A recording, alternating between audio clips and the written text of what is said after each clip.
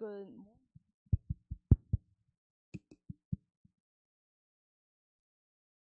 good morning, everyone. I'm so glad to see everyone today, and thank you all for joining.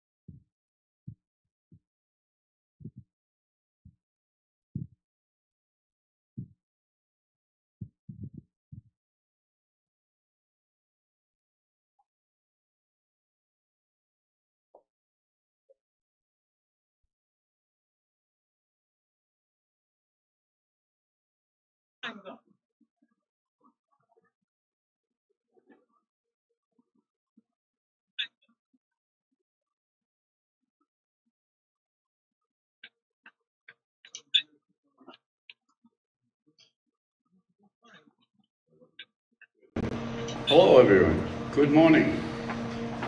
Welcome, and thank you for coming here on a Sunday morning to listen to a couple of remarks.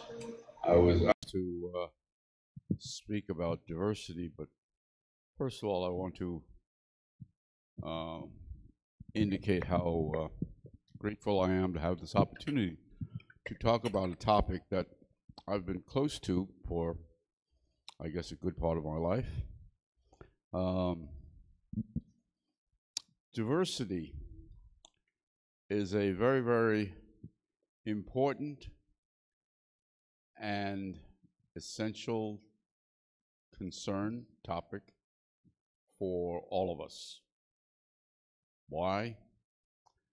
Because diversity, the participation of it, the creation of it, the promotion of it, leads to inclusion. And inclusion ultimately later on leads to equity. Inclusion means having the ability for one's life and one society to participate in all different concerns. I got into this concern about diversity, I guess maybe looking back at my own career, which is a long one, going back 50 years ago. On my first day joining Wall Street after studying for 6 years, a very senior person who was within 6 months of retirement took a look at me, and of course, we're talking 50 years ago, and I was one of the first people to enter the professional field of investment banking on Wall Street of Asian derivation, because most people of Asian derivation were entering in Wall Street or the professional fields in the area of data processing or in the area of servicing the industry, not going into the front lines of investment banking. So this gentleman of Irish derivation said to me, because within a room of about 50 or 60 people, he said, "Why are you here?" Wow. I said, this is an interesting first experience. Why is this person asking me this question? He said, you're the only person who's an Asian in this room, and I've been on Wall Street at that time for him 30, 40 years. And he said, I've never seen anyone like you here. Wow. Here I am, first day, brush-eyed, bushy-tailed, lots of expectations for a future career. And I said, why is this man asking me this question? Obviously, I was very, very strange my presence was very, very strange to him. He said, you know, Wall Street is a industry and a business of relationships. And I've never seen anybody like you here. Is that I survived 30 or 40 years here because I have a very unique set of relationships. And here I was, I had just finished my MBA at Columbia after 6 years of being at Columbia. And it wasn't an easy ride because I first started as a pre-med student and decided I didn't want to do that, and then went into economics, which was not with the full support of my family because as an Asian person, they had never heard of anyone going into economics. And so this man says to me, this is an industry of relationships. And what are your relationships? So here I am, scratching my head. How do I answer this and be at least not sound out of place? He said, I'm of Irish background. I come from a working class family, but my father was a union official. And I am here specializing in what is now known as Taft-Hartley business, basically union pension funds. And he says, that's why I'm here, because I have these relationships. What are yours? Honestly, I had none. I thought when I first got my MBA, oh, I'll go into American industry, American corporations, and learn from there, step by step. But no, basically I found myself thrown into the deep end of the pool. So for the next 4 or 5 years, I worked very hard to build relationships. And I found that it was not an easy task because 50 years ago, there were no Asians on Wall Street and there was no Asian business except for some Japanese companies. And Japanese companies dealt with only their own Asian investment banks in promoting Japanese Asian business. So then I went about doing what I subsequently became known for. I founded 6 different groups, 6 different Asian groups related to the few Asians there were on Wall Street, learning our way through, and we began a whole series of networks. One group that became the most well-known was Committee 100, which is involved in U.S. connecting and building bridges with U.S.-China relations, as well as promoting the inclusion of Asians and Chinese Americans in all aspects of American life. And that's probably the best known one. Others are known as Chinese American Executive Forum, Asian Financial Society, and a few others. So I have spent a lot of time working on building diversity, working on building inclusion, working on building, ultimately, equity participation in all aspects of American society. And why do I do that? Because one only has to think about what happens if you don't work on it. If you don't take advantage of the opportunity and the privileges in enjoying the benefits of everything that American life offers you, such as attending wonderful universities like this one, University of Maryland, as well as the other hundreds and thousands of others out there that afford the opportunity to bring us from where we are as adolescents to levels of professionalism in legal field, in science, in academia, business, and everything else. But diversity is, without it, we are a much lesser society. Because if we can think of what happens when we don't have diversity and how many other difficulties and problems are created as a result of a lack of diversity. When we think of, well, protests, strikes, even wars and revolutions are the result of a lack of inclusion. Of course, in modern life now, what's interesting is what we call the life of disruption, and that's the positive end of it, because we've created a positive aspect of participation, even though you might not have had all the advantages of inclusion. There's an aspect of modern life today, which is being practiced here at at many different universities, of what is the role, for instance, of in society of corporate life. Recently, last week, there was a major article bringing out the idea of what is the role of institutions and corporations in a whole society. There was a time, for instance, when a very famous economist by the name of Milton Friedman indicated that the only responsibility of corporate life is to maximize profits, nothing else. Now that's an idea which is now being re-examined, and perhaps was not the most positive way of looking at it, at the goal of corporate development. Because what is the role of a corporation or an institution or an academic institution? It is to promote inclusion. It is to promote diversity. It is to bring about an eventual equity participation of everyone. However, though, we have had a half a century as a result of Professor Friedman's ideas out of the University of Chicago, that the only responsibility was what he called shareholder primacy.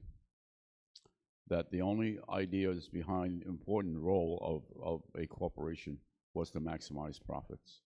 But today we have to rethink the role of capitalism. We have to rethink the role of corporate culture and exactly what it has provided and what it creates. Because the lack of diversity, of the need for the promotion of it, results in a much, much more deeper participation. And in the role of society and the role of the public good and its responsibilities, we need to promote diversity. Because if we look at what happens without diversity, I like to tell a few vignettes, I call them. For instance, in our Committee of 100, we have 150 members after 30 years of existence, and they are really composed of well-meaning and dedicated, public-spirited, high achievers in Asian and Chinese American society.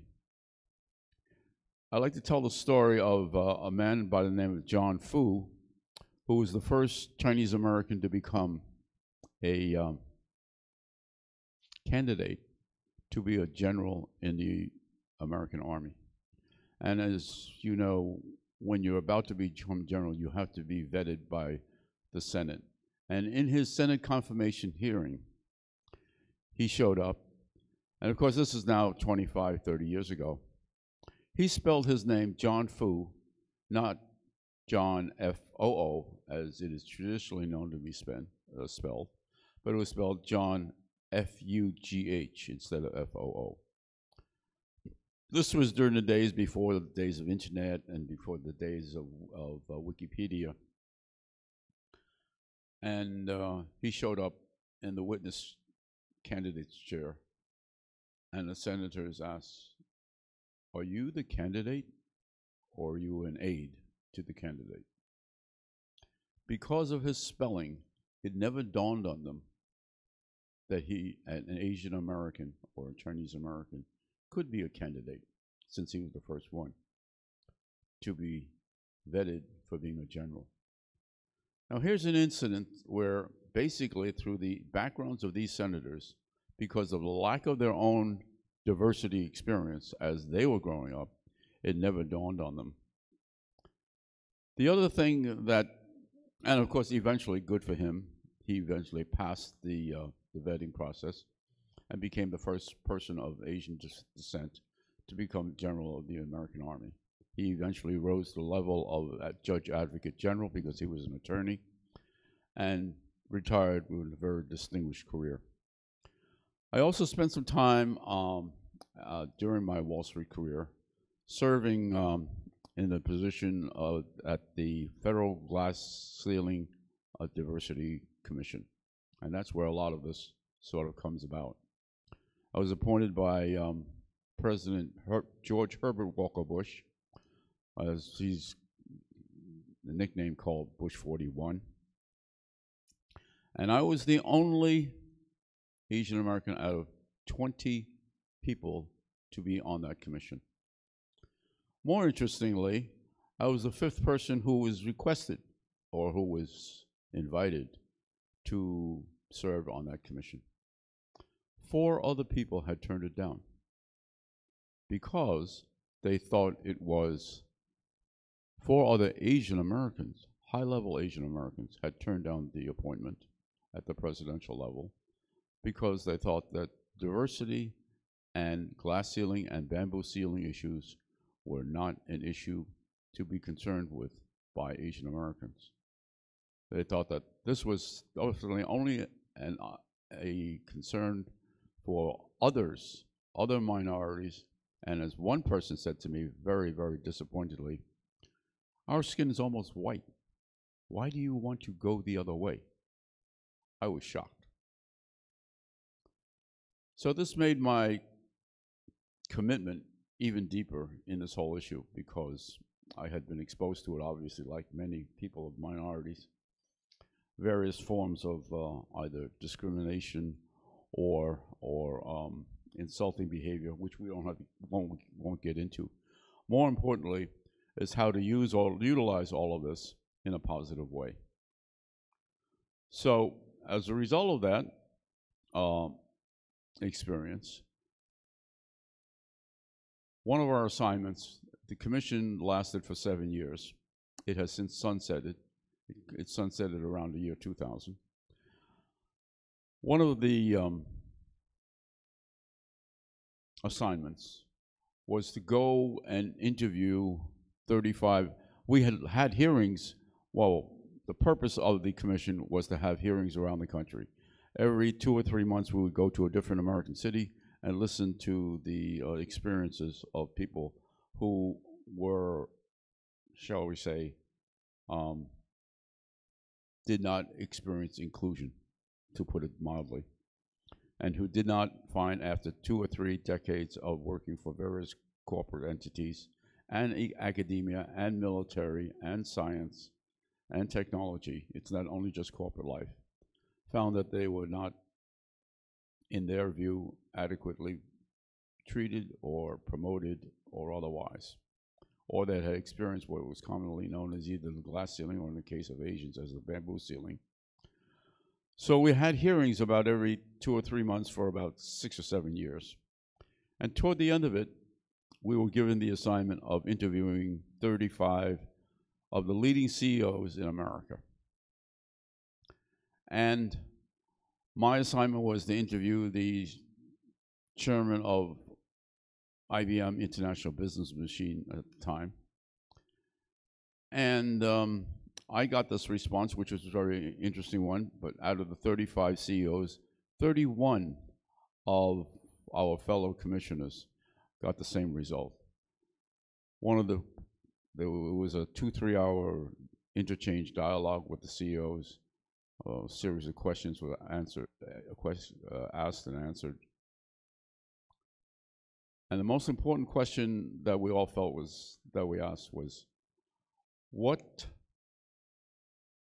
criteria do you consider most important when you promote people, or would you promote for someone to succeed you as CEO, or to succeed in your whole corporate career, because by the time one reaches CEO, they've experienced 10 or 15 different promotions themselves, as well as promoted probably scores of other people.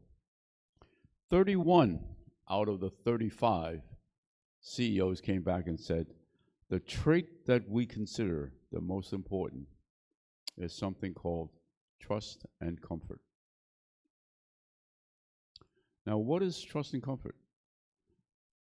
Myself included, and for many of us on the commission, it was almost an alien idea. What do these people mean by that? One CEO put it most succinctly and said, trust and comfort when you promote someone or advance someone is very similar dynamics as when you ask someone to watch your home when you go on vacation. Who do you choose to give the keys to your home to watch your home while you're away for 4 or 5 weeks, maybe perhaps on an overseas trip or whatever? You don't ask the smartest person to do it. You don't ask the richest person to do it. You don't ask what you perceive as the hardest working person to do it. You find the person with whom you have trust and with whom you have comfort. The corollary to this is because many people, much of the testimony that we heard on the Glass Ceiling Diversity Commission was people one after another testified that they had worked very hard, sacrificed for their company or institution, and found themselves after 10, 15, 20 years basically shortchanged. And they could not understand why. And our job was to try to sort of penetrate that. And we found that discovering this comment by 35, we interviewed 35 CEOs, but 31 of them came back with the same result, was you needed to establish trust and comfort. So it's a two-sided item. When you talk about diversity, many people think of, well, we need to promote diversity, which is also very important. But what happens when diversity is not achieved? So having trust and comfort is a concept, I think, that's very, very important for the promotion and the creation of diversity within a society. It is something that was a new idea when I first heard of it, but I think is an idea that we should all promote. And it's not only at CEO levels or even promotion in a subordinate superior relationship, it's in our everyday lives. Because as we establish trust and comfort with our colleagues, our peers, our fellow students, our fellow workers, our neighbors, even our own families, we establish a world in which we can have faith in each other and have trust in each other and open opportunities for inclusion and equity, because I don't want to spend a lot of time today talking about the incidences of lack of inclusion and the shortages. There's a whole plethora of them. I'm trying to focus more on discussing and presenting the idea of how to create further diversity, advancement of inclusion, which results in greater equity. By having trust and inclusion, or trust and comfort with each other, promotes greater understanding, greater cooperation, and greater goodness for all of us. On that note, I think we're going to be having more discussion about this as a group, and I bring back our moderator to move on to the next speaker. We look forward to participating with you later on in the group session. Thank you. Thank you. Thank you so much. It was a great speech.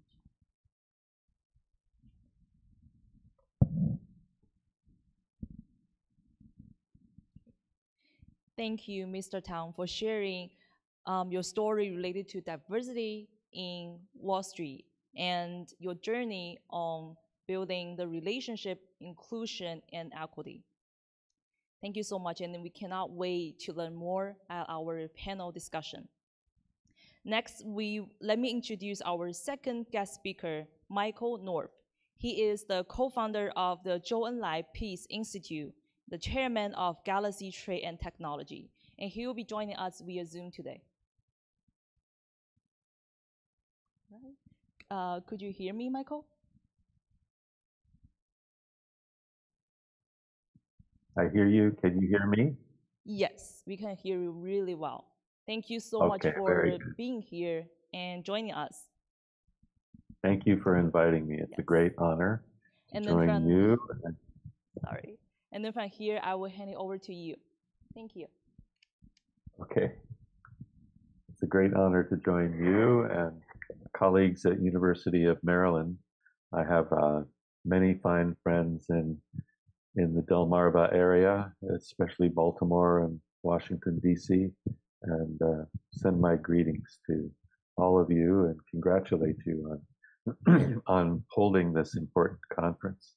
I was very impressed to hear from Mr. Tang about his experiences and very much respect the work that he does with the Committee of 100 to further positive relations between Chinese Americans and America and China itself.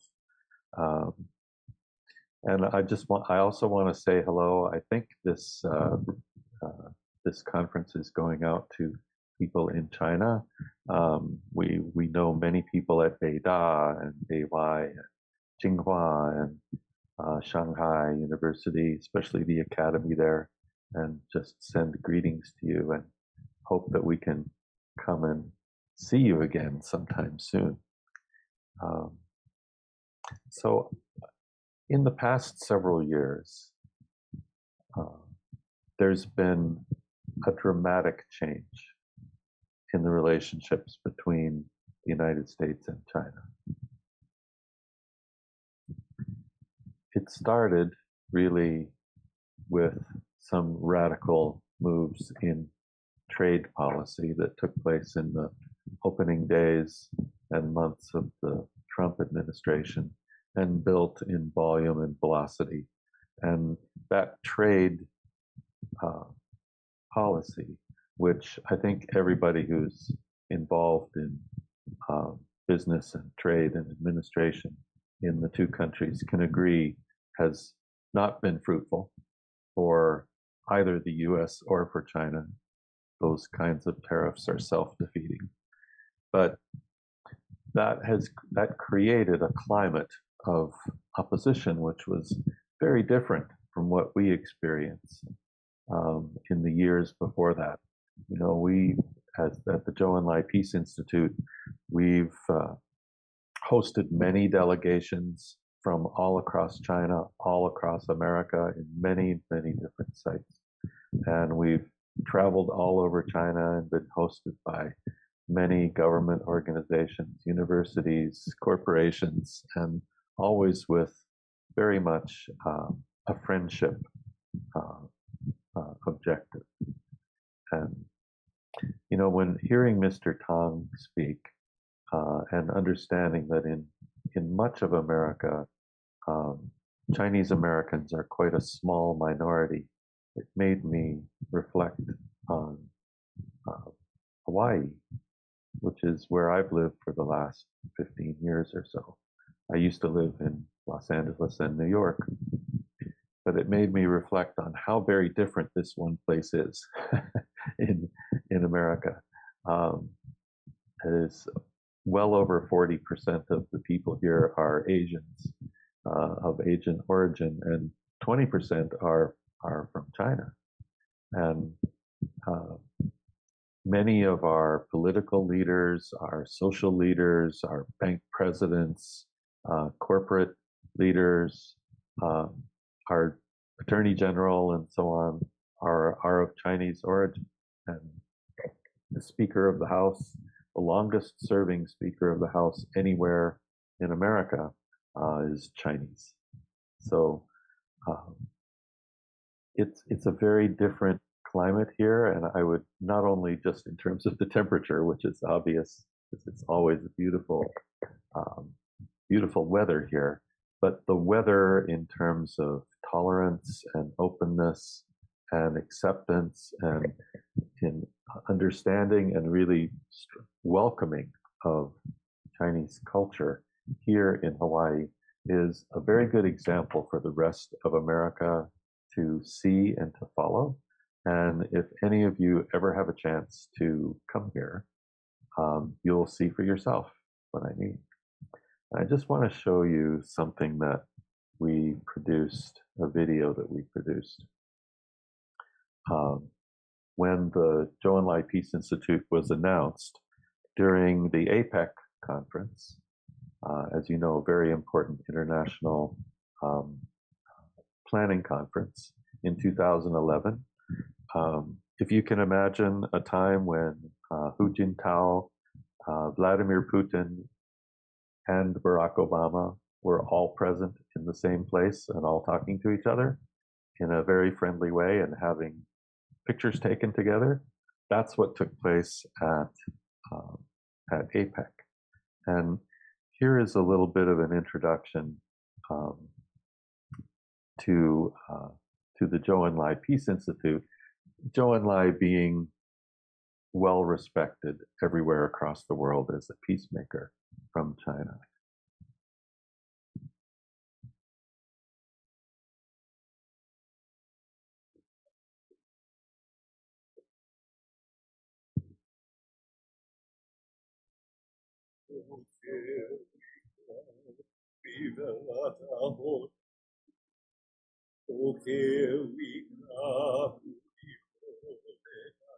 Kumalipo, a chant of creation.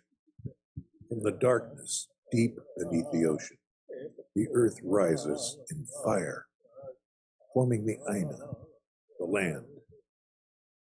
The newest land in the world, still growing. From such a unique place, a unique people.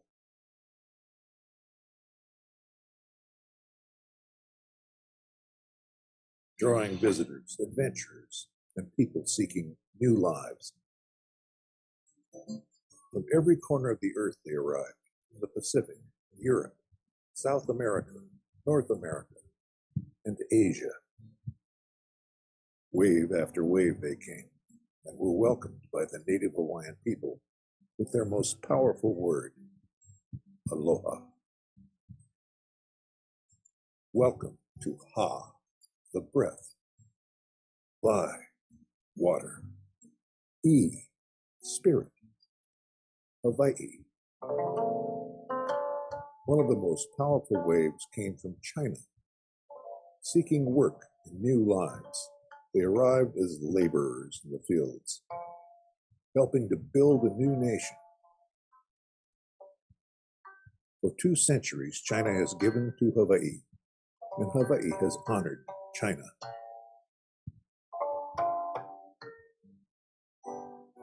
From the days of Hawaii's monarchy to 21st century green and medical technologies and new knowledge, many of our most respected leaders proudly claim Chinese ancestry.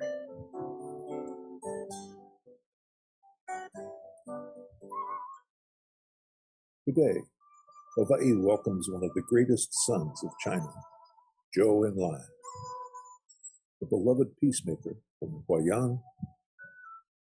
All his life he worked for peace and understanding, communication and reconciliation, for healing, gratitude, and forgiveness.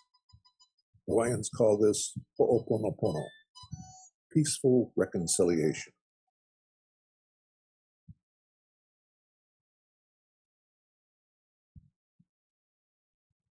To Zhou Enlai, to all visitors from the ancient Middle Kingdom, may you feel at home here in the middle of the Pacific. May we find peace together in this sacred place. There are 2012 lines in the Kumalipo, They are fulfilled in this time and in this place.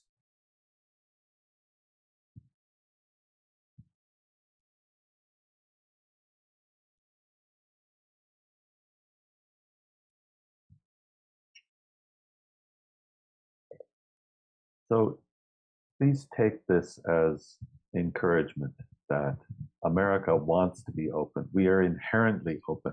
It's our instinct to welcome people from across the world. It takes time, it takes patience, it takes love, really, in the end. And the connection between our two peoples is unbreakable.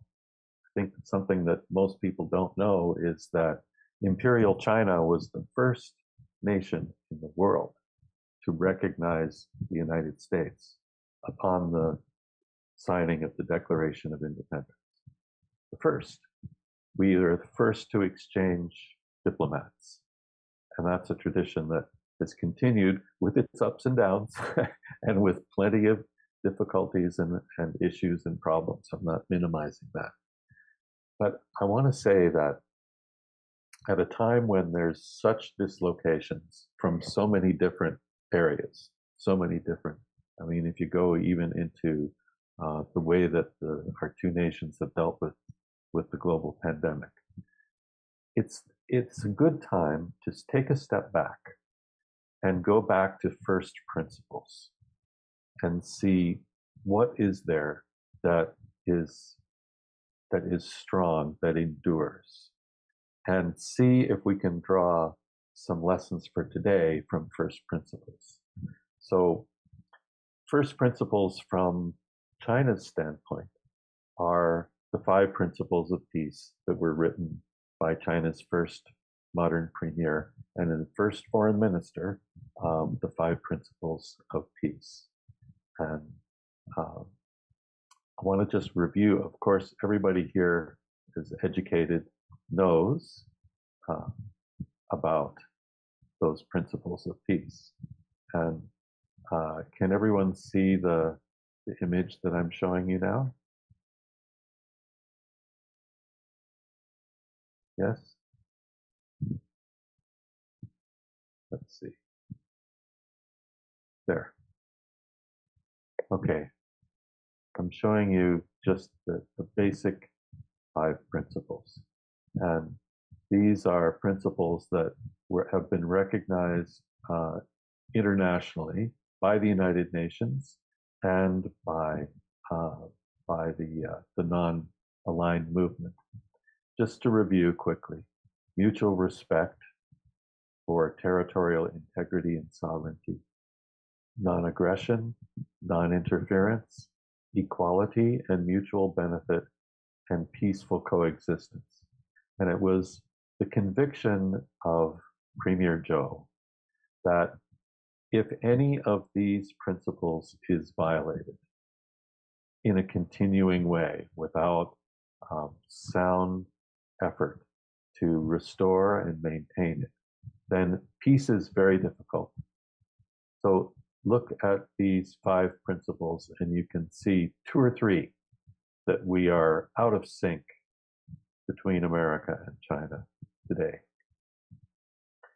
We made another short video to explain something of, and the 5 principles, we were able to connect the 5 principles to the 5 elements with the help of a Taoist scholar.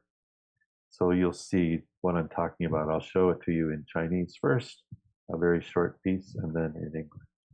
第一原则，互相尊重主权和领土完整，如同五行的土，每个国家保持领土的完整是最基本的。我们每一个人都有权利走在自己的国土，在生养我们的这片土地上，寻求我们的使命。第2个原则，互不侵犯。我们应该施以讨论、倾听、谈判和有必要的让步，互相不应以武力强制对方。正如五行的金，我们用我们的智慧相互尊重。这一武器要比金属制作的刀剑更具有力量。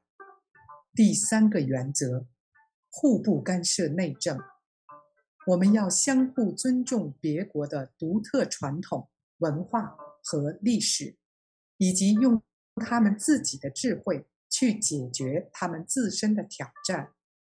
如同五行的水，我们要遵循自然来看待我们之间的不同。第4个原则，平等互利。前3个原则已建立了一个尊重和包容的先决条件。每一个民族都是平等的，无论它的大小或贫富。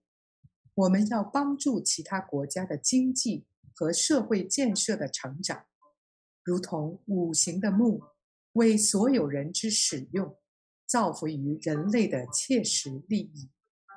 第5个原则，和平相处。当今我们可以看到和平的目标，实现人与人之间的和谐生活。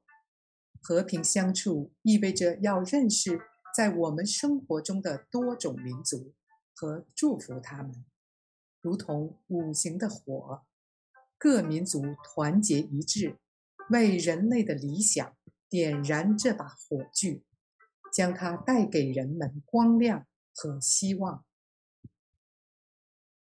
So we have this in English as well. I think everyone here understands Chinese. I don't really need to replay it, but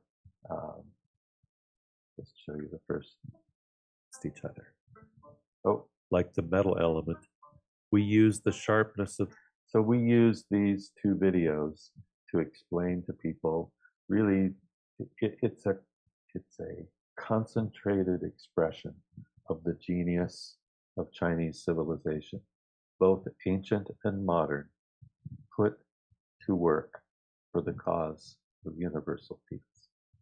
And if there's a way that we can better understand these principles and how to apply them between us, then we have hope to reestablish our balance.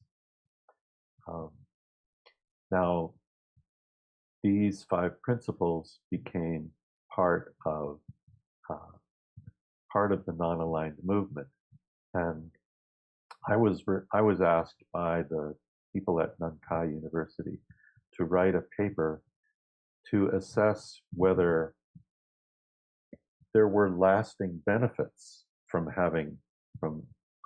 Premier Zhou having traveled all over the world talking to people about these 5 principles, and to look at several specific countries, Ghana, Turkey, and Indonesia, who had been particularly affected by visits from Zhou Enlai and by study of the 5 principles.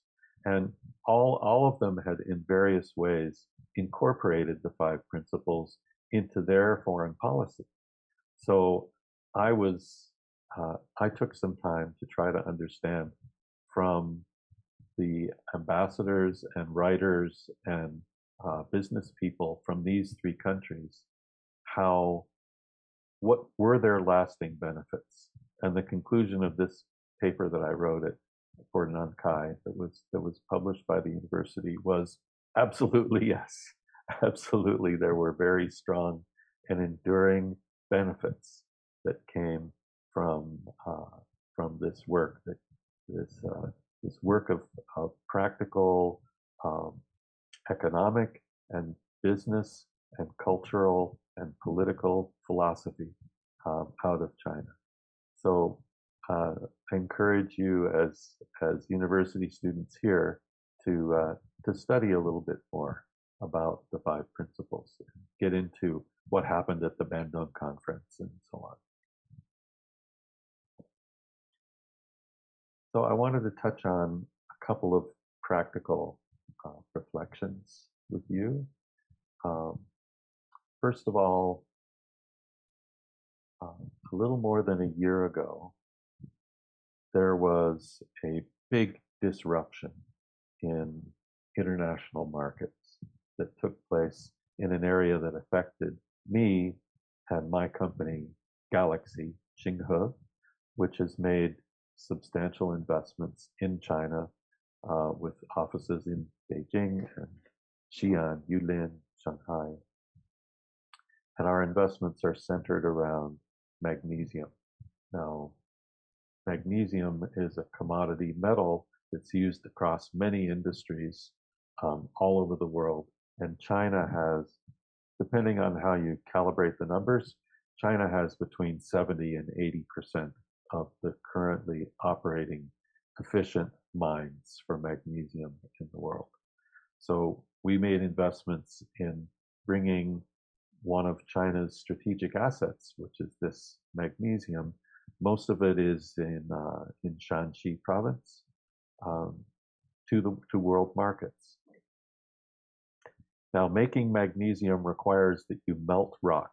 You literally dig rock out of the ground and you fire it up with this high density coking coal with incredible heat until you melt the rock and the magnesium precipitates out of it. It's one of the most carbon intensive operations that there is in mining, along with iron and copper and so on, but it takes a lot of heat to refine magnesium. And a little more than a year ago, China, at the highest policy levels, said, this is not going to continue, cannot. We have to reverse course on carbon. China's already been trying to do that and having with a good deal of success in building down the coal industry for the last dozen years or so. But a requirement went out from Beijing that all magnesium mines and refining organizations had to immediately cut their carbon emissions. Within 60 days, they had to cut their carbon emissions by 50% or close down. So some of them were able to adapt. Some of them were able to scale back. Some of the mines actually had to close and send people home until they could retool their operations to follow this very strong, very clear, and actually very positive mandate from Beijing to radically change the direction of carbon consumption in one of the dirtiest industries in China. Sounds good, right? And it was announced at the Glasgow conference, and Xi Jinping was there electronically and spoke proudly of this and other innovations that China has put into place to be a world leader in reducing carbon. And it sounds great, except here's what happened. Within 3 weeks, the cost of a metric ton of pure magnesium from China went from 18,000 renminbi to 70,000 renminbi. It went up many-fold, almost 5-fold, in a few weeks. Totally destabilized the magnesium industry, put many people out of business. There were automakers in Germany and France and the UK and all across the world that almost had to stop their assembly lines because they need pure magnesium from China, and it was priced so high it actually was somewhat unavailable at any price. The price just kept going up and up and up. And because of the carbon restrictions, it was very difficult to make it. So although the idealism of reducing carbon reduction is absolutely to be applauded, and I do, and I share the commitment of China to be a leader in that area and to put pressure on other countries to catch up to where China is going. This particular action had a practical and economic effect that was not in China's favor. Now, everybody in the world who uses magnesium is looking for other sources of magnesium because they don't really trust the supply from China. Now, people worked very hard to increase the supplies, and the prices came down from 70,000 renminbi the 60,000, the 50,000. We watched every tick because we get the quotes every day. The 40,000, the 35,000, it hovered there for a little while. Now it seems like the prices have settled back down to a much more manageable 24,000 renminbi per metric ton. But after 16 months, the damage has been done. So the rest of the world was looking to China for its most productive mines, one of its most important exports, and there's a degree of caution around the world to trust China that they won't make sudden moves like that again. We're even seeing some reports even just today about the Apple iPhone factories in Shenzhen and southern China beginning to look for alternate locations because they just have to. It's just part of risk mitigation by any big corporation, by any big industry. So this is a message. If anybody's listening in Beijing, and especially you students who are studying in America, and you'll be going back to China, and you'll be making policy decisions. You'll be the leaders of the future for China. Think through the consequences of your actions. Don't let your idealism carry away your practical advantages. Okay, I want to show you one more thing. This is a very different subject, but this is about international investment in sustainability. And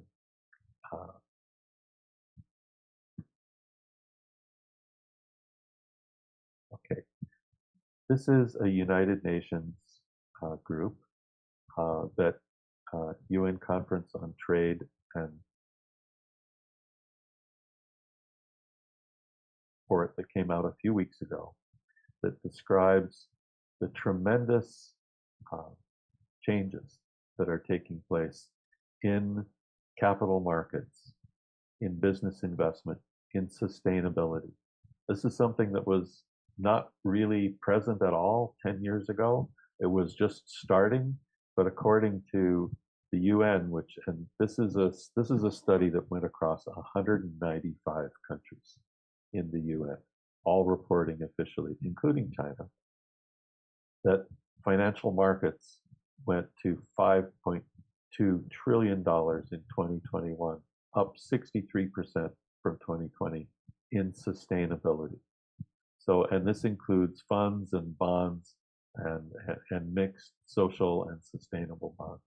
And it also includes some part of the Belt and Road Initiative, because some part of Idailu is also investing in these areas in sustainability. But frankly, they're just starting to catch up. You know, they've just started recalibrating Idailu from building bridges and ports and railways and so on to address this sustainability. But now there's almost 6,000 sustainable funds, up 61%, and assets under management have increased to 2.7 trillion, and an increase of 53%. So this is the UNCTAD report, and I've yellow lined it to highlight some of the most important features. Europe is by far the largest participant in this new trend. The United States is the second largest market, and China is way back in the pack. And as being the second largest economy, China has some catching up to do in this area. That is in encouraging investment in sustainability. Not government-supported investment. This is mostly private capital that's going into, and especially developing countries, which are lagging in their exposure to this. So I won't go through all of these pieces, but I will make this paper available to you. It's quite a long paper, And it starts with a review of all global investment trends and prospects, goes through many different areas. And the final chapter is this one that I'm showing you here today, talking about sustainability. And just urging that, of course, in America, we just passed a major legislation, one of the largest appropriations in U.S. history, to support this area, and looking forward to seeing similar, very ambitious efforts coming from China. And this is an area where one of the 5 principles could be applied, right? American capital and Chinese capital, American approach and Chinese approach to this type of investment could be cooperative. There's no reason why American investment banks can't cooperate with China's investment banks and amplify the pace of this activity in China, America, and across the world. And if we did join hands in this way, then we could accelerate the pace of development for sustainable goals and help to reduce carbon and reduce the consequences of global warming and all the other consequences of our industrial culture that are just starting to catch up between us and the environment. So with that, I will conclude my remarks for today. And I will, as I said, send links and documents and so on to the organizers so that they can be shared with people. And I thank you so much. 谢谢. And very good to be with you, and hope that the work can continue together. Again. All right. Thank you, Mr. Norv. Thank you so much for sharing your thoughts on the 5 principles of peace. And we also appreciate that you gave us the opportunity to learn more about the Julian Life Peace Institute and how Chinese culture have impact and influence Hawaii and make it a opening place like it is right now. So with that being said, we are moving to the second part of our diversity section, which will be the panel discussion, and we will give our staff just a little bit time to set up the stage.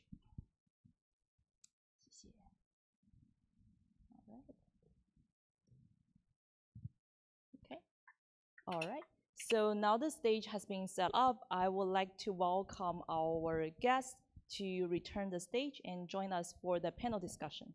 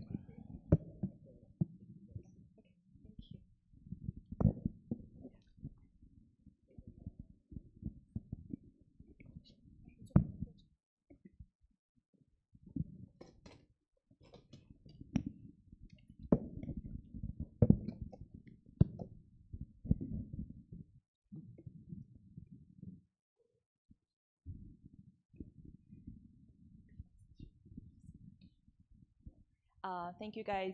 And we also have another guest speaker joining us via Zoom today. So before we get started, I would like to briefly reintroduce all our guest speakers for today's panel. And I will get started with my left-hand side. So today we invited Jade Dai. She is the co-founder and chief finance officer of GL Capital. And she also is the board member of the SoGo Foundation. That is the largest global platform for the education and empowerment of diverse entrepreneurs. Welcome. And then, yes, and then we have Henry Tang. He is the first Chinese-American investment banker on Wall Street to be appointed by President George Bush to the Federal Glass Ceiling Commission. Welcome again. Thank you. And next we have Terry Xiao Yibai. He also he is the Virginia Center of Innovation and Technology, and he is the current president of Montjoy, DC, representing Asian American business leaders and entrepreneurs for over 25 years. And lastly, we have Annie Liang Zhou-Yang.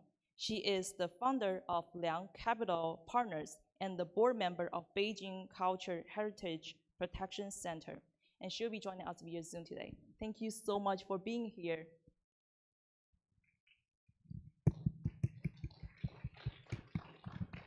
Hello, Annie, could you hear me pretty well? Yes, I can hear you. Can you all hear me? Yes, that would be great. Okay, wonderful. Yes, thank you so much. If for any reason that you cannot hear the question clearly, just let me know and then I will be happy to repeat myself, all right? Sure, thank you.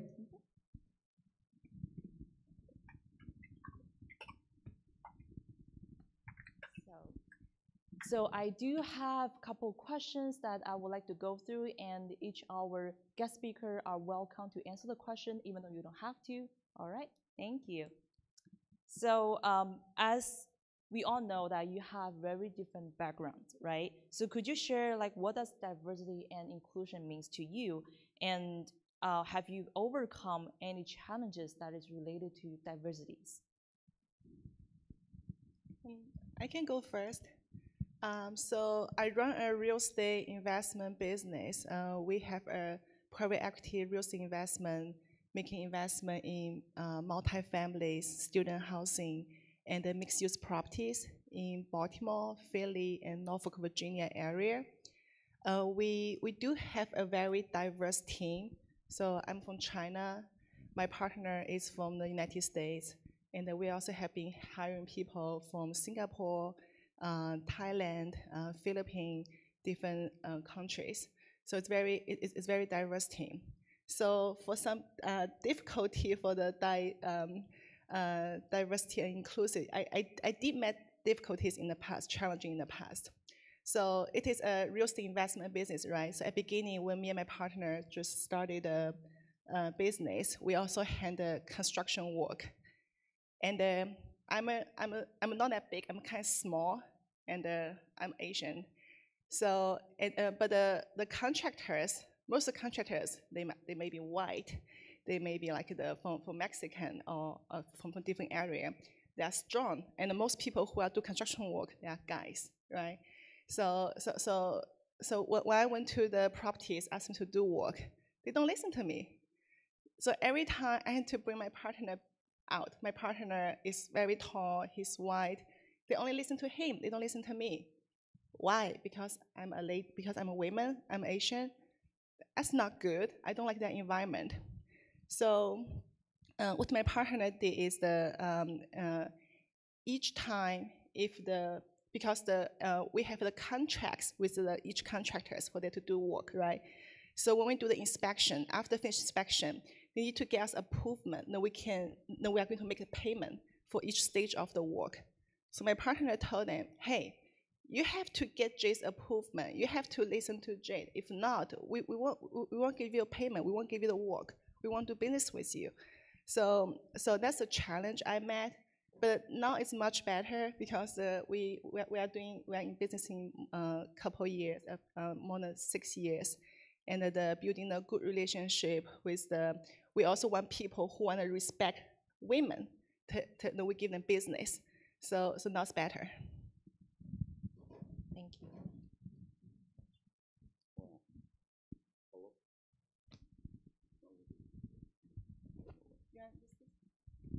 Hello. Yeah. Hello again. I guess I spoke before about the whole issue of diversity, how important it is. I guess what I was trying to do is illustrate from high and low how a lack of diversity can result years, decades later in misunderstanding, unnecessary misunderstandings, some of it unintended, but the consequences are huge. We can fast forward to the incidents of today, for instance. On top of many people's minds are the anti-Asian behaviors that have just been experienced in American society. Not very well known, for instance, is last year there were 12,000, that's 12 times 1,000, 12,000 incidents of anti-Asian behavior reported to police authorities in the United States. What's interesting about that, that's only the incidents that were reported. It does not take into consideration the incidences that were not reported. And you might say, well, what does something like that have to do with diversity? It is through the diverse experience, through what I'm talking about before, trust and comfort, establishing trust and comfort, that can positively result in good results or negatively result in something as catastrophic as 12,000 out of maybe 20,000 or 25,000 incidents of mistaken, and I like to take the positives. I say that it is unintended and mistaken, but somehow it entered into the lexicon and the culture of a country. And sometimes it can enter into misunderstandings on even a world stage. It is not our job today to get into any discussion of global politics, but I think you sort of know what I'm inferring to. So these sort of things, by not promoting diversity, what I do sit up here and try to represent, though, is for everyone to promote diversity. It is it is not only just diversity between ourselves with each other, but it's ourselves with all other peoples. It's not just diversity among Asians or diversities among Asians and Americans. It's among everyone, and diversities together with our African American friends, our Latino American friends, our Islamic friends. It is to promote that sort of mutual understanding and not think of the other side as being unusual or strange. We don't have to go through, for instance, we could go back and have a whole discussion of what led to the 1882 Exclusion Act and all of that. Was probably a lack of diversity and a lack of understanding too. All of this is a result of lack of understanding and presumably a lack of diversity. And that's what the promotion of diversity is all about. And that's why people like ourselves here on the stage, as well as all of you in the audience, can be active in doing so, because it has benefits that are invisible. It could have a benefit tomorrow, next year, next decade, and many other situations, and it has a very, very broadening effect. And that's why it's important to be active in diversification activities, inclusion activities, because it leads to a sense of participation, and it leads to a sense of equity. And we don't only mean equity in financial terms. Equity is a form of possession, a form of engagement, a form of feeling that there is a social and mental investment in a society. And I think that's the important part. Great. Good afternoon. First of all, my name is Terry Xiao. I teach entrepreneurship at Marymount University, and prior to that, I spent 20-some years as an entrepreneur. First of all, I want to show you what I'm wearing today, because I told my wife this morning, because I'm speaking at this diversity panel, I wanted to make sure I dress differently and look different with everybody else. Wonderful. And I think it looks nice. But anyhow, about diversity, about inclusion, first of all, I believe it is to your benefit that we do promote diversity, because every one of you sitting in this audience, including all of us on the stage, we're in the minorities. So How many of you are undergraduate students in the audience? It's only, okay, about half of you, and the others are graduate students? Yes, okay. So, so no matter whether you're undergrads or grads, if you're undergraduate, you're gonna get into workforce, and you may apply to graduate school. So from that perspective, it is always in your benefit, in your advantage to promote diversity, because most likely you got to break the status quo of who have been successful ahead of you, right? So you have to show us, no matter who you are, what you can bring to the table, what value that you provide to the community is appreciated. And of course, it is so good for us as minorities to be promoting diversity and inclusion. What I want to point out, though, is in any community, how many of you heard of Burning Man? Yes, no? Okay, a couple of you in this. All right, a couple of you in this. So Burning Man is this incredible entrepreneur community that is built over the last couple decades in the Nevada desert. And the reason I bring that up is you cannot really have diversity and inclusion unless you feel safe to be yourself and to be your authentic self. And to have to gather the value of diversity and inclusion, first we have to have a safe place with a trusted environment to be able to radically express your true self. And that is the foundation before we can bring any value of diversity and inclusion. The benefit primarily is in the decision making. We have done, I'm now teaching, so we have done, we've done group exercises of one of the more famous group exercise, I don't know if any of you in the audience have done, is a desert survival simulation. Has anybody done that? No? Okay. So the idea is if you have a plane that crashes in the desert, and they find about 15 items on the airplane that could be used for survival. And I've done this exercise as a student, I guess 30 years ago, and now I've been teaching.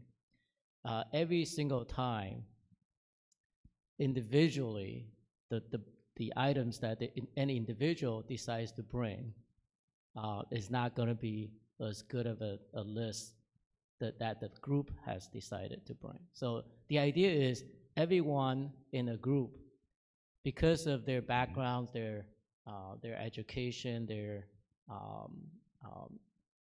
their skill sets, or any of their opinions, when you bring them together, you will bring out the best of the ideas. And that is the value of diversity, right? The idea is the group will help you make the best decisions.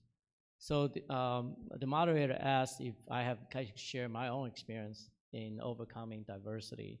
I think, again, when I applied to graduate school, even when I applied to college, I've always used diversity as a reason that I should be accepted. And I hope all of you use that as well. But I think, as an entrepreneur in the late 90s, it was very different than today. When I talk about status quo, back in the 90s or prior to 2000, prior to the days of internet, it was very difficult for anyone that looks like me to be able to raise venture capital when they start a company.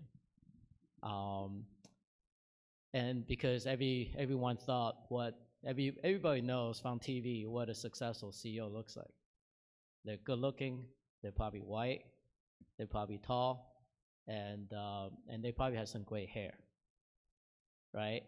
As a 20-something Asian, I probably didn't look like anyone that looked like a successful executive.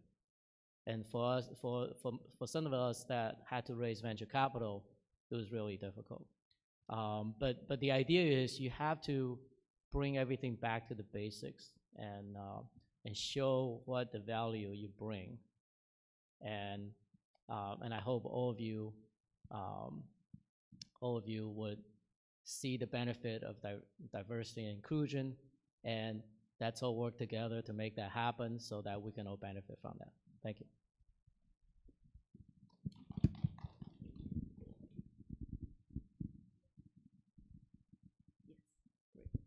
Thank you. And Annie, do you want to share some thoughts? Sure, I'll share some brief thoughts. So thank you so much for having me on this panel today. Sorry, my face is so big on the screen and I can't be there with you in person. I'm really happy that all the panelists have brought up these important issues of diversity that has affected them in their lives. But I wanted to address this to the audience and ask the audience how they feel about diversity, diversity in this country. I think it's so important that we embrace that as we're in America. You're all students here studying, and often I think it's so easy for us to just stay within the communities where we feel safe and comfortable, where we speak the same language and share the same culture.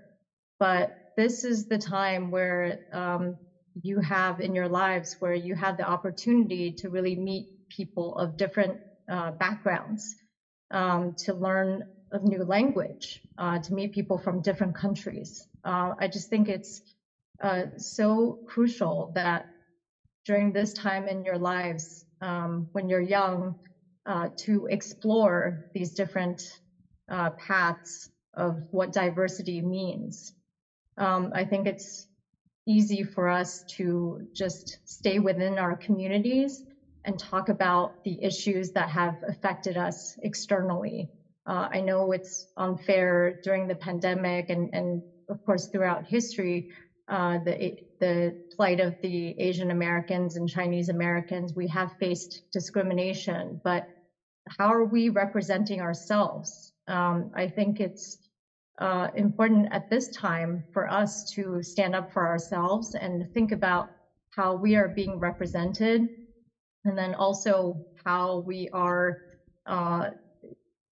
facing these issues as a whole. So not just staying within our communities, but rather banding together and then addressing these issues, whether you're facing any sort of discrimination, or if you're job searching, you feel like you're not the typical candidate that someone is looking for. It's an important time for us all to work together.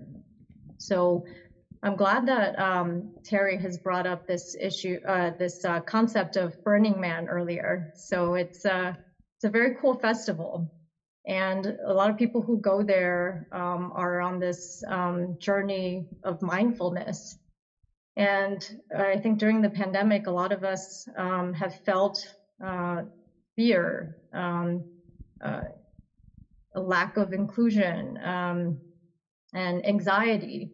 And it's so important for us to turn inwards to realize how much strength that we have as individuals and also as a community. You have a wonderful cohort here, a group of peers who are very supportive. Don't hesitate to reach out to people and know that we are stronger together as a community. So I think also during, I guess maybe I'll share a little bit about my personal story. So I was born in Beijing, but I grew up in the US and grew up in a small suburb of New Jersey. And when I was living here, there were no other Asians from the mainland. And, I had to learn to become, learn to grow up, and I had to, I was struggling with my self-identity. Am I more Chinese? Am I more American? Am I Chinese American? What did that mean? And slowly, it's really about developing your personal character and understanding your strengths and then utilizing that in your academic as well as your future professional careers, and really recognizing that strength that you have with this background. America is a place where you can embrace this diversity, and I think that we bring so much strength and character to the workforce and to this academic community. So I would say that, you know, definitely work together with each other, and don't be afraid to express diversity as a strength rather than seeing it as a source of something that holds you back. Thank you guys so much for like all the sharing. I definitely agree with all the opinions that was being shared by our guest speaker, because I think diversity and inclusion all means a little bit different, depends on the people, because we all have a slightly different backgrounds, and it really depends on how comfortable we feel with our own identities, right? And the best time to take action is actually right now, because what we are enjoying today is actually what the previous generation have done for us. And now as the next generation, the future is in our hands, right? And how we see those issues and our action will mean a lot for the future. That will benefit not only just us at this moment, but also the future and probably the next generation. So the next question I have is that I know all of you have some experience in doing business with so many different people around the world. So what does diversity and inclusion means to the leaders, to employees, to the clients, the companies in the different markets or industry that you are focusing on? Okay, I go first. So let me give you one example. So I think the diversity is not just about like the people's culture, background, country. Another thing also very important is also the skills, right? Different skills, the people you bring in for the company, what different skills they have. Like for one reason, me and my partner, we chose each other to study the company because we want to be a diverse group, because we can bring different value to the company. It's not just because he's American, I'm from China. Also, our major were very different. Two of us get together, we have 6 different majors. I studied law before, then is the finance and the real estate, and he studied the history and the international relationship and also design. So when we come together, like when we just started the business, because at the beginning, we want to try to do everything by our own, trying to understand what does real estate really mean. So I studied law, so at the beginning, for all the court, like we do rental property, so we have tenants. So when tenants don't pay rent, I'll go to court, I'll try to understand what's the whole process. If I want to evict a tenant, how do I make tenant to make payment? And also like my strength is like raising capital, and for my partner, his strength is his very creative thinking and know how to do the design work of the construction. So we have different values. So when we come to the group, then we can be a team. Then we can do business. We can build our business. So during the same time, when we want to try to bring other people, like we wanted to bring investors, right? We're doing real estate investment business. We're trying to do investors. If this company is just an American company, it's very hard for him to bring Chinese investors. And if this company is just a Chinese company, it would be very tough for me to just bring American investors. But because we have diverse background, then eventually we have an investor not just from China, United States, we also have investors from Singapore, Canada, England, and also the India.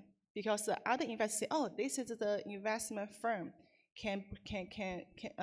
is open for the international investors. So I do see those other value.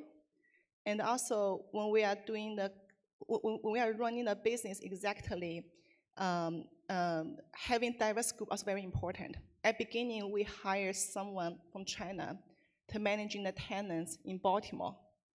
But in Baltimore, most of the tenants are African American, right?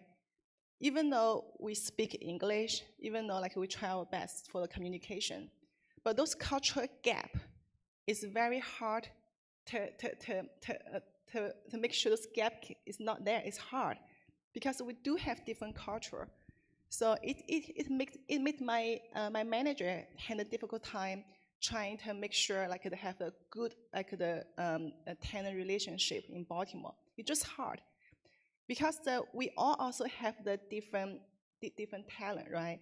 So we move her for another position. Then we hire someone African American who really know about the culture in Baltimore. The things turns well. So have a diverse company is very important. And I also totally agree with Terry mentioned earlier. We also have to use the diversity to promote ourselves, because most people here are Chinese, right? So when you're looking for jobs, also how can you use your talent? How can you use your Chinese? Then you can help the company to bring the value you can bring to a company. They also will help you. It will be easier to get accepted for the interview when you apply for the jobs.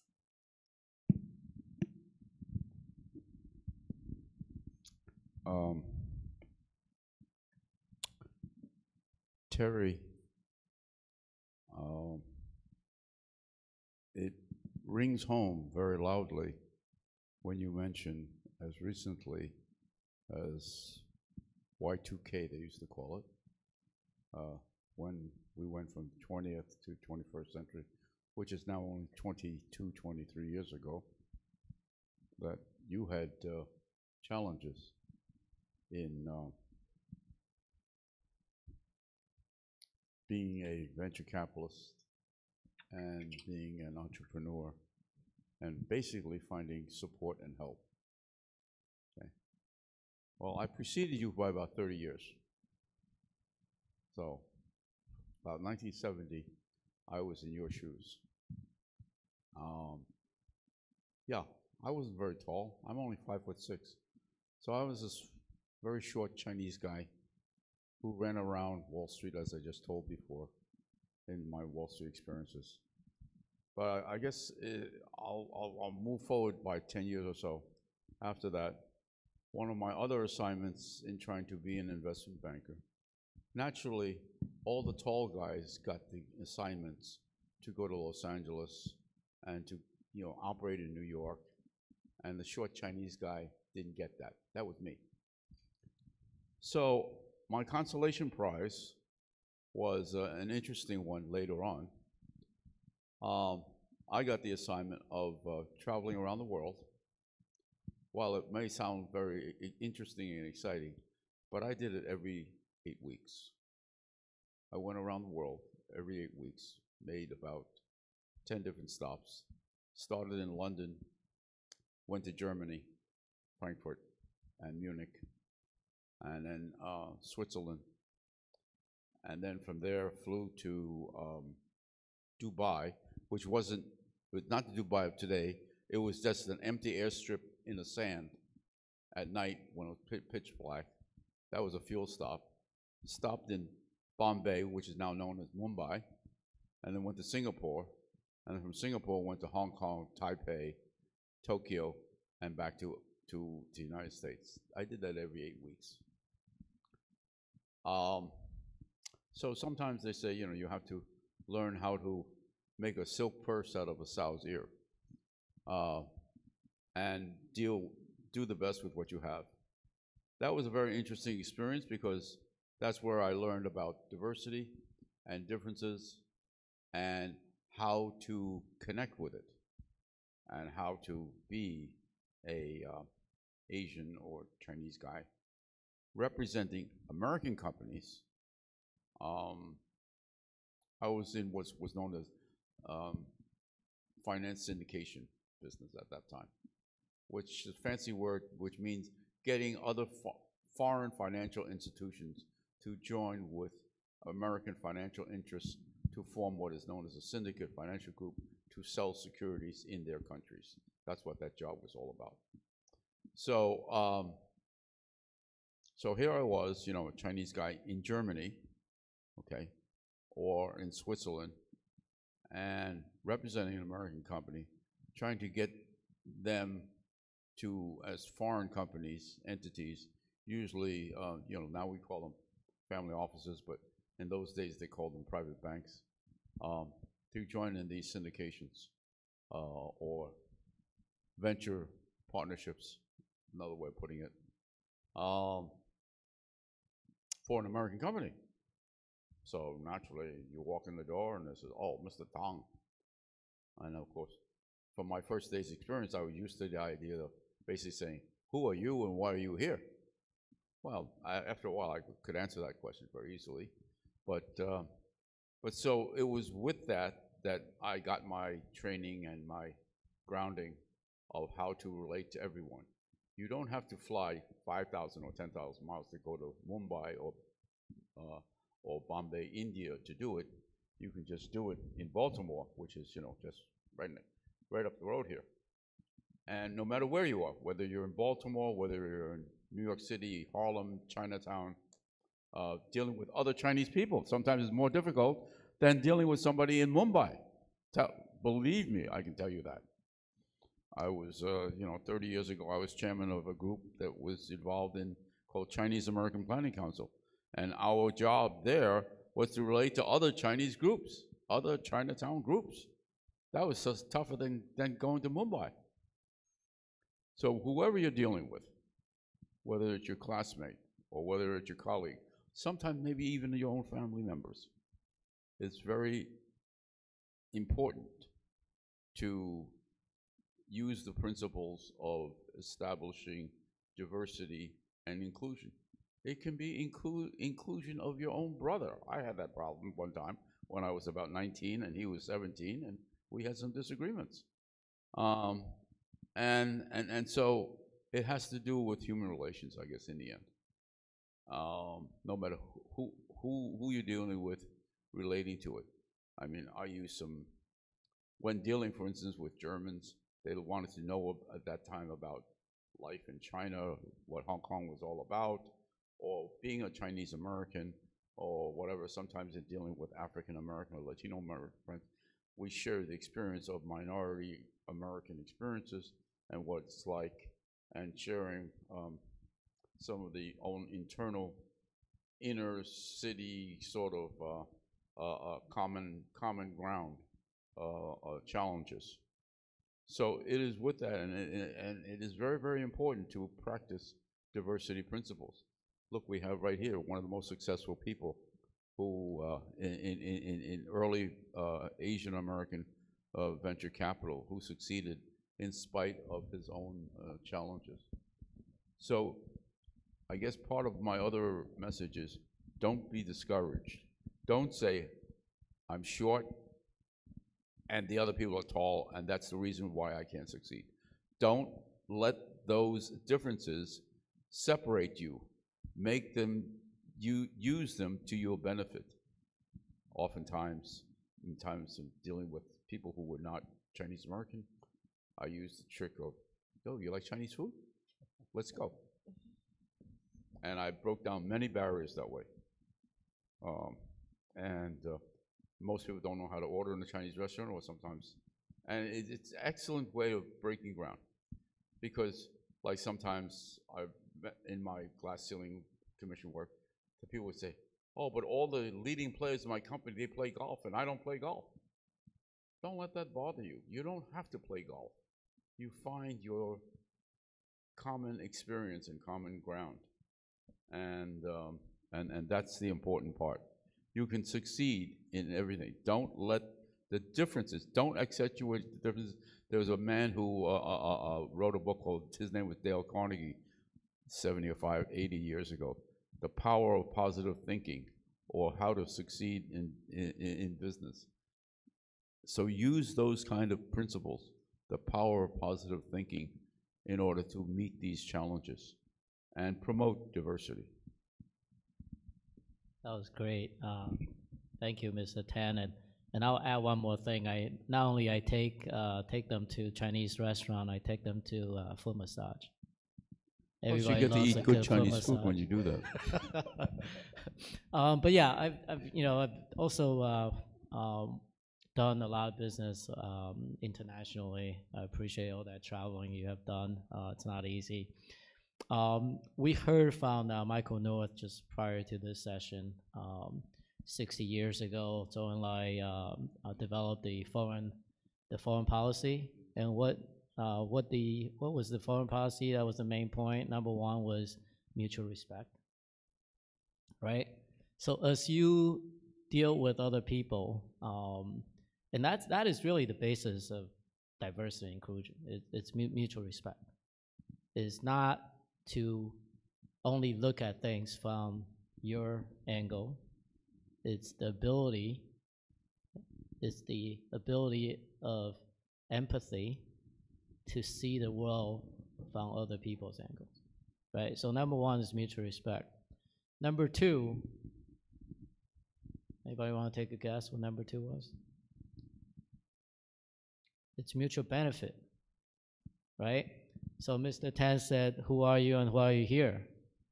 The next question is, what can you do for me? Right? So you gotta understand, sometimes, helping others, it's actually helping yourself. And when I think Mr. Tan also talked about shareholder capitalism, right? Freeman's concept of maximizing shareholder value has been the North Star for corporate capitalism. But now the time is changing. It's now stakeholders capitalism. You gotta understand what, how do you better recruit your employees? It is normally by diversity and inclusion, because if what you're doing is, if the employee is involved with the decision making, or another company, the employee is not involved with the decision making, which way do you think the employee will prefer? Right? So you gotta look at all these different stakeholders. At the end of the day, when you do business, it's about people, right? Robots don't run companies, people do. How do you find the common ground? How do you develop mutual respect and find ways to mutual benefit? And that's really, I think, the essence of diversity and inclusion, and what would help you make the world a better place for all of us. Exactly. Thank you. So yes, thank you for the guys to share like all the challenges that they overcame. I could only imagine how hard it was. And Annie, do you want to share some thoughts on this? Sure. I just wanted to mention that I think diversity and inclusion in the workplace also means diversity of opinions. So within our family office, we have a small team. We have a team in China and in the US. I'm doing most of the traveling and business development internationally. And my two other business partners also make decisions about the investments that we're making, which clients to take in, how we make our investments, and then also a number of different things that are required within the family office kind of services. And so often you would think that it's a top-down approach, right? So the three partners make the decisions, but we often open it up to our team, and then also our consultants. We work with everyone, and we want to have everyone in the boardroom to talk about a certain issue, client, new investment, for example. And it's so important that everyone has a voice. So it's not just I make a decision and that's it, but we're very open to others' opinions. And as the other panelists mentioned, mutual respect is so important in the workspace, and then also it's a key staple of our family office. One of the values that we really hold dear. We're we listen to each other, and we want to make sure that nothing is missed, because often, you can get into a situation with a mentality where you just think that the decision makers know what's right for the company, or the family members know what's right for the company. But in reality, there are certain things that you might not see. For example, certain economic trends, or there are certain contacts that they might know where they know some sort of backstory about a client.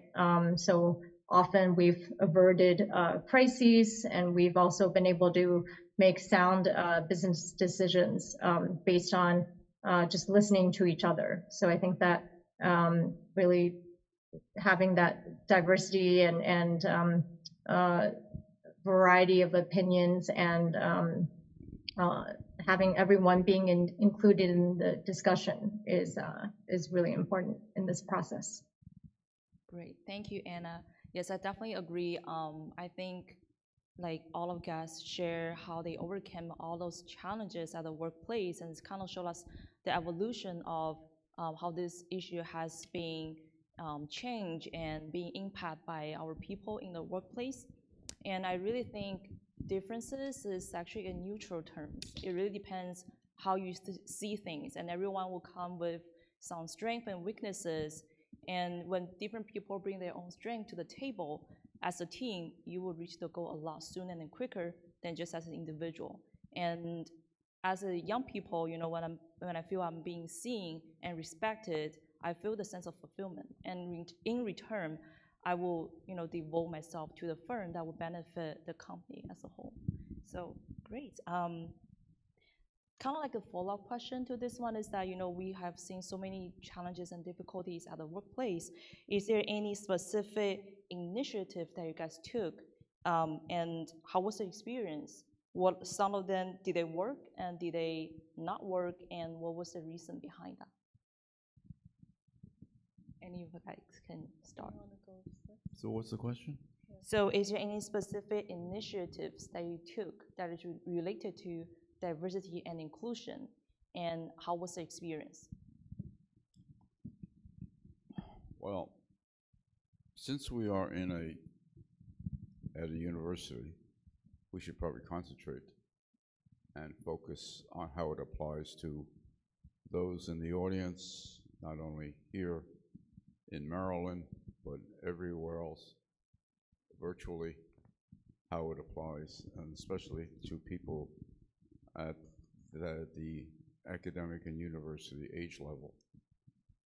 How can you promote inclusion, I guess, is the overall question. As I sort of just mentioned before, it starts with, I guess, the word is empathy, and putting yourself in the other person's position. I don't know, I have this, I guess, personal trait. I'm always curious what my life would be like to be in Terry's shoes. I just have that. I've always had that ever since I was a teenager. And so I continue to practice that. So, what it would be like to be in the other person's position, and look at it that way, and see it either from an advantage or a disadvantage position, and then be able to say, if I thought like that person, and I'm trying to convince the other person of a counter position, how would I achieve it? Understanding that person's biases. And I guess diversity or lack of diversity is really the challenge of overcoming the bias differential. Whatever the gap is, that's where diversion is, diversity is about. There's a gap there. And if we could put ourselves in the other person's shoes, then it probably is more than 50% of finding the right thing to say, or the right solution, or the right behavior. As we mentioned in another meeting before, you might behave differently. I mean, I come from New York, and clearly there's a lot of good, but there's a lot of strangeness about New Yorkers, too. You certainly would handle yourself differently trying to convince a New Yorker than maybe somebody from Texas or maybe somebody from Bangladesh. So it's always with that first idea in mind, not to say, well, that person differs from me, and I'm going to tell them what I think of it. You're probably sort of self-defeating. You're defeating yourself when you take that approach. By empathizing with the other person's unfortunate, sometimes unfortunate biases, but you begin to understand where they're coming from and why. And sometimes it's just the way they were brought up. And if you sit down and have dim sum with them, or play golf, or go to the movies, or whatever it happens to be, you begin to form that common bond. And sometimes it takes more than just one try. That also is a challenge. Well, I tried once, it didn't work. Well, life doesn't always work on a first try. So you have to be more, I guess, committed that is your goal, to succeed in that convincing the other person. Yeah, that's very well said. I think the first, some I would say relatively simple initiatives are around getting people to know each other. A lot of times you have a preconceived notion of somebody or a group, and until you get to know them, you don't actually know whether you like them or you could work with them or whatever the case might be. So generally the first initiative is finding ways and build a culture so that people talk to each other. I would say the office is, in the old days, you have this water cooler, right? People gather around the water cooler and that's how they talk. But now you actually have to create that environment, because a lot of times the new water cooler is WeChat. Yeah. So you gotta create these, like virtual or new water coolers that people can find a way to talk to each other. So when I ran my company, one of the things we do is, I think every other Friday we would do like show and tell. Have somebody talk about their hobbies or something they're passionate about, so that they can, people can learn something, and people can learn about the coworkers that they work with. We also try to do team building, things of that nature. So that's always, I would say those are fairly common. You do offsites, you do team building. Those are very common initiatives that you can do. But the whole concept is build a culture of people to easily get to know each other and be able to trust each other. Yeah, I totally agree. And we all are very different. We all have a different talent. So that's why we need a team. Teamwork makes dream work, right? So like for example, I'm a very direct person, and very direct. Some investors even complain, Jay, you're too direct. You just ask me about the numbers. I said, of course, we don't want to waste time, right? How much investment do you want to make? And also for which project? So very direct. And also when I talk to contract, also very direct. So what's the price you can give me, and how long you can finish? But this direct is not good for all the environment. I might ruin some relationship, right? And but my partner, he's excellent for how to make a positive environment when he's talking to people, and he will make people very happy, want to talk to him forever, hours and hours. At his time, that's great. But he also need me, because when we want to make the deals done, especially when we want to buy good deals, we cannot just be friends forever, right? So sometimes he also need to bring me on the table, say, hey, Jade, for this deal, we have the agreement. What is our top price we can give? But I couldn't say that. I don't want to ruin this relationship. It's okay. I come. So we go to meeting. I say, hey, this is the price. What do you think? And when we can close the deal. If you think we can work, then we can continue. So we have different talent. Is the nature of of our talent. And everyone here, you have your own talent.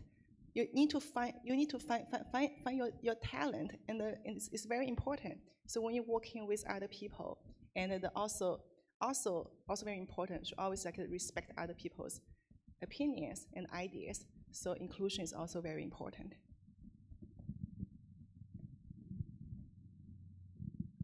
Thank you. And Anna, do you want to add a couple sentences to it? Sure. So I'm going to say something a little provocative. So I'm going to say that we as Asians, we tend to have our biases. You know, a lot of us are taught, grew up taught being racist. So I think it's important that we address that ourselves first to understand who we are as people and how we think about others, right? Vis-a-vis these relationships and how we judge other cultures before getting to know them. And so I think right now, because you're in this university environment, please take advantage of this wonderful campus that you're on. There's so much diversity, you know, people of different backgrounds, sexual orientation, cultures. Maybe take time to join a new club. Join a new group of people. Sit and have lunch with them. You know, everybody suggested sharing a meal, so invite them to share a meal, or go to one of their meals. Try a new cuisine, right? Or maybe try out a new sport, right? New group activity. I think you're in a wonderful place right now where you have so many resources and access to wonderful tools where you can not only, educate yourself, but also get to know other people. I think that's the best way to really get to know other cultures and to really dispel some of the preconceived notions that we have about certain cultures or races or people of different sexual orientation. Yeah. All right. Thank you, Annie. So I really think that our guests touched based on so many different key points. I think being a successful leader have the sense of empathy is really important, but it takes time, it takes practice to finally have the capability of thinking things in so many different perspectives, right? And as like young people, we are in a really great environment, like what Annie just mentioned. You know, you are in college and you have so much opportunities to allow you to explore and learn from others, right? And our next questions will shift the focus to mental health. As college student, especially as a Chinese student, we all know like we suffer a lot of stress and pressure from both the academic or like social or networking, everything. So for this question, I would love to ask Annie, do you want to share some of the thoughts on the mental health, because that has been impacting our community for a really long time? Sure, absolutely. Thank you for giving me this opportunity. So I would say that during the pandemic, a lot of us have experienced all kinds of anxiety, pressure, and also, the pressure from our parents. Where do we go from here? Do we stay in the U.S. or do we go back to China? What are the decisions that we have to make? And then also, we have, as Asian Americans, we have so much pressure to do well in school, right? Every day it's about getting good grades, finding a good job, or, being competitive in anything that we're doing. And so all this added on stress, it causes so much, mental, it's causing a lot of mental disorders for many people. And as Asian Americans, we've also faced intergenerational trauma. So a lot of trauma that's passed down from generation to generation, and it's ingrained in us where we feel the pressure to succeed, and we're always wanting to live up to someone else's expectations, right? Mostly our parents, our grandparents, and we also feel this sense of this guilt that we're not with our families right now. But I want you to know that, right now, you are all pursuing something that's important to you. Getting an education abroad, I mean, this is a once in a lifetime opportunity. And it's so important that you recognize that this is a key part of your life. And it's important for you to recognize that there are sources of support for you. So I think during the pandemic, I found my way to mindfulness. I met someone who has really helped me to think through the things that I was doing. In the past, I thought that all the things that I was doing was impactful externally. I mean, for example, not only did I found several businesses, but I also do a lot of work in the climate change space. So I've been doing impact investing for the past going on 7 years, focusing on climate technologies. I do environmental education. I have a small foundation that I manage. And I've been doing all these, nonprofit work. However, I felt like I wasn't turning inwards.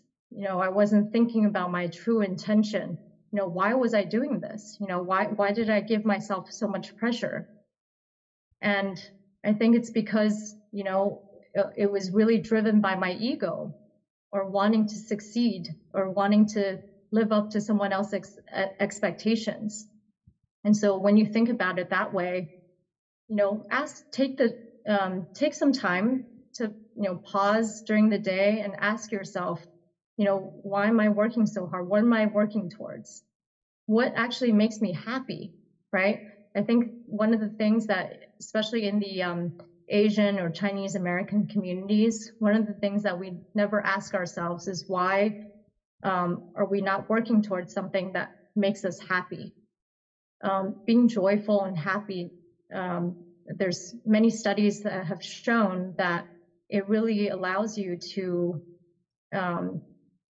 change your neural pathways in the ways that when you change your way of thinking, it really helps to guide you in the things that you do. And it makes you more intentional, makes you more effective and more focused. So as I mentioned earlier, I discovered mindfulness during the pandemic. And every day I've been practicing meditation. I've been more focused and intentional in the ways that where I conduct my business, and also about my relationships, how I treat other people. So you as students, think about your daily routine now. I mean, you're probably waking up, looking at your phone right away, you're on social media, you're doing your homework, and you're drinking, your first cup of coffee. And then, you go on and you're going to classes, and then you have lunch, then you have another cup of coffee, and you're always on social media. And then and the whole day transpires, and you feel like you're so busy, you've done so much, but you don't feel focused, or sometimes, you don't feel like you're working towards something that you want. And so I want you all to just, take a break sometimes and think about how you want to live your life, and inviting mindfulness into your lives. And that's something that we can expand on a bit later with the other panelists as well. But I wanted to just mention that mindfulness and meditation are really ways in which we can bring more inner peace into our lives, where it really allows us to take a moment to stay present, right? And do one thing at a time. And then you really feel like you're living in the present moment instead of living day by day, trying to catch up to something, fulfill someone's expectations, and not being happy about it. So I really think that it's important for us to, change our mentality and think about the ways in which we can become more effective, more intentional, and more present. That's with ourselves, with the things that we're doing, as well as with the relationships that we're building and maintaining. So I'll leave it at that. and see if the other panelists have something else to say about this topic. Yeah, I'll chime in. First of all, give yourself a round of applause because, go ahead, give yourself a round of applause. Because you're doing the right thing by being here today. Because one of the very first things you need to do at this stage of your life is broaden your horizon. And if you're just sitting in front of your computer, if you just keep reading whatever your subject that you're studying, you're not broadening your perspectives. You don't have the opportunity to listen to what other people say and how they say it. And I think, I teach entrepreneurship, and I can tell you, every entrepreneur, what we go through is what's called this dark swamp of emotional journey. And every entrepreneur, no matter how successful they are, they've gone through it. In the beginning, your adrenaline is carrying you, you're very excited, you go into something, and at some point, you're going to realize it's harder than you think. There are problems. There are things that you did not know or did not realize. And you're going to be lonely, and you're going to try to figure it out. And a lot of times, what sets people apart of the people who can go through that dark swamp of that emotional journey is what's called grit. And you need to continue to develop that grit. And that comes with your education, that comes with, working with others, that comes with sitting here today to broaden your perspectives. There's three top reasons why you could get depressed, right? One is what Annie mentioned, you got some expectation, and then you got some reality. If you come with the expectation that, you start a company, you're going to be a billionaire, and I would say 99.99% of the time, you're not going to be reaching that expectation. Another reason is you make decisions, and you're never happy with your past decisions. You always think, what if you made the other decision? And if you only dwell on the past, and I think Annie said, focus on the present. Be present. It's today. It's the next day that matters. Forget about the decision that was made in the past. It could have been better, yeah, sure. But whatever you made with the best information you had at the time, and move on, right? And the last reason is you keep comparing yourself to others around you, or some others not even around you. They're just like in the media or in social media, even worse. Stop comparing yourself, 像我们中国人说，没有比较就没有伤害。Well, don't do that. Care about yourself. Care about what you can grow within yourself, and that's the most important thing. Forget about what like all these social media. It's a lens that is designed to trick you, right? So know that you're gonna go through that dark swamp, and prepare for it, and you'll come out at some point. So for people who are sometimes depressed, I'll leave you with that advice. Thank you.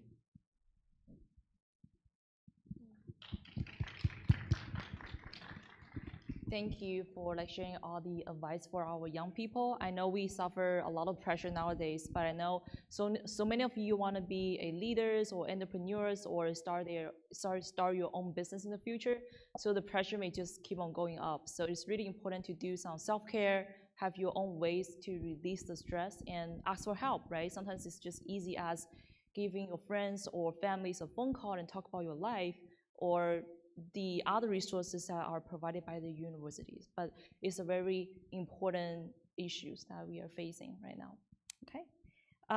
Our next question will be looking at a little bit bigger scope and a different angle. So based on the entrepreneurial experience, Do you think that the ecological protection brings challenges or opportunities for the business development, especially the concept of ecological and green development in the production process of the enterprise? For the green development, we do really care about like the sustainable and also the green work things. So for example, we do green development in Baltimore. And the good thing for that is because it is a green building, we also can get a loan from Green Bank. And you know, like Terry and Harry also do investment in real estate. Like, you know, in real estate, if you usually bank wanted to be the first loan, right? But this green loan is not like a regular loan. The green loan from the bank is from the Green Bank is on a real property tax. So which means that still can have another bank to give loan to us. So which means that we can have the actual leverage. So that's the things that we can get support. That's great. As for the financial side, that's good for business. And the second thing is because it's the green building, we also using the things like the HVAC and also the electricity. Those things must meet the green building code. So that's also good for environment. And for tenant side, and because it's green buildings, so when we have tenants moving in, it's also we are helping to save the electricity bill, this, that. So it's like the win for the developer, win for the tenants, and also win for the environments. And as a businessman, for us, earning money is always not the top things for us. I graduated from Johns Hopkins, and I also really care about society. So from Johns Hopkins, we always say we want to do business in humanity. So which means that when we do business, how can we give back? That's always more important to us. So like when we make investment in Baltimore, in Philly, besides it is return makes sense, besides the number makes sense, also we really care about these two cities. We really love these two cities. The place we make investment in, how can we make the city to become a better place for people to live? Like after we bought the properties in the center of the Baltimore, my partner also leading the people. We lead people 43. We plant 43 trees in front of the building because we also want the community to become a better place for tenants to live in. So it is important for us, and we will continue to do this, and we will continue to give back to society.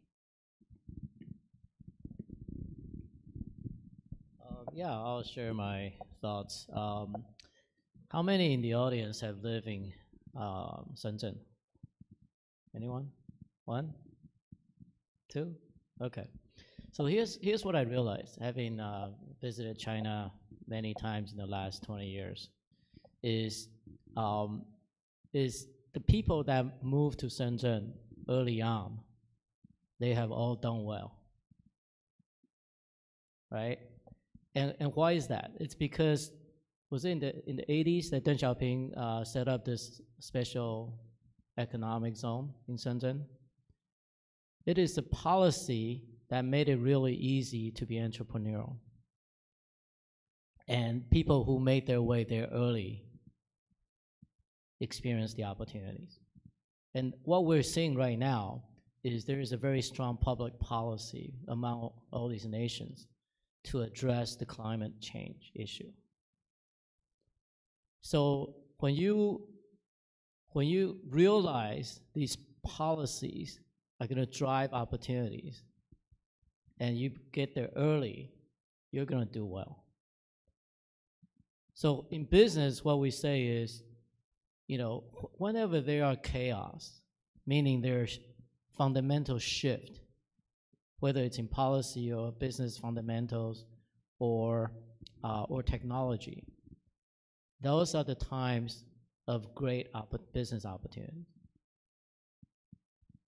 So you asked about the ecological changes. And the biggest issue that we have right now is climate change. And if you find opportunities, well, actually, you should go look for the opportunities that address climate change. And those are great opportunities. Obviously, you'll be doing good while doing well. So that's the bonus. I can supplement that by, I totally agree with Terry there. The underlying issue, I guess, for the results of diversity, inclusion, equity, inequity, is really for individuals to find their own sense of fulfillment.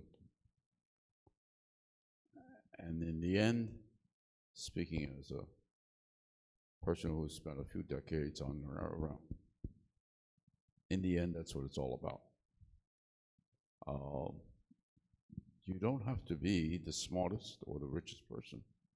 You just have to be content with what you've done with your life.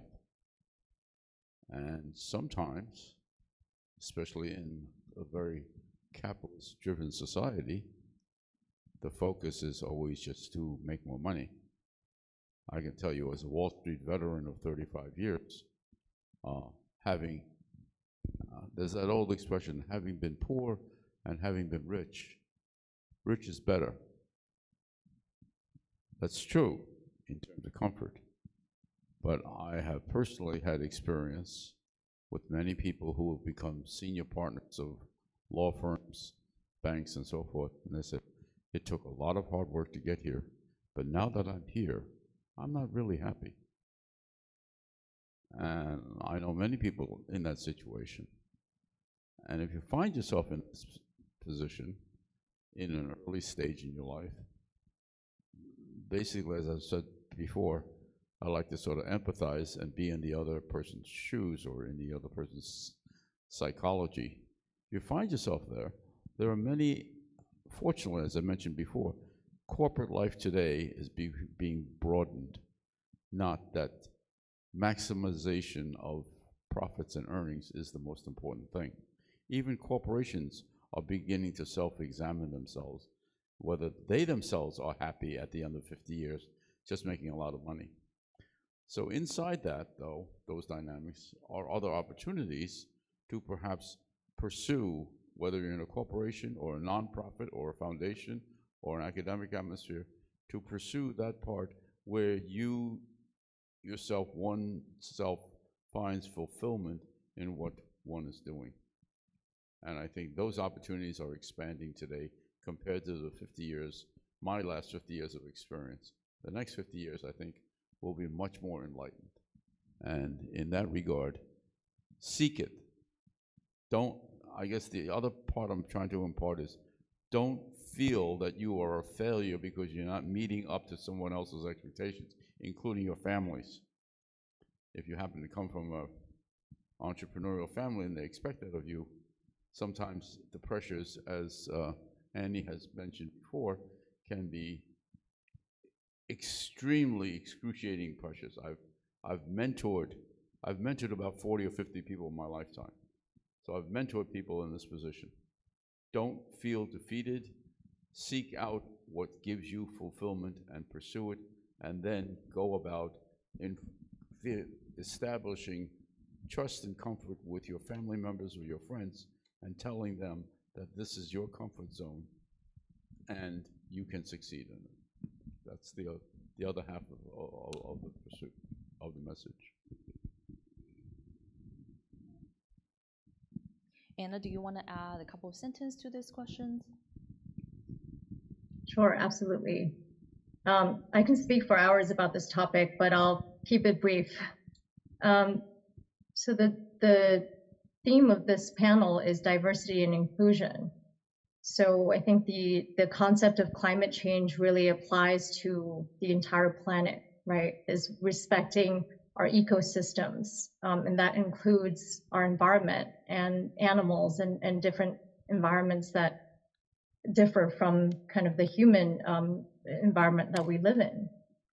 And I think it's unfortunate that it has, reached this point. It's, we've seen so much environmental detriment, extreme natural disasters, pollution, major things happening around the world, climate catastrophes happening around the world, to take us to realize that now we finally need to address this question of climate change. So this has presented a lot of opportunities for large corporations to change their operational processes, to invest in perhaps renewable energy, to think about their supply chains, using new materials, less harmful agents. So I think that this is overall a positive development. And the speed of innovation in this space is actually increasing exponentially. So I'm really happy to see that, at least within my space, when I've looked at early stage technology companies that are addressing climate and environment, there's so much happening. For example, seeing robots that clean up waste in the oceans, or there are revolutionary technologies that are addressing soil pollution or helping to increase crop yields. I mean, think about how detrimental climate change has been to our entire planet. I mean, whether it's impacting the way that things are made, manufacturing, industrial processes, to the way we travel, whether by air, shipping, or the way we consume, the way we eat, the way we grow our produce, right? So there's just so much happening in this space where traditional or conventional methods are now being challenged, and different stakeholders like government to corporations and now to civil society groups and individuals are banding together to work together on solutions. So what does that mean on a more micro level? Well, for example, within our family office, we do screenings on companies that we invest in, and then also have requirements for all the early stage companies that we invest in. So for example, we look at their environmental impact, the way that they, how much waste they emit, their greenhouse gas or carbon emissions, if they're able to measure them, and then also other types of measurable, quantifiable metrics for investing in these early stage companies. So I think that's one way in which all of you, when you go on to your future jobs or lives, that you can choose a company, or if you are going to become an entrepreneur, these are all metrics that you can incorporate into your lives, right? And also on a personal level, just think about your daily actions, what you're doing every day, how you're consuming. I mean, how many bottles have you thrown away today that's going into a landfill? Sorry, I'm not trying to call anyone out, but I just want you to think about your personal environmental impact, right? So I think it really affects us all when we think about the climate and the environment, and a lot of our personal actions really do make a big impact. And so I think this is a good way for us to really collectively think about what we can do as human beings for our planet. Right. Thank you. Thank you, Annie. Thank you so much for the sharing. Definitely, I think everyone should pay attention to what is occurring as a new social issues, and constant thinking what we can do about it, whether it means new opportunities or like some of the risk, and how what we are doing and our mindset is what means the most, right? So with the respect of the timing, I would like to ask the final question for our discussion today.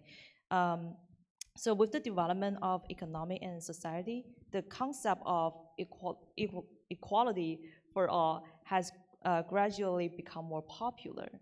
And what do you think is like the best way to deal with reducing the occurrence of racial discrimination? And how can we better protect women's rights at work and in their daily life? Yeah, it's for women, so I'll take this one first. So I share my experience at beginning, right? As a woman, I feel like I got discriminated in the construction work environment. But to be honest, in the general environment, how many of you come to the States for the graduate degree, like after bachelor? Few of you? Yeah, same as me. I studied law 4 years in China, and I come here.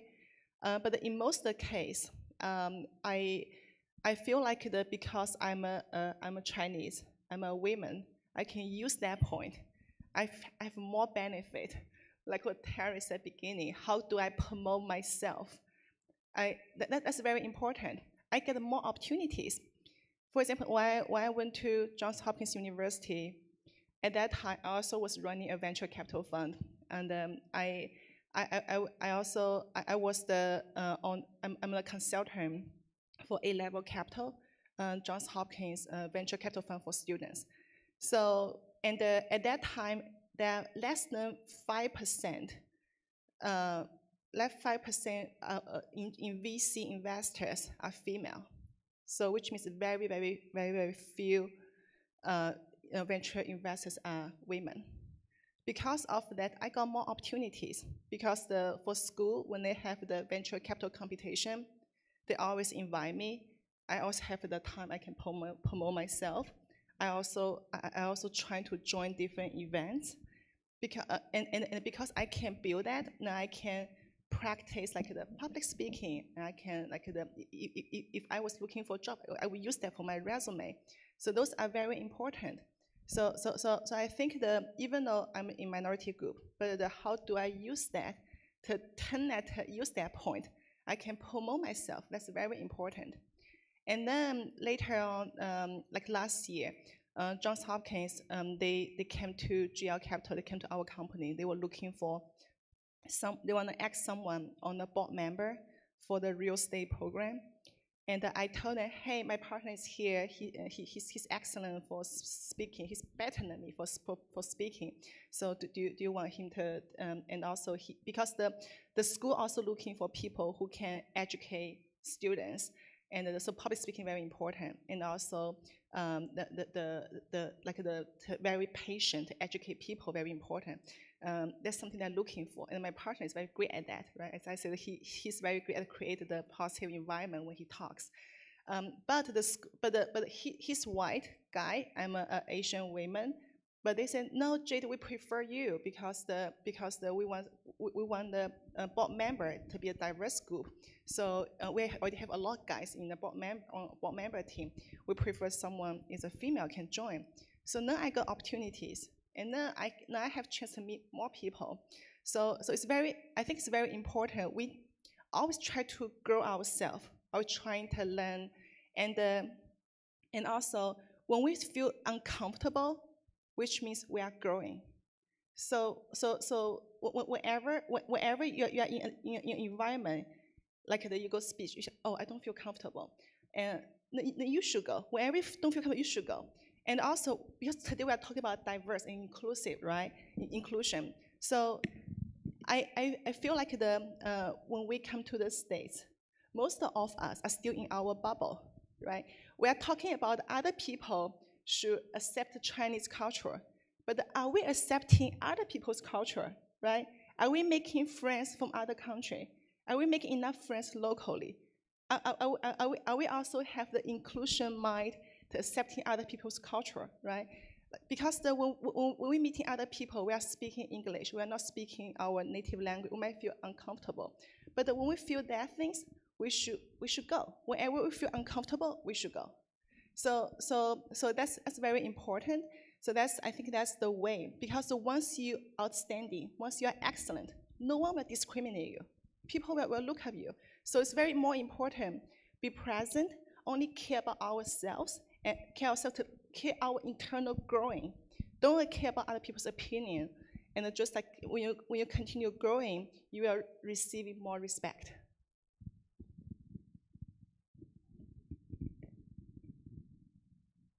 Well, I don't want to be redundant, but I think a lot of it is sort of covered already, at least by myself, in terms of how to deal with others, and especially like minorities. Minority is a relative term, I find. Are we a minority here, the four of us up here, right? Are we a minority in this room? So that's sort of a relative term, and I bring that out. For instance, on a broader scope, I was once in a room for conference room with about 50 generals, admirals, and senators. Okay, and of course, typically in my lifetime, I was the only Asian person in the room. And we were talking about U.S.-China affairs or U.S.-Asian affairs, or the global world order actually was the topic. And a lot of the commentary was, what's going on is not normal. And therefore, it must be brought, the theme of the participants in the room was, we must bring it back to normal. Well, being the only Asian in the room, I had to stand up and say, ask the question, what is normal? All right. And so it's relative to everything else we do in life. What is normal, and what is relative, and what is minority, and what is majority? And is that really the issue I bring up? I mean, a lot of the concerns of what happens in this area, Washington, Baltimore, Northeast, East Coast also, is we must take care of minority affairs and all that. We just take care of affairs. They need not be defined as being minority. That's a lot of the difficulties, 10 miles away in Washington is that there's too much concentration towards one group of people. That's the discussion right now going on at the White House and Congress and everything else. We have to sort of get away from that, is my feeling. And it's not a minority discussion, it's a matter of just treating the problems of what is the best solution. Like, for instance, Terry mentions, not only is who are you and why are you here, but how can you benefit me?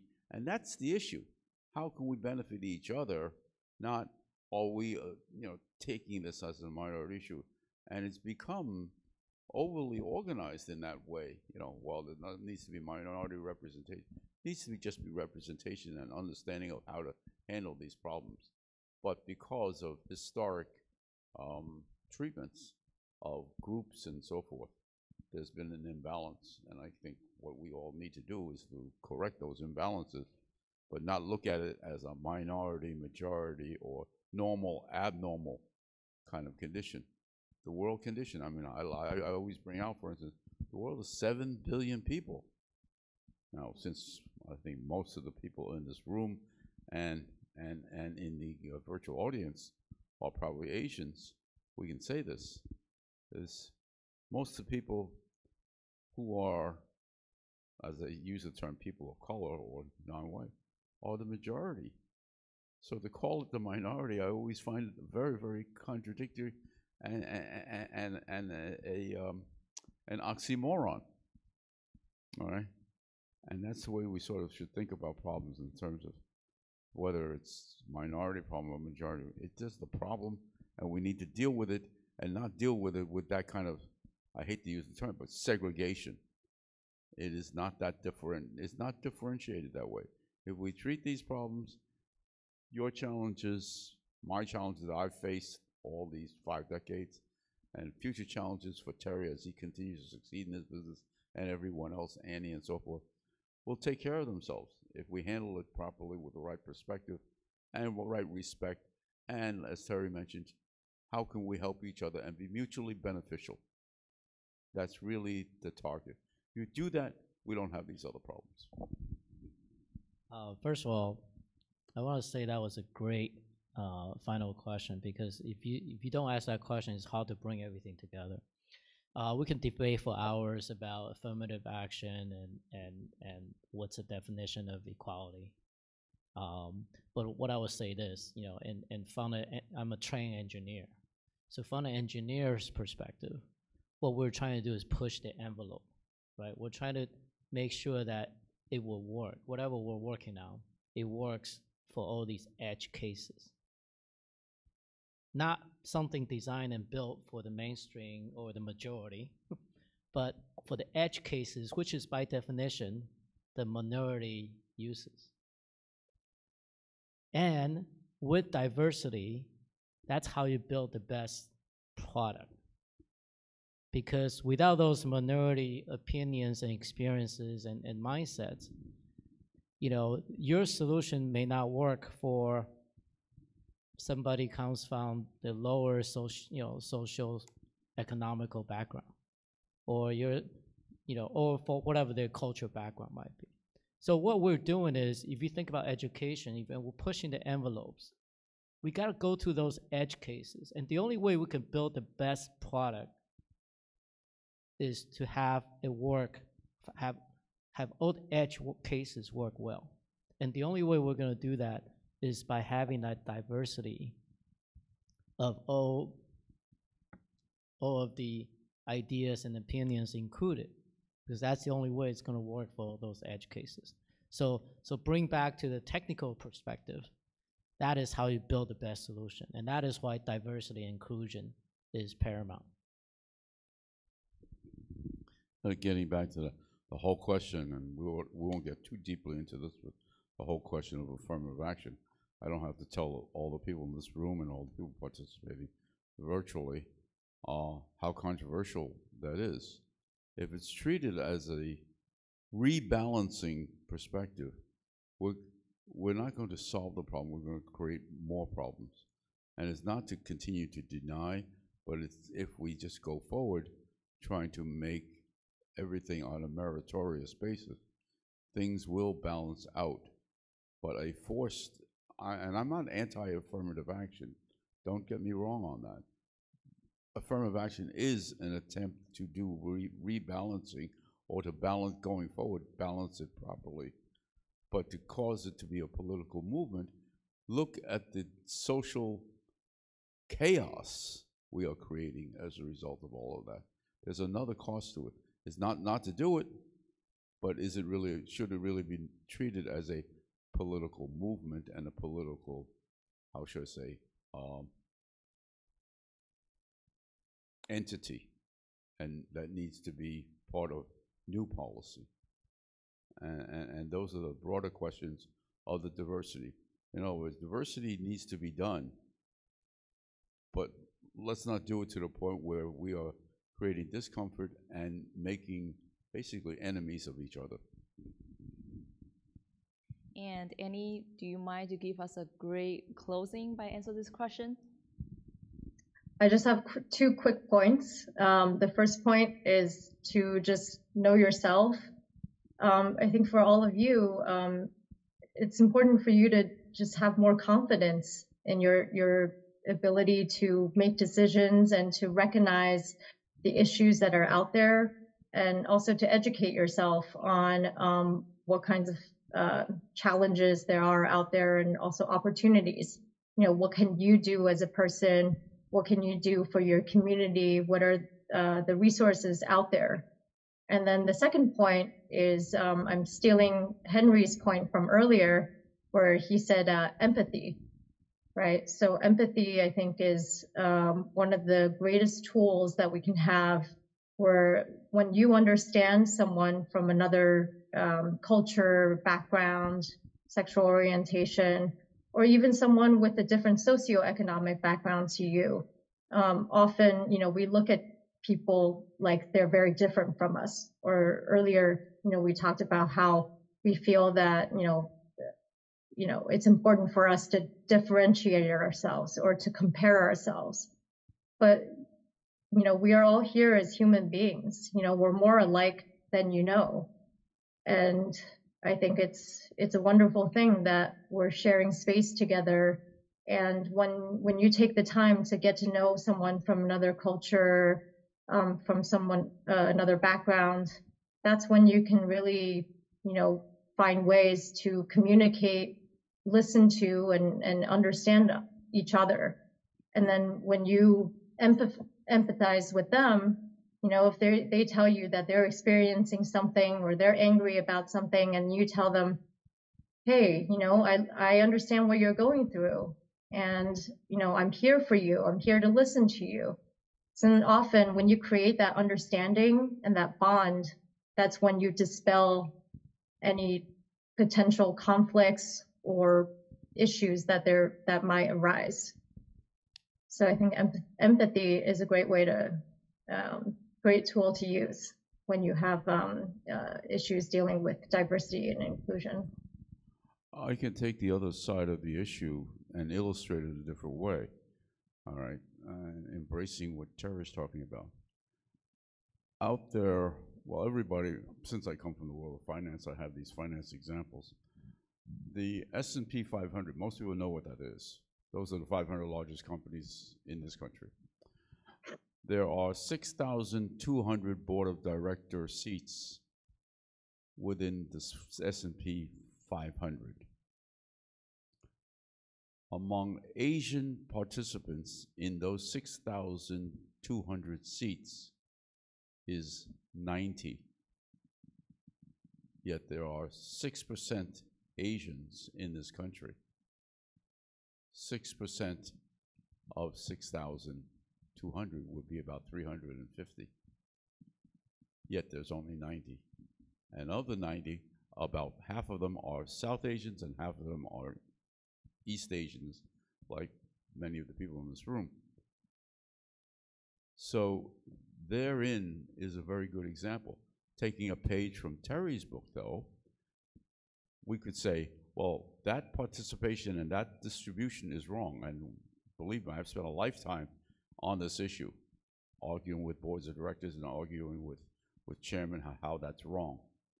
But taking a page from Terry's book is the future of world business, as every corporation in those S&P 500 will say, is in Asia.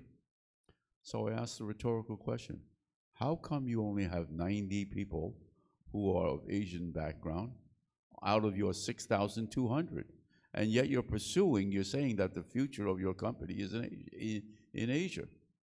So what I'm trying to do is to force the companies and the chairmen and the board of directors to look at themselves in the mirror using Terry's principle of what can we do for you?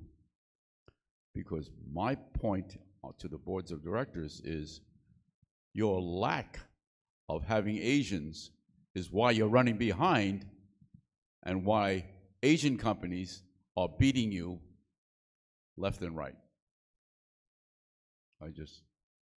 You can continue that logic very simply. The reason why American companies are not succeeding enough is because they don't have enough people in their leadership and even starting at their own board of directors level to understand the markets they are saying is the future of their markets. I stand by that statement. Great. Yes. So we do have different advantage within our community, right? So when we see others are facing challenges or are struggling, it is the time to leverage our own advantage to help each other, because how far we can go as a community really depends on what we can do for each other within the community. Oops. All right. So we. Oh, this is not working. Yeah, we'll figure it out. All right, so with that being said, that is the end of our discussion and also the end of our diversity section. And let's give our guest speaker a round of applause, please. And thank you, Jade, Harry, Terry, and Annie for joining us today for the amazing discussion. Thank you guys so much. Thank you, everyone.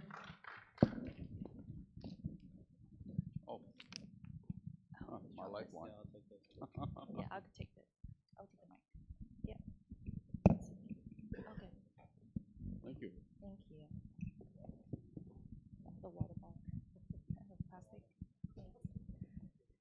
So this is the end of our first section, and we will have our second discussion with the topic of youth at 3 p.m. So I will see everyone in a bit.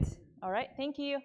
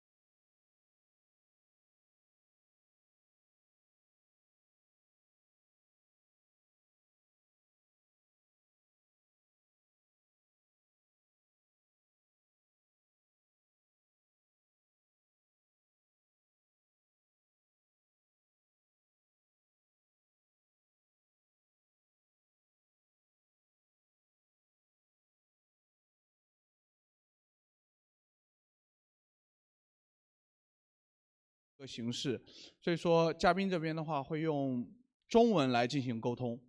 然后另一方面的话，就是整个 panel 的氛围会相对来说比较轻松、比较愉悦的这样的一个状态，而并不像其他 panel 就是非常的正式。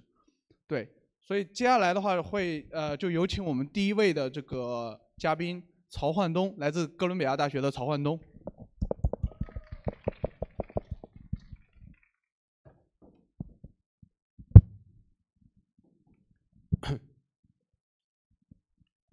喂。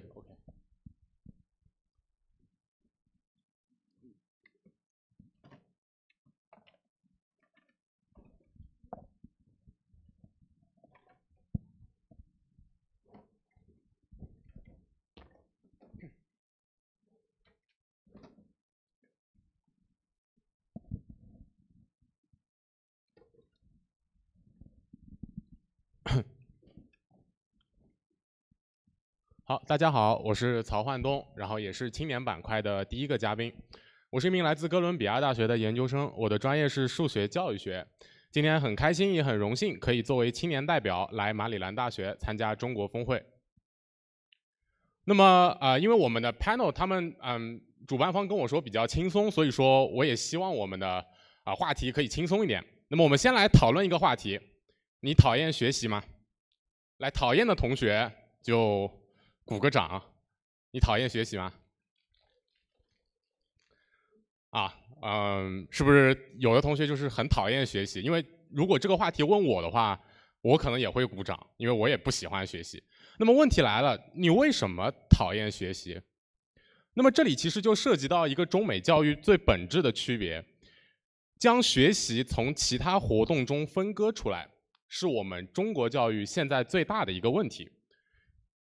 学习这个东西，其实它在工作和娱乐中会自然的发生，但是把它从工作和娱乐中分开之后，学习必须在人为的刺激下才能发生。就比如说学习数学的过程，比如说你去学微积分，那你会从一开始的函数学到更深一层的求导，理解了函数的运算机制，然后不停的去练习，最后我们从它的奖励机制，也就是说去考试，如果你考得好的话，那么你会获得快感。那么我们比如说，我们再举一个比较轻松的例子我们举一个游戏的例子。在一个游戏里面，玩家需要学习游戏的基本机制。那么我拿我们喜欢的王者荣耀或者说英雄联盟举例子，我们玩家需要学习整个游戏的获胜机制，学习防御塔的机制，了解英雄的技能，然后了解这些东西之后呢，会去训练营练习英雄的连招操作，然后在不停的练习中不停的进步，最后我们在排位赛中获得快感。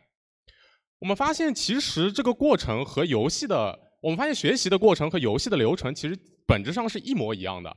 换言之，游戏其实套了一层皮的学习。好，那么我再提一个问题，为什么亚洲的网瘾少年远远多于其他国家？每个国家都有很多聪明的善于学习的人，但是亚洲国家，包括我们中国，包括印度，包括韩国、日本，亚洲国家的普遍的教育方式往往是尝试教会孩子所有东西，而以害怕作为基本的动力。孩子们害怕不及格，害怕跟不上，害怕考分低会被家长责怪，害怕考不上好的大学，害怕自己的未来一片灰暗。我发现美国的传统教育方式通常以兴趣作为基本的动力，因为喜欢，所以会自己让自己去学习，就好像打游戏一样，打游戏是不是很上瘾，是吧？而兴趣带给学习的动力和害怕相比，就好像原子弹和烟花的区别。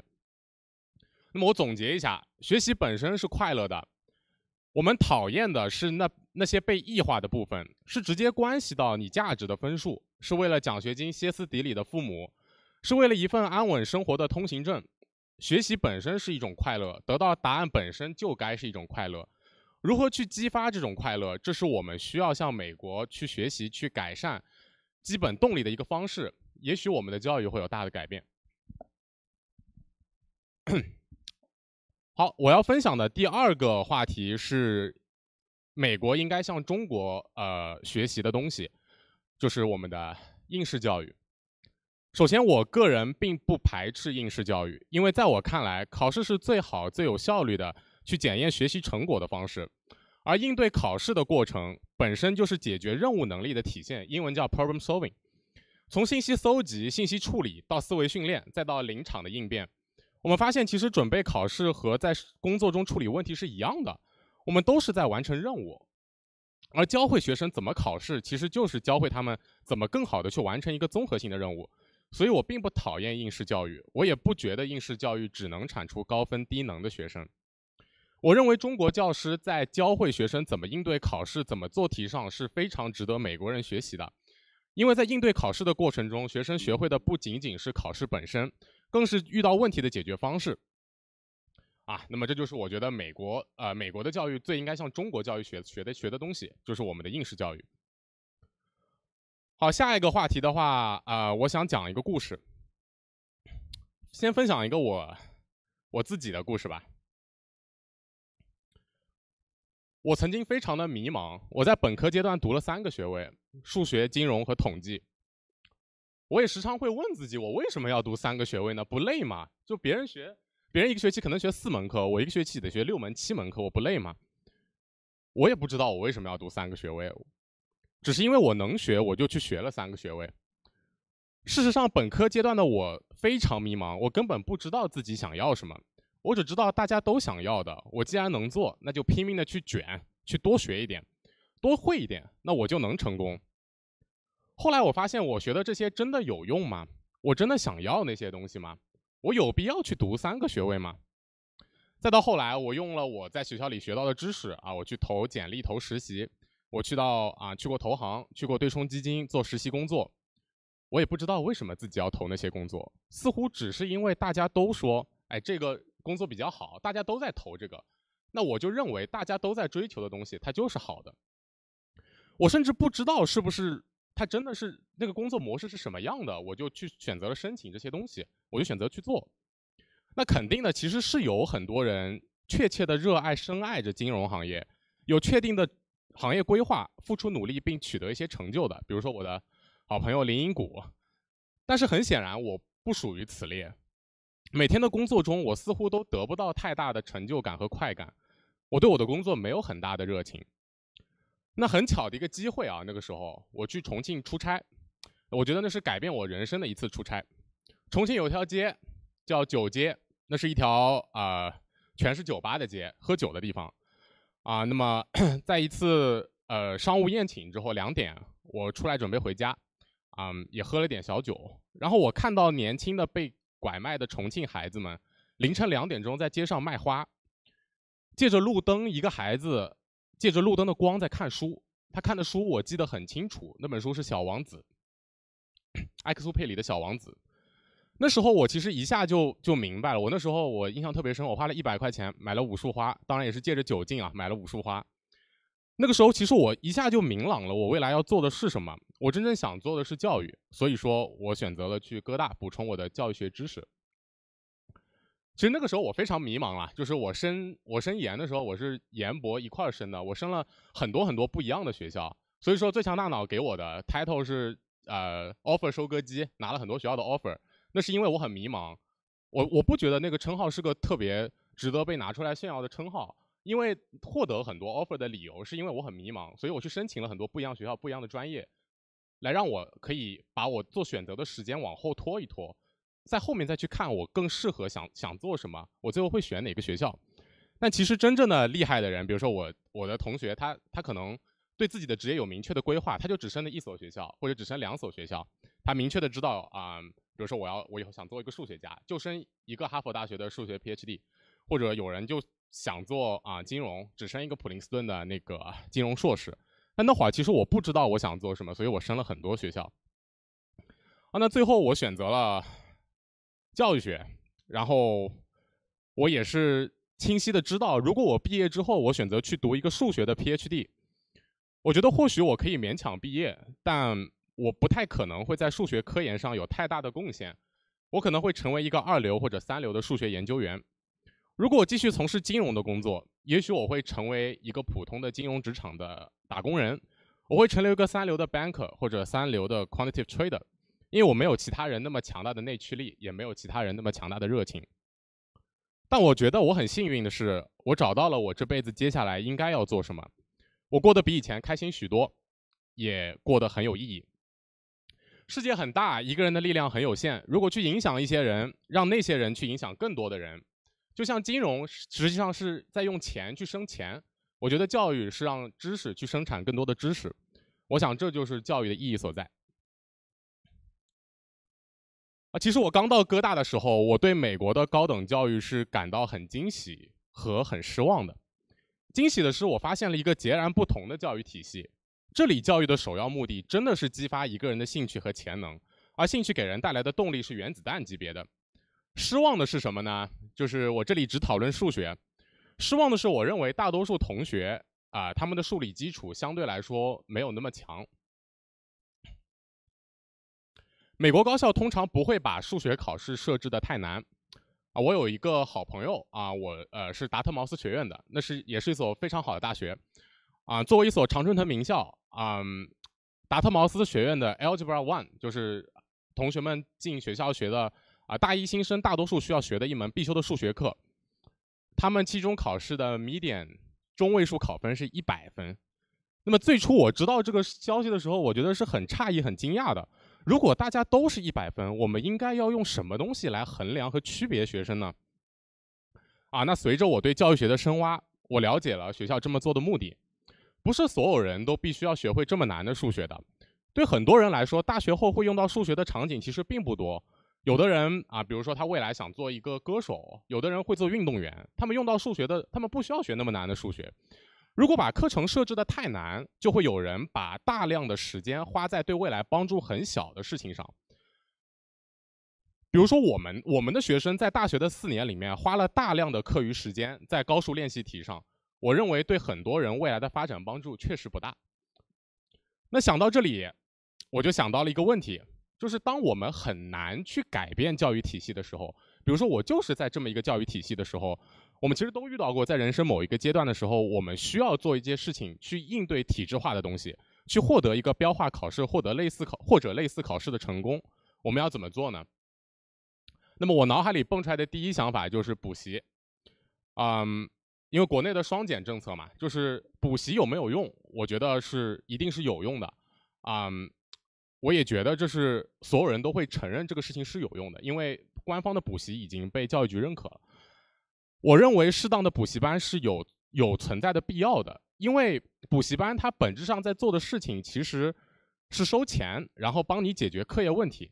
比如说本来需要复习10个小时的课，你才能拿80分。如果一个补习班收100块钱，复习2个小时之后，上2个小时课之后，你只用复习4个小时就可以得到80分的话，那么其实你就一共花了6个小时和100块钱在学习上，等于花100块钱买了4个小时的时间。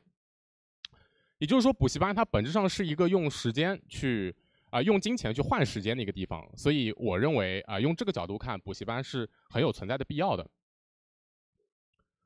好，那么下一个问题就是我想讲的是中国学生的线性思维。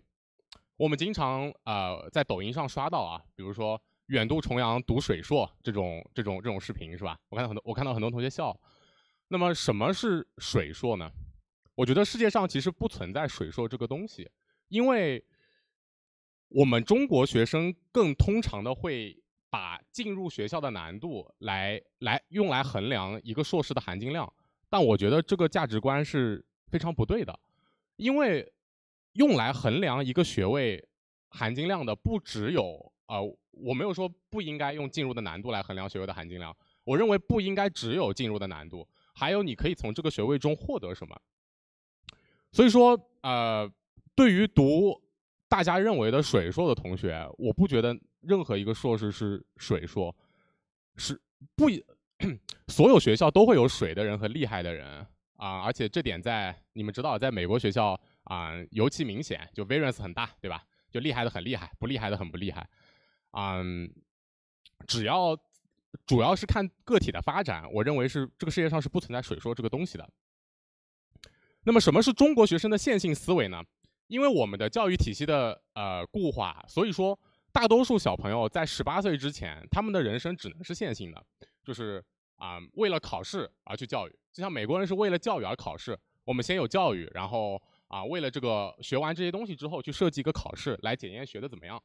而中国呢是有个高考在那里，所有人似乎都是在为了去完成那个高考的目的来去进行教育，这是一个先后顺序的问题。那么什么是线性思维呢？线性思维其实在数学里面是个好东西，大家都知道 linearity 是个我特别喜欢看到的一个性质，它就好像一个机械式的操作，用自然数的方式在书写人生。看到1就知道下一个要写2，看到2就知道写3。大多数人有且仅有唯一的努力的目标，也就是高考。那么高考完之后呢？作为一个教育者，我们现在最大的问题就是如何在大学时期把孩子们从线性思维里面解放出来。当人生的线性的故事从线性的故事变成多元化的沙盘，从无聊的一个等差数列变成一个美妙的诗歌，我觉得这才是我们想看到的教育，想看到的世界。好，最后我想聊的是作为年轻的教育者的责任和使命。很多人认识我是在年初的《最强大脑》第9季节目，那通过节目我也被公众认识，获得了一些流量和关注，也收获了一些粉丝。我其实本来是一个没有那么愿意抛头露面的人，因为比较社恐，然后我也更喜欢独处的感觉。但是当我真正站在舞台上，当我真正有机会去做这个事情之后，我发现作为一个教育者，我有义务也有必要去提升公众影响力，因为教育这个东西本身就是需要传播的。有的孩子们没有好的教育资源，他们在学校能接触到的资源可能很一般，但是网络是免费的，我可以至少给他们提供好的免费公益课，这是我正在做的事情。每周我会在网上直播教我的公益课追光学堂主要是教大学的课程，也有很多中学的课程，每次课都会有很多人来看。那么我觉得我的课不仅仅是我认为我融合了中美2种教育体系的一个既有中国数学教育喜欢的专业性和计算量，又有美国数学的引导式教育以及实际应用的联系的这么一个课堂。同时我觉得它也是一种年轻教育者对社会的责任感，对社会的使命感。我想小小的改变也可以是改变，我也希望未来可以把这个事情做大做好。那么另一方面呢，真的有一些孩子因为喜欢我，试着去喜欢数学，他们开始意识到原来不是所有的老师都很死板，不是所有的数学都很枯燥。我发现短短的一句话真的可以激励到一些人。我第一次发现我真的可以给孩子们一些正确的引导和能量。我想我在中国和北美都接受到了非常好的教育资源，我吃到了世界上最优质的顶级的教育资源，那么我就应该把这些资源去回馈给社会。对比起美国的教育，中国的教育有它的优势，也有很多需要改进和学习的地方。如果说有一个人一定要出来推动教育去做一些改变，我想至少在数学教育领域，那个人可以是我。好，那今天我的分享就到这里，谢谢大家。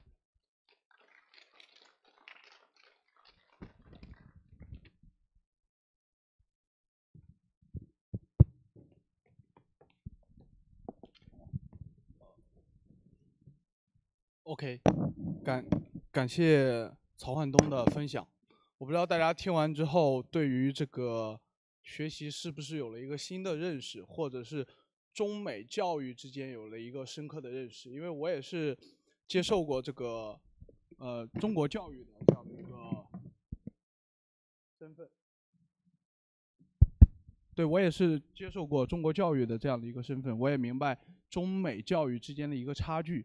确实，曹焕东讲的，我有一个非常深刻的一个体会，就是确实是这样。就在美国的话，它是一个多元化的一个教育，而不是简简单单的，就是说是面对一个最终考试的这样的一个目的。但是中国呢，它有它教育的一个特点，就是大家的就是基础会非常的好。确实会有一个非常大的一个差异。那我们还是非常感谢曹焕东的一个分享。那我们接下来到了就是第2个嘉宾，我们第2位嘉宾是林云谷。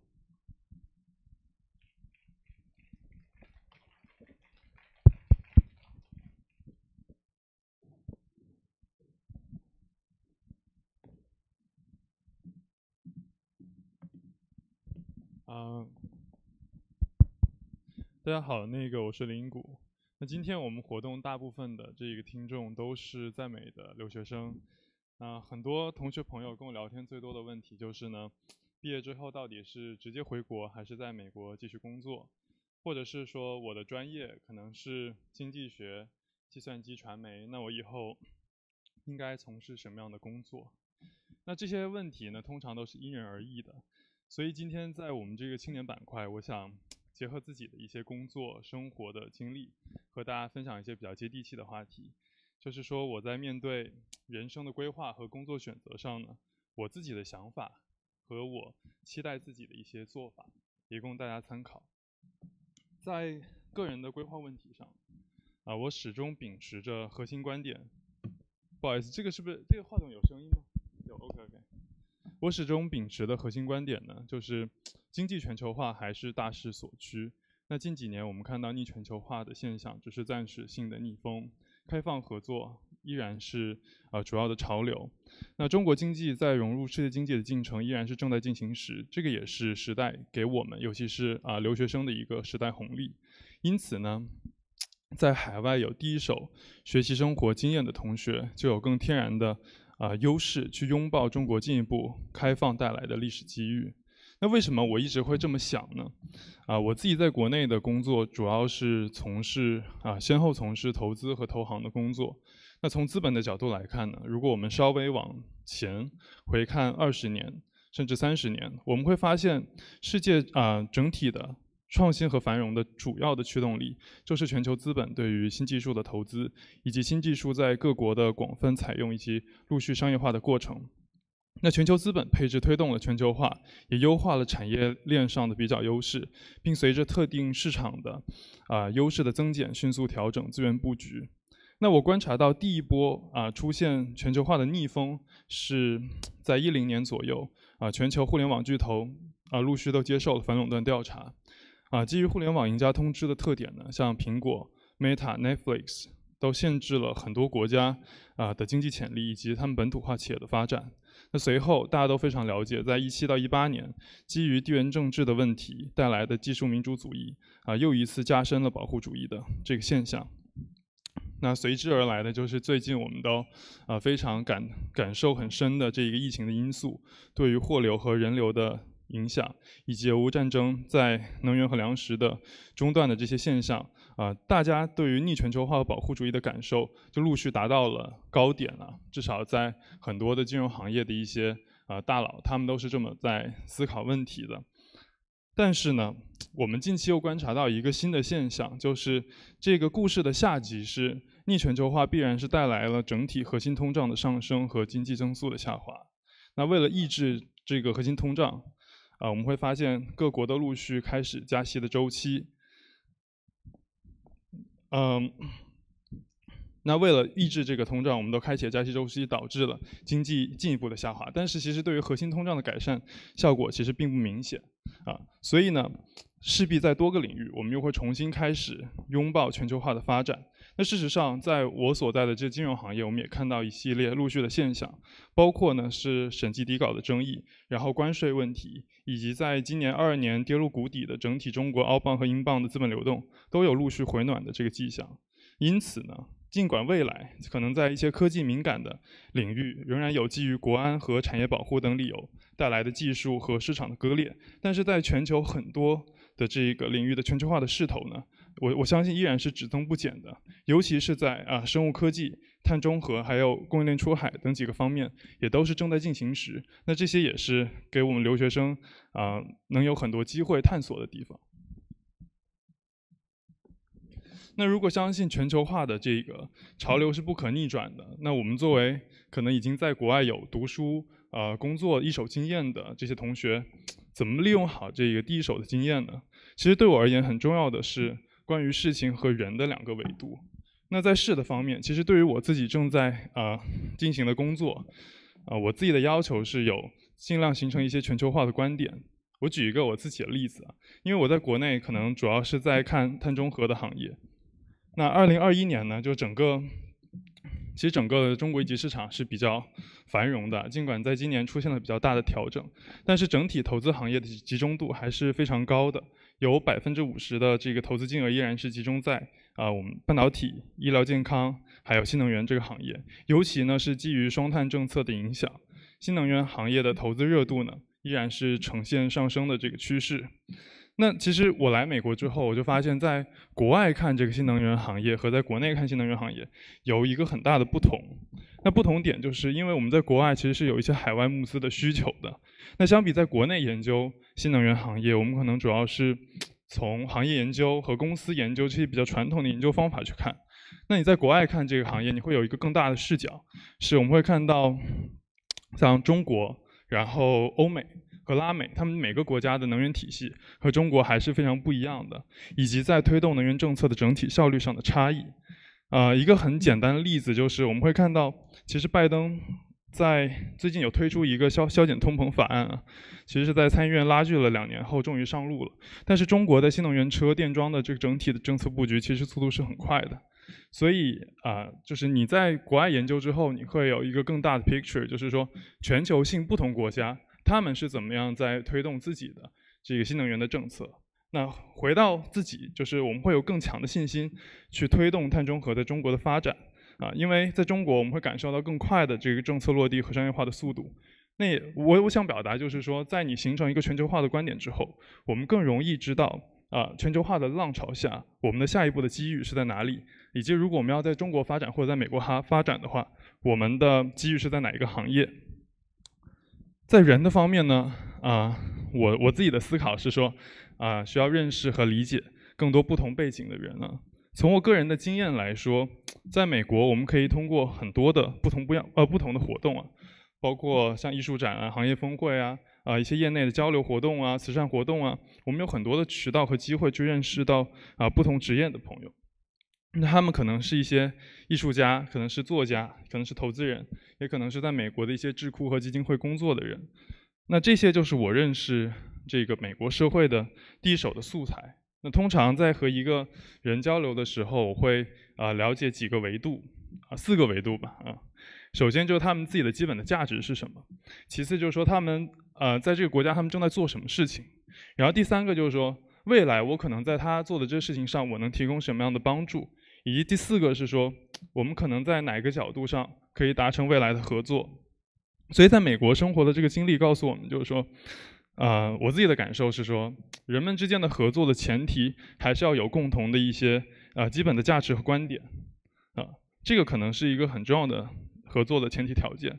其次呢，我可以了解一下他们在做什么也能看到说在这个国家现在他们所在这个行业的趋势是什么，然后我怎么样去帮助，以及未来合作都是一些很好的铺垫，也有助于我下一步的发展，就我自己思考下一步发展也有些启发所以呢，我非常开心自己能够主动选择在国外好好感受一段时间，也更完整了我对这个世界认识，以及坚定下一步发展有更好的依据也希望大家都有收获，谢谢。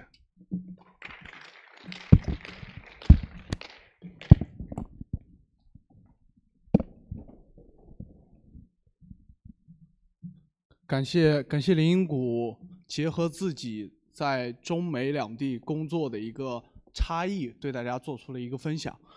也希望大家在听完林荫谷的分享之后，能对于自己的将来的就业能有一个非常好的一个认识以及选择。因为曹焕东讲的是这个教育，那教育之后就在完成这个大学教育，甚至更高的这样 graduate school 这样的一个教育之后，大家最终的一个结果导向肯定是工作，亦或者是创业这样的一个两个选择。那所以说，就是林荫谷呢，结合自己在中国的工作的经历和体验，和在美国的工作的和一个体验，对大家做出了一个非常有意义的一个分享。这样的话，大家在今后去选择究竟是中国工作，亦或者是在美国工作，有了一个参考。那接下来就是说是青年除了工作，还有一个选择，那可以是创业，就是有一个 own business。那接下来有请我们下一位嘉宾 Alina 苏瑞。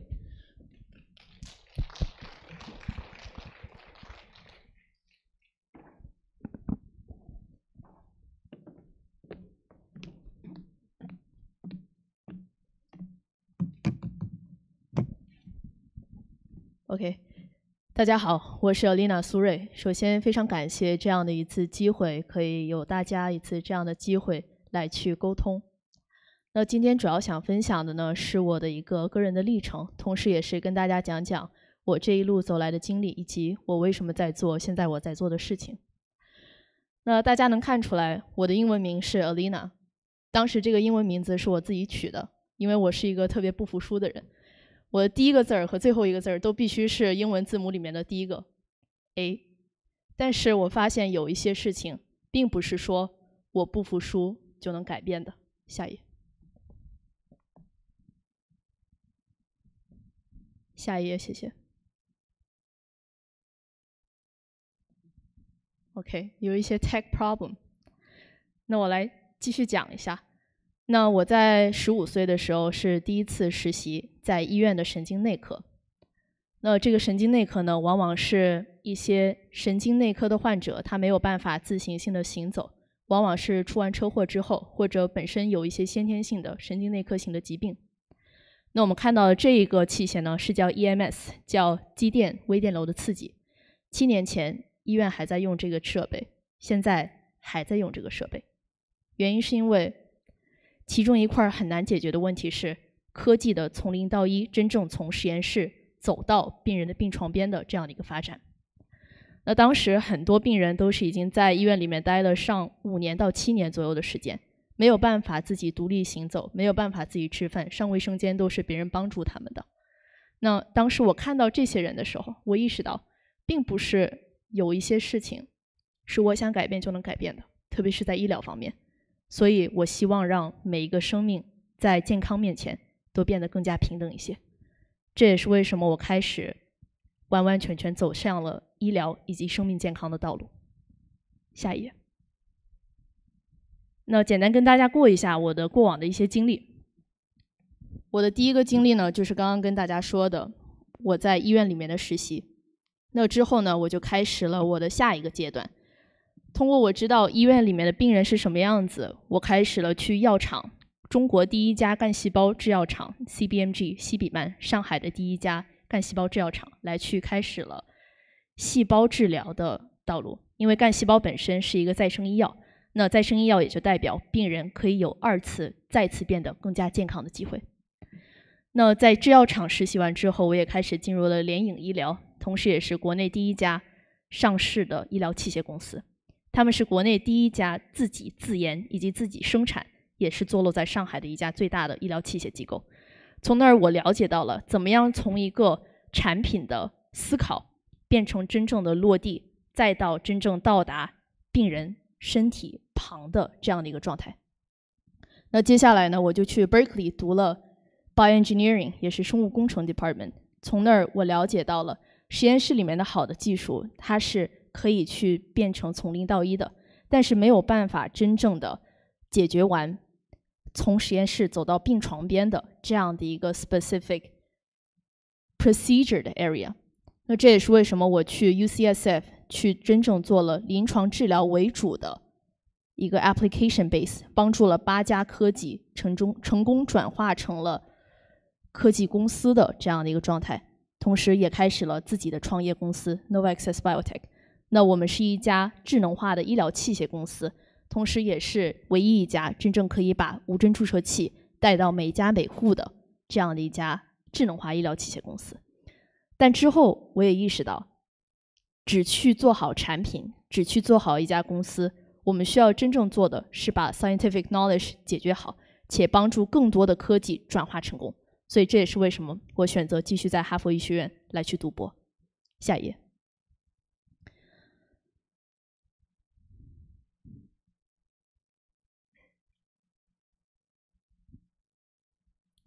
那现状呢，是我们目前仍然看到，美国里面至少6个人就有1个人是有慢性型的疾病的，而这样的状况是随着疫情之后的发展变得越来越加 severe。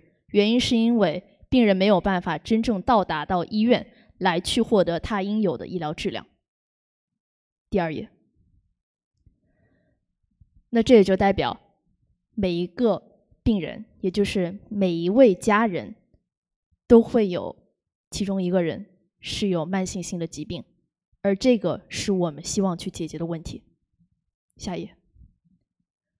这也是为什么我们公司建立的初衷本身是一个 patient-centric closed-loop drug delivery platform for all， 希望让更多慢性病病人在自己居家也可以得到同样健康的医疗质量，特别是在药物递送方面。下一页。那我们看到，在慢性病治疗里面，其中一个非常大的问题就是 non-compliance， 也就是病人的非依从性。那这样的一个非依从性呢，导致于美国政府每一年花290个 billion per year healthcare costs 来去解决这样的一个慢性病的 drug delivery platform 的问题。第二个也是 cost 125K per year death in US， 每一条生命都是活生生的生命。就因为疫情期间没有办法病人们得到足够好的医疗质量以及药物递送系统，我们每天都看到不同的人因为不同的原因 overdosing 而逝去。第三个也是因为10% 以上的 rehospitalization， 这个完完全全是由医保来去承担的，而美国政府会在2030年就会面临着医保严重的 crisis， 所以这个是我们希望去解决的问题。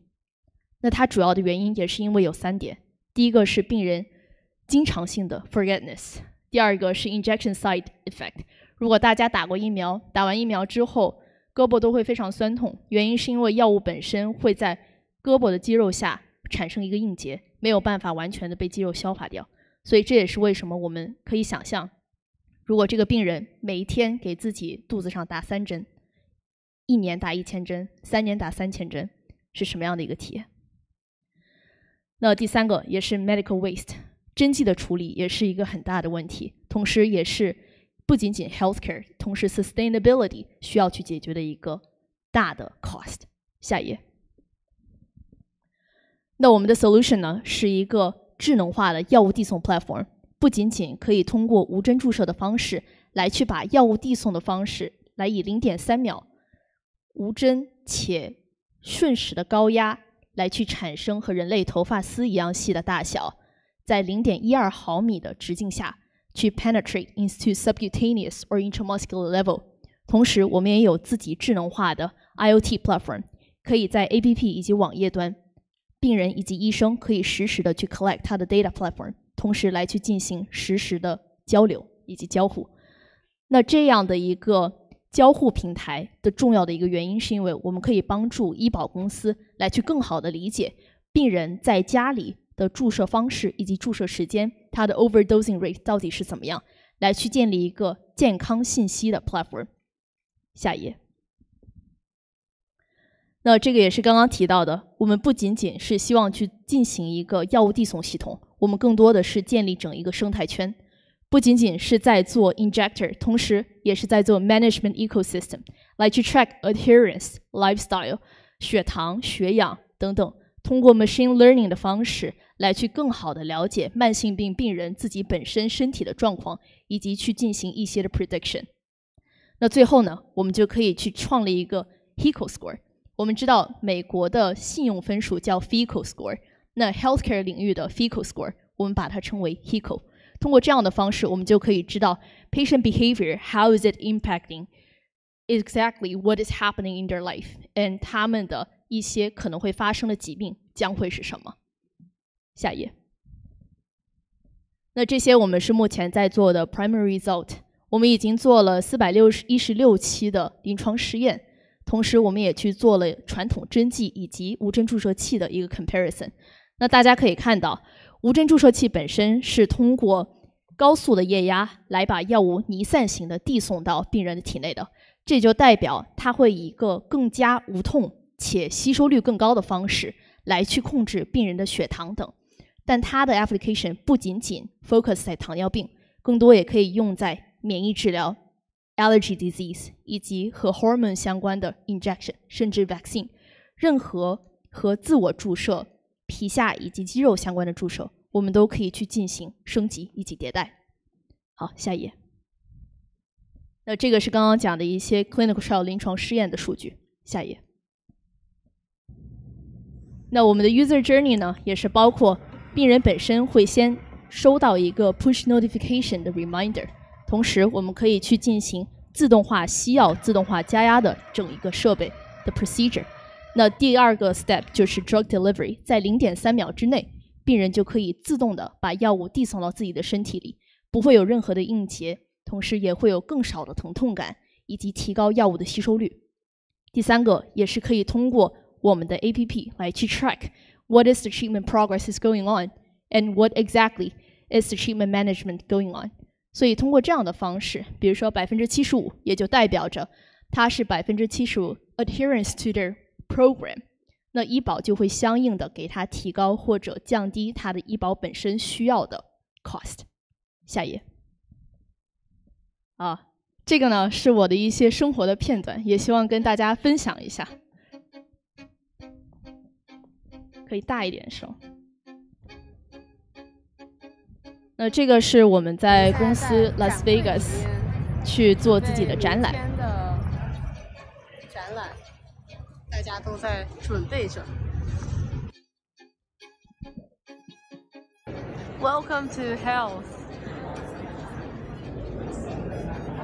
这个时候我还在发着高烧，也就是上2周的事情。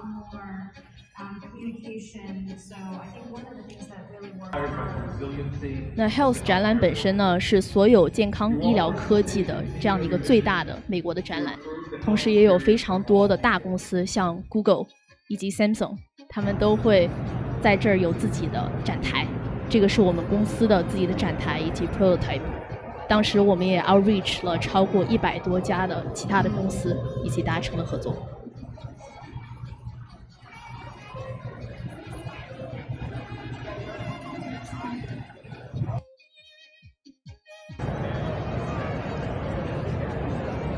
当然，跟大公司比起来，我们还是一个非常小的展台啊。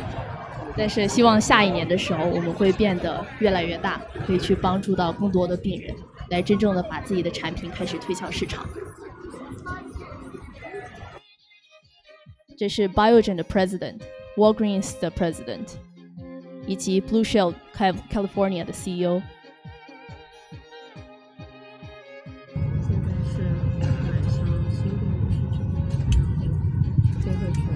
因为我是在 base 在 Boston， 所以飞向南加州的时候，往往都需要去转机2个站，基本上都是在机场上补个1个小时的觉，中转的时候。有2个小时转机时间。所以这一天就是在机场座位上睡觉的。到波士顿了。All right, bye, Deepak. Take care. Thank you. 在我隔壁的正好也是在医疗展上的一位25年老先生，有非常多的经验在 marketing 上，然后他也是对创业非常感兴趣。这个是在哈佛医学院的实验室工作。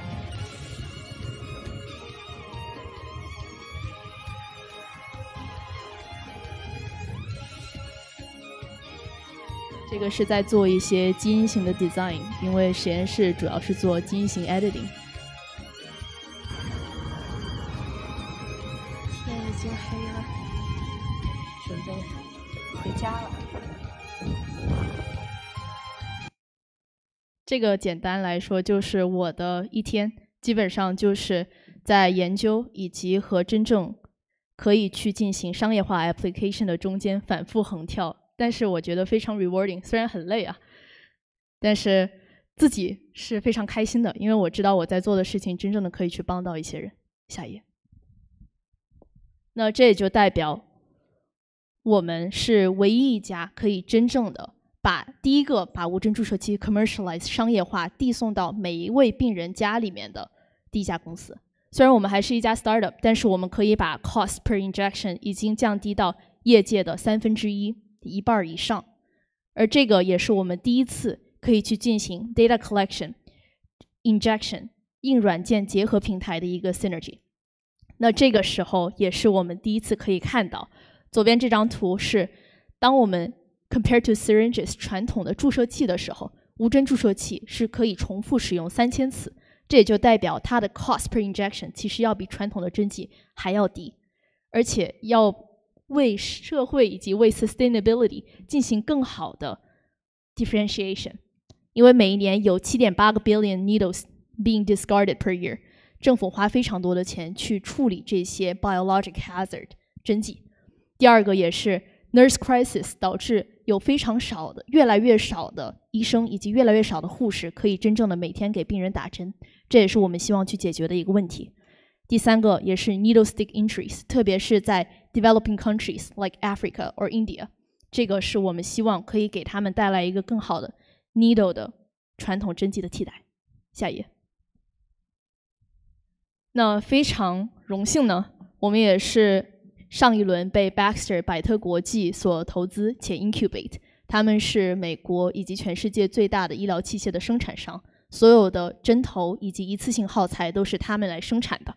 同时我们也和韩国最大的上市基因治疗公司 Helix Smith 签了 MTA， 包括美国大的药厂 Eli Lilly、Merck 以及 Ferling 都已经签了 CDA， 来和他们的药物来去进行医疗器械和药物的 specific combination， 就像传统的胰岛素针和胰岛素的 combination 一样，我们希望去代替更多这样的针剂，来去推崇到每一个病人的家里。同时我们也有超过5个 patent。R&D partners 包括 Rush Hospital、UIC Fertility Center， 在明年的3月份，我们就会开始在美国的临床试验。同时 Channel partner 也包括像 CVS、Walgreens、Costco 来去进行进一步的合作性的推广。下一页。那我们的 team 呢，也不仅仅包括我自己作为哈佛医学院的博士生，同时也包括 Serial Entrepreneur、Chicago Booth 的 MBA。UC Berkeley Electrical Engineering (EECS) 的 PhD， 专门做电子器械以及电机工程的自动化。Sean McKibben 呢是10家连锁医院的院长，同时也是我们的 VP， 专门帮我们去对接医院以及医生资源的。Haley Titus 是专门帮我们去设计所有的临床实验以及 IRB 和 Grant。舒华是我们的 Software Development Lead。Jim 是我们的 VP 兼 Sales 以及 Marketing， 拥有30多年的经验。下一页。那当然，我在这儿也希望去感谢我们的 Board Advisor， 不仅仅是因为有我们的努力，同时也是因为有他们多年来的经验，包括 Fred Zusa ex Pfizer Innovation Department 的非常大的领导人，现在也是我们在 Board 上面。David Harriel 以及 James 都是美国纳斯达克上市公司的 CEO。那 Irina Comboy 本身就是我的教授，同时 George Church 也是我在哈佛的教授，目前也还没有放上去。但是正是因为有了他们的存在，以及我们 investor 的存在，才可以让真正科技和商业结合在一起，变成真正好的公司，来去创造出好的产品，来帮助更多生命变得平等。下一页。那当然，除了我们公司之外，也有非常多好的新兴科技也在日益蓬勃的发展着，而我也希望我可以帮助他们走过最难的从0到1的这样的一个过程。那我在着手的几个科技呢，有以下3个，就给大家简单的过一下。这个呢是一个乌克兰的 startup， 他们是我给他们和国内最大的眼科医院爱尔来去进行了对接。他们自己本身呢是做 AI 智能的糖尿病眼底识别，来去通过眼底的一些照片来去 prediction diagnose 谁会有糖尿病，谁会没有糖尿病。那目前也是拥有了将近1000多张图片的 analysis， 它的 accuracy 达到 92%。 下一页。那第二个呢是一家 MIT Media Lab 的技术，同时这个也是一个智能化的触觉传感科技。我们可以看到在右边这样的一个 video 里面，它可以通过穿过时间以及空间的状态，来在不同的空间里面、不同的国家来达到同样的效果。这就代表，如果有病人在中国骨科腿摔伤了，我在英国的医生、在德国的医生，同时也可以给他把骨头接上。那它不仅仅可以去进行在医疗上面的应用，同时也可以在 telecommunity、metaverse、telehealth、education 等等各种各样的 industry 里面大展风采。下一页。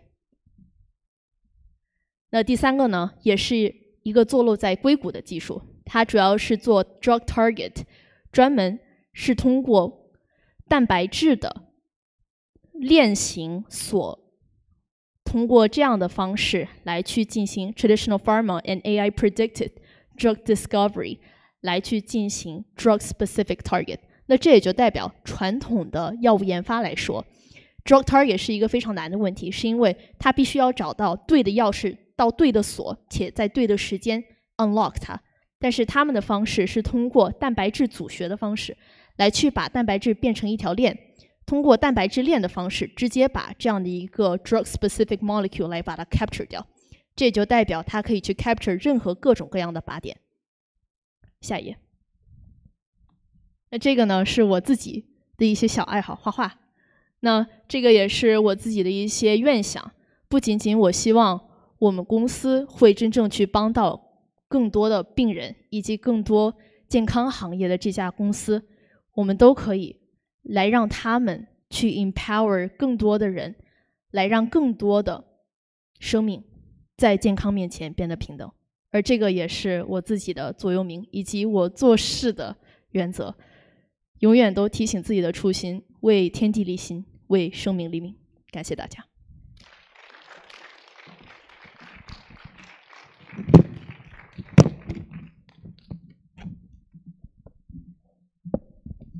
谢谢 Alina 对大家的一个分享。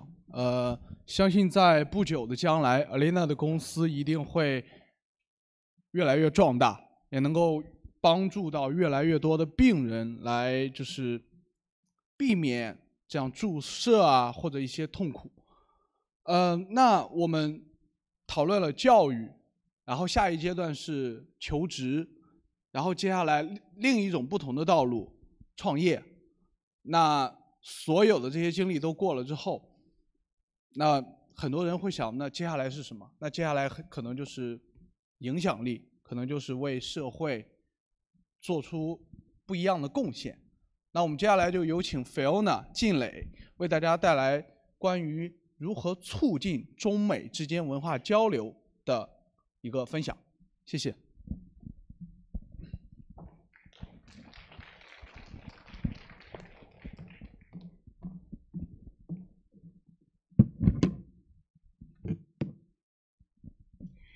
大家好，非常的荣幸今天可以成为青年板块的嘉宾，来这里与大家分享交流和共同学习。我是静蕾，今年作为哥伦比亚大学的研究生，我与伙伴们一起成立了非营利组织全球青年交流协会。就像今天青年板块的主题一样，纳伯莱之思，扬鸿渐之仪。我们希望可以创建一个让所有青年都可以参与进来的对话空间。人类文明交流活动是人类从跨入门槛之后就开始进行的基本实践活动。伯莱之思和鸿渐之仪便是我们今天青年交流的载体和旅程。那么在今天呢，我也想与大家分享我的3条倡议，以供大家一起交流和讨论。首先，我们青年应该在当下的不确定性中去找到未来的确定性。因为疫情的这3年以来，我们的世界发生着巨变，我们这一代的年轻人面临着比我们父辈更多的不确定性。就学习而言，我想很多同学应该跟我有比较相似的经历，艰辛的航班旅程，以及说在疫情肆虐的时候，大家在上网课。那我们在这里想象的留学的生活跟现在很不一样，或者是疫情之后我们回到了教室里面去上课，但是似乎疫情这3年已经改变了我们的交流方式。我们即使在教室里面，大家也都戴着口罩，没有更多的交流对话，上下课都非常的匆忙。我们很难去扩大我们的社交圈，去结交更多志同道合的好朋友。加之我们来到一个陌生的国度，对这里的文化环境又知之甚少，难免会加重心中的孤独感和无助感。那么就业而言，每天从华尔街还有硅谷听到的信息，是我们这一代年轻人面临的不是一个经济平稳增长的年代。过去人无我有的年代已经过去了，我们现在的年代对人才的要求的挑战是越来越高，现在是人无我优，甚至要更优。那么在这个时候，无论是你要就业还是创业，你面临的挑战都会越来越大。如果现在有一些同学跟我一样是即将要毕业，都在找工作的话，大家应该就能感觉到，现在找工作真的很不容易。你想要找到理想的工作更不容易，你可能找到的工作也不足够满意。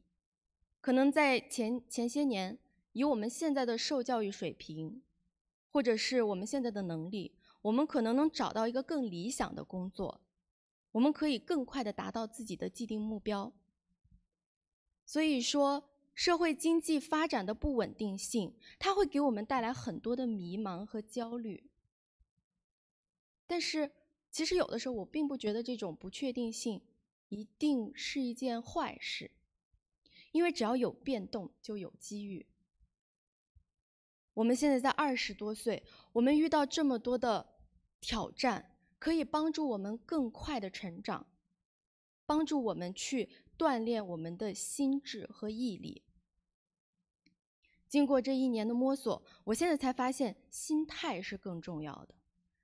就像庄子所言，夫寻耳目内通，而外于心知，是讲纵使外界不管你怎么样去变动，我也已然心帆不动。所以在任何时候，我们都应该保持一个积极向上的心态。在这个时候，你更把注意力转向你自己的内心，不管什么时候，你都去修炼自己内心的定力，然后向外去提高自己的知识和技能。我相信在任何时候，我们遇到所有的问题都可以迎刃而解，一切只是时间的问题。而且青年的创造是非常需要灵性跟激情的，我特别怕这些都会被生活所磨没，所以真的很希望大家在任何时候都可以保持着这份灵性以及对生活的激情。那么第2条倡议就是我们要积极的应对挑战，而且要主动的去创造未来的机遇。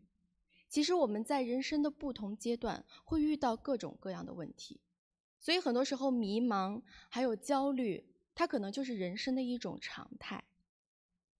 所以我们要学会与它共处。其实我刚来美国的时候，我也非常的迷茫，所以在这1年里，我接触了美国的媒体行业、房地产公司、金融领域、互联网领域、投资领域，包括现在自己创立 NGO。我才突然发现，其实有的时候你迷茫的时候是一件好事，因为在这个时候，正是你可以做出改变、做出突破的时候。所以，我真的很希望大家趁着年轻，你多去做尝试。就像你像爬山，当你只有爬到最高处的时候，你可以一览众山小之时，你才可以看到，哦，原来我想去的地方在那儿。或许这样的尝试是可以帮助你找到答案的一种有效方式。当然，我们都知道，这个时间是非常非常宝贵的。可是很多时候，人生的有一些弯路就是你的必经之路。而且昨天晚上跟杜兰大学的一些同学我们交流完以后，我对他们的精神很感动，因为他们知道有这边峰会的举办，专程坐飞机3个多小时赶过来。可能因为地理因素或者其他原因，他们可能要比我们美东这些学生更难的去接触到一些资源或者是一些机会。但是他们就是在身体力行的告诉我们，他们自己在主动的去创造机遇。我们过去总是在讲，等机遇来的时候，我一定会抓住它。但是很多时候，机遇是我们自己争取来的，是我们自己创造而来的。所以在这里也非常感谢这些远道而来的同学们，然后也是你们的行动，让我们更加觉得这一次举办峰会的更大的意义。那么最后一条倡议就是，我们应该放眼世界，接纳伙伴，共应危机。其实来美国的这1年，对我的思想冲击和文化冲击都是非常大的。那么在这个时候，我思考更多的是，疫情之后，世界格局发生着巨变，它对各国的经济和人民生活有着不同程度的影响。对我们，尤其是我们这些站在国际视野下的青年学生，我们应该如何去应对这些危机？我们应该如何在时代更迭的浪潮中去找到自己的位置呢？我在20岁的时候登上世界冠军的舞台，那是我人生中第一次感受到民族自豪感，也让我从小我的意识上升到大我的认知。我去过10几个国家进行文化交流，中华文化的根基和底蕴，加之多元文化的补充和融合，能够帮助我在国际视野下去思考我们当代的青年应该有怎样的责任和使命。我也去过田间地头去做扶贫公益，把贫困家庭的孩子带出大山，在他们的心灵里种下希望的种子。也接触过自闭症患者、听障儿童，或者是一些正在遭受国际罕见病折磨的一些家庭的时候，我才认识到，原来我们大部分这些健全而平凡的人已经拥有了别人来之不易的幸福。所以在这个时候，我们更加应该懂得珍惜跟感恩，所以生活中的很多烦恼瞬间就微不足道了。所以这些经历更让我觉得，我们现在的青年学生更应该脚踏大地，手捧黄土，我们真正的走向社会，走向基层。我们需要去认识我们正在生活的这个社会是什么样子的，这样才能够更加认清我们自己。而且这些经历也让我更加明白，青年他是从自然人走向社会人的一个重要阶段。我们从过去比较单一结构的学校、家庭环境，走向多元复杂的社会环境。那么在这里，我们会接触不同阶层的各种社会群体。在这个过程中，我们如何发掘、认识自我，又如何去处理自我与社会的矛盾？我们面临着很多很多的抉择。所以就在这个时候，我觉得我们需要去跟同龄人交流，我们需要把更多的伙伴聚集到一起。所以在今年5月份，伴随着全球青年交流协会的成立，我们聚集了各校的青年同学，我们希望在这里可以一起成长，相互帮助。我们希望可以在这里找到一个共同发展的平衡点，我们甚至在这里一起创业。大家都在这里成长了非常多。在今年5月份的时候，我们选拔了美东10几所大学的优秀学生，与波士顿400年来首位华裔女性市长吴米进行了面对面的交流。我们还为喜欢创业创投的同学请来真格基金的管理合伙人戴宇森做闭门分享会。我们也对话了 UFC 历史上最伟大的中国男子选手李景亮。在今年的10月份、11月份，我们也参与举办了中国抄写实绘画第一人冷军老师的现场写生活动。那么在接下来呢，我们也会与英国、法国的一些大学一起去筹划关于联合国17项可持续发展目标的一系列的会议和活动。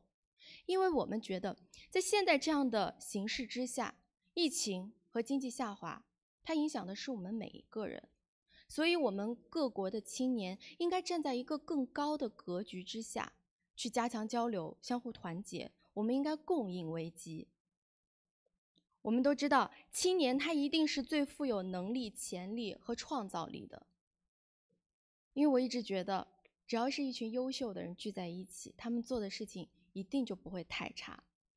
所以，这也是为什么我们想要建立这样一个跨国度、跨圈层、跨年龄的多领域交流。我们就是要建立这样一个让所有青年都可以参与进来的对话空间。我们在这里可以放眼世界，我们把握住时代的脉搏，以变应万变。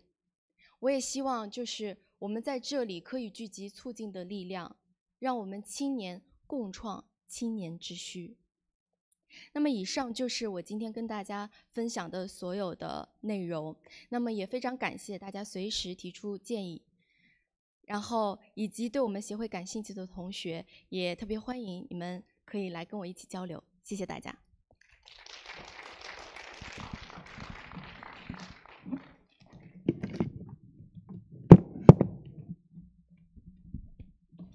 感谢感谢 Fiona 跟大家的一个分享。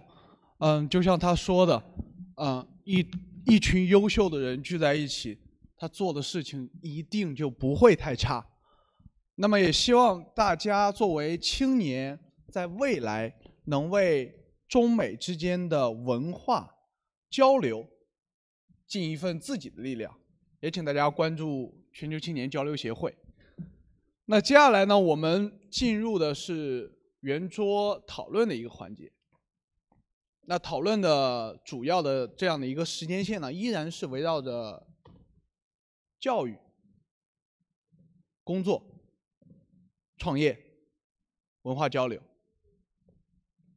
那让我们欢迎4位嘉宾上台。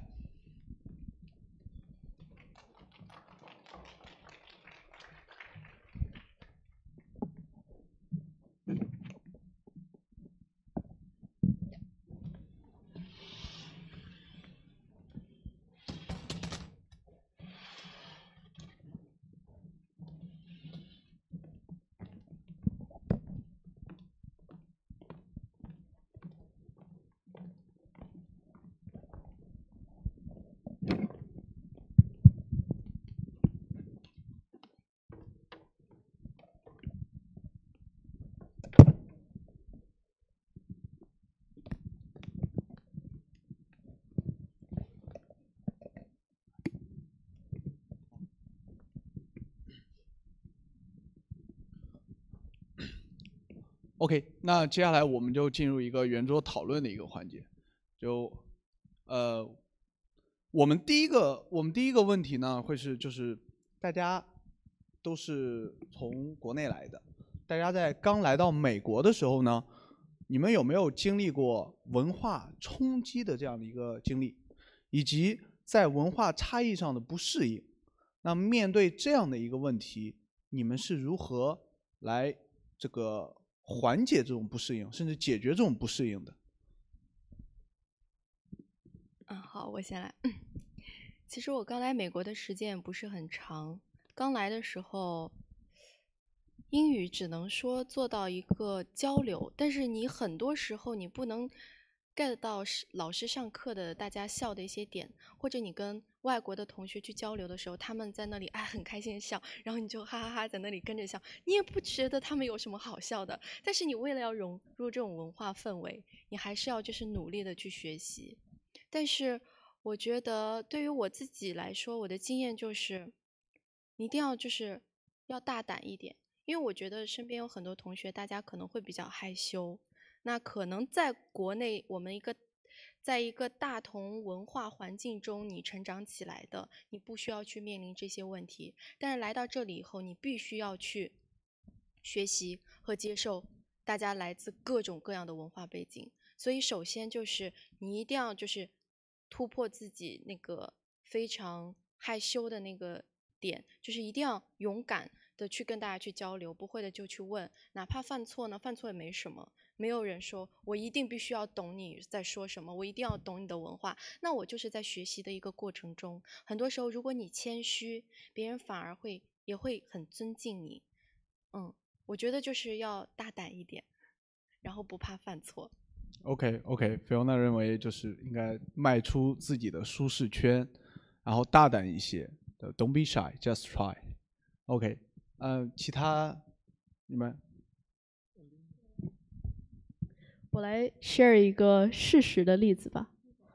那我属于是来美国之后是非常突破自己舒适圈的这样的一个典型的例子。我是高中的时候转学来的美国的高中。那我上学的第一天，我第一个敲的门是校长办公室。我敲门，太酷了！我敲门，我跟他说，我是你们学校新来的转学生，我叫 Alina， 说很高兴认识你。我希望在这所高中，我可以去考上一个好的学校，可以去帮助更多的人。他说，哎，你这个小女孩儿，我第一次看到这样的学生。我在学校已经做了30年的校长的工作了，我第一次看到这样的学生来去敲我的门，来介绍自己。他说：“你为什么来介绍你自己？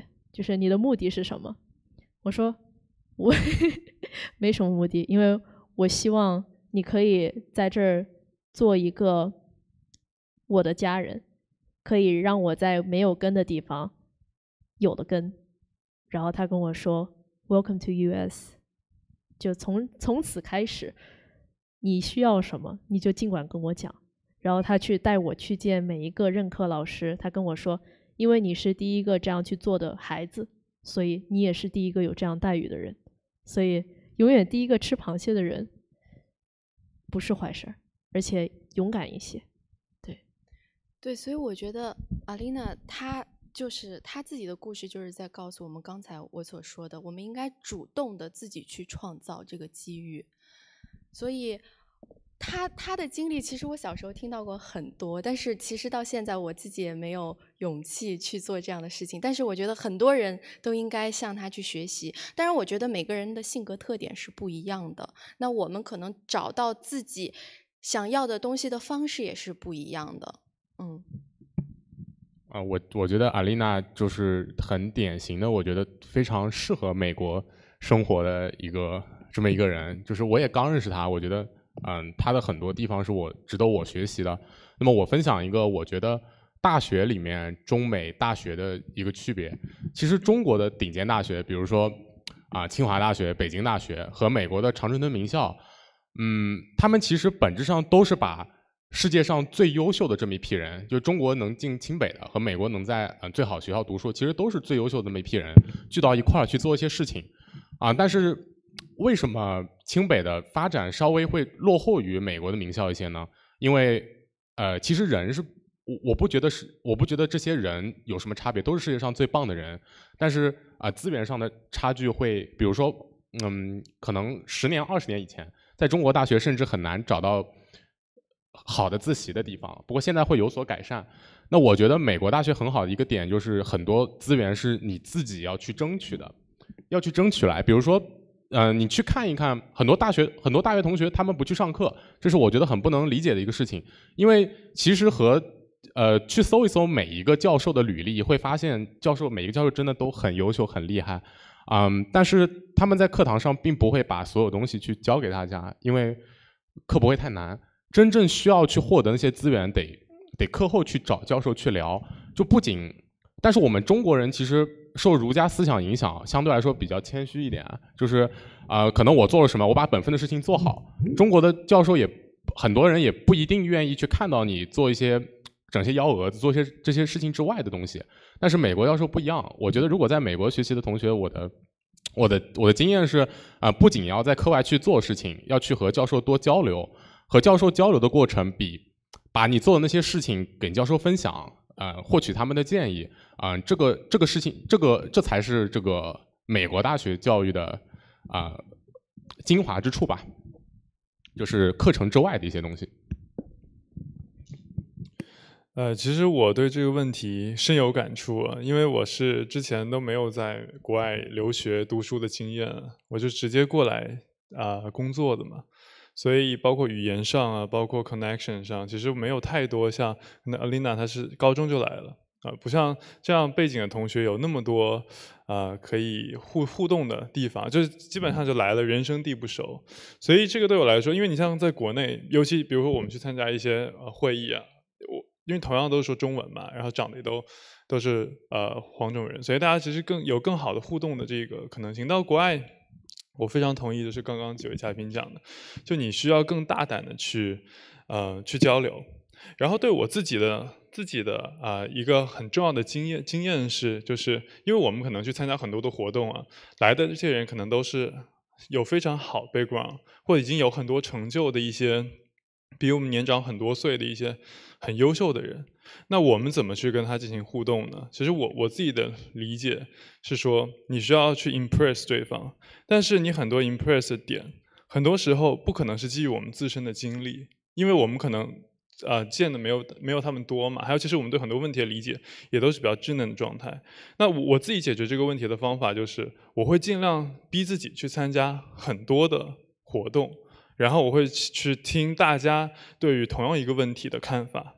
那我相信我是有足够的这个能力去把它整合，然后加入我自己可能偏年轻化的观点。所以在我就是慢慢这样子就会有一个比较好的结果，就是我去参加各种活动，我都有话跟别人聊。可能我跟 Fiona， 然后跟 Danny 跟 Alina 第一次见，我都有一些我们可以找到共通点去了解。这个东西是马太效应很强的，就是你越这么做，你越会有一些新鲜的东西。会形成自己的一些观点，然后你越好去和别人交流，然后去 impress 对方。所以这个对我来说是克服，就是说我刚来美国，然后可能人生地不熟，然后语言可能又不是特别native 的这个情况的一个非常好的一个方法。这是我自己的一个经验。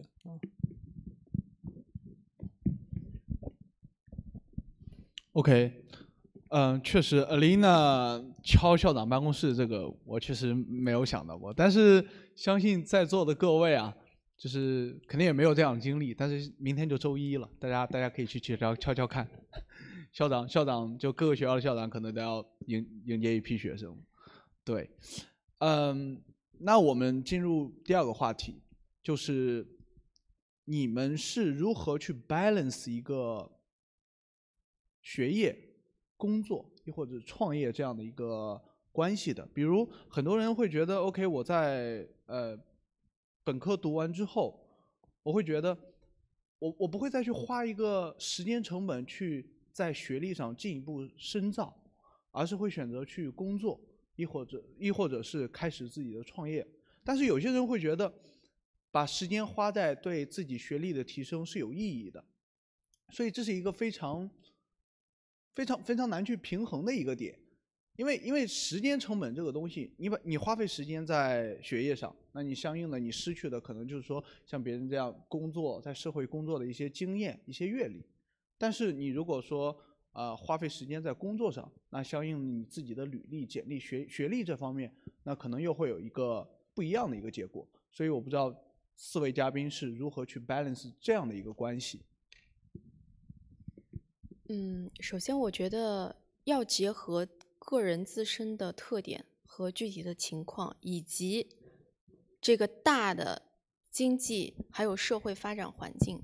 首先就是说，不管是创业还是就业还是继续学习，这个可能首先跟个人喜好有关。那么其次就是你个人对自己未来道路的设计。有些人他就是喜欢搞研究，像 Alina，OK， 我就搞我的专业。在我的专业的过程中，我搞得好了，我创业自然而然就来了。那有一些人就是我可能不太适合再继续学习，比如说像我这样的，我就觉得 OK， 我 master 读完了，我可能不要再继续去读博了。虽然有很多的家长啊、亲戚啊、一些长辈说啊，你要读博士怎么好，但是他们意味的好，不是一定是对我好，我自己也不一定觉得开心。就是你一定要做自己很舒服、很开心的事情。那我现在还没有毕业，我就自己已经经历很多事情，创业我也去尝试，然后就是实习我也去尝试。在这个过程中，你再去找到自己具体的喜欢的是什么。那么其次，你还要去看大的社会的经济发展环境。那其实说实话，就是我个人的观点，现在就是因为疫情之后经济都在下滑，其实像我们毕业生啊，然后现在整个这个就业形势也都是比较艰难的。那如果在这个时候你可以继续读书，其实这个时候好好的去充实自己，其实是挺好的一个选择。那如果当之后比如说经济形势好了，有机遇，咵你就抓住了。但是比如说像我不会选择继续读书了，那我就在这个变动的时候，我也可以找到机遇。对，我是这样认为的。明白。其他嘉宾呢？我觉得这个问题，因为我自己也有类似情况。你读书的时候，你感觉时间不够用，因为你很多地方都想去尝试嘛，你也不知道自己做什么，肯定都是去尝试。我觉得这个是2个维度，一个维度就是说，最核心的是说，你要先去每天都要经常思考一下，就你自己到底要做什么工作，对你自己到底想做什么，这不是说一定具体是说从事哪个职业，就是说你想做哪个方向。比如说可能我就想做交流相关、国际交流相关的，我就想做这个。我就想做金融，就想做投资，然后可能 Alina 说我就想创业做医疗相关的，就我们要不停的去思考，就说我到底是做什么，或者如果你这个问题想不清楚的话，你可以思考一下说我不太适合做什么，那你反过来推就能知道说我想去做什么。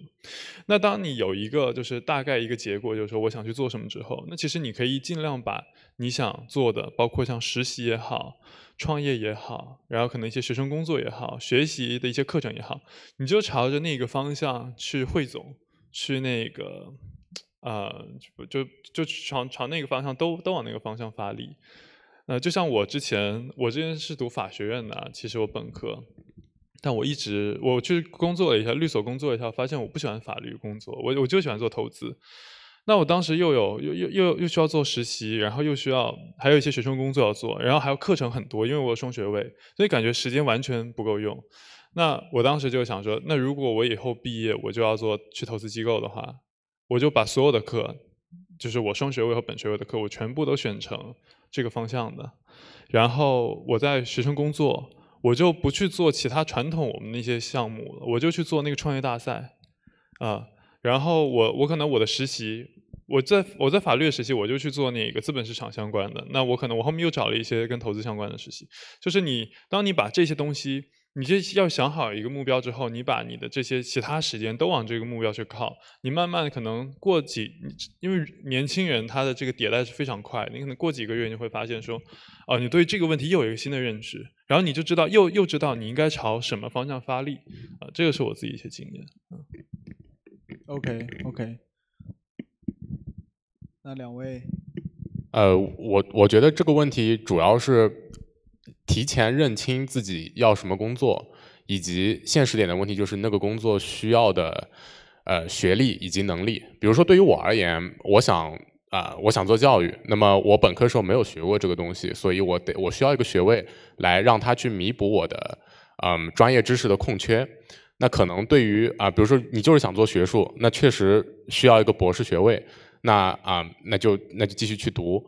那如果对于有的人，因为其实我知道有很多读研读博的同学，本质上是我觉得可以有很多理由去读研去读博，但我不期望他是为了逃避工作去选择去再读一个更高的学位。我觉得除了就是得对自己的人生对自己的职业有清晰的规划的情况下，知道自己要学什么，然后再去进行一个学位的选择，我觉得是比较理智的，也是现在年轻人该做的。OK， 对，我来总结一下三位说的吧。其实三位都是在自己的领域都非常闪闪发光。那我是建议大家，如果迷茫的时候，不知道自己之后想做什么，拿出一张白纸出来，画3个 overlapping 的圆圈。第一个是自己喜欢做的事儿，第二个是自己擅长做的事儿，第三个是你认为这个世界上需要什么，然后找这3个圆的终点。这个往往就是你自己最 passionate 且你会做得好的事情。像我的话，我是比较早期就意识到我是喜欢生命的，小的时候喜欢小动物，长大了之后喜欢救人，所以我是很明确的知道自己想要在健康医疗这条道路走得很深。那第二个建议就是，当你选择了这条路的时候，那你就坚定不移地走下去，因为人的精力是有限的，不管是做学业也好，做公司也好，还是做自己其他热爱的事情也好，你就只挑一件事儿，你把它做到极致，你10年磨一件，你总比别人做得好。就算10年磨不出来一件，30年呢？50年呢？100年呢？你用一辈子只去做一件事情，你不可能做得不好。所以把这样的时间周期跳出来，拉长一点，你就想，如果我这一辈子只做一件事儿，我想做什么？如果我死了之后，别人想起我的名字，用一句话来总结，我希望这一句话是什么？把这个想清楚了，我觉得很多事情就是你 prioritize 的问题了。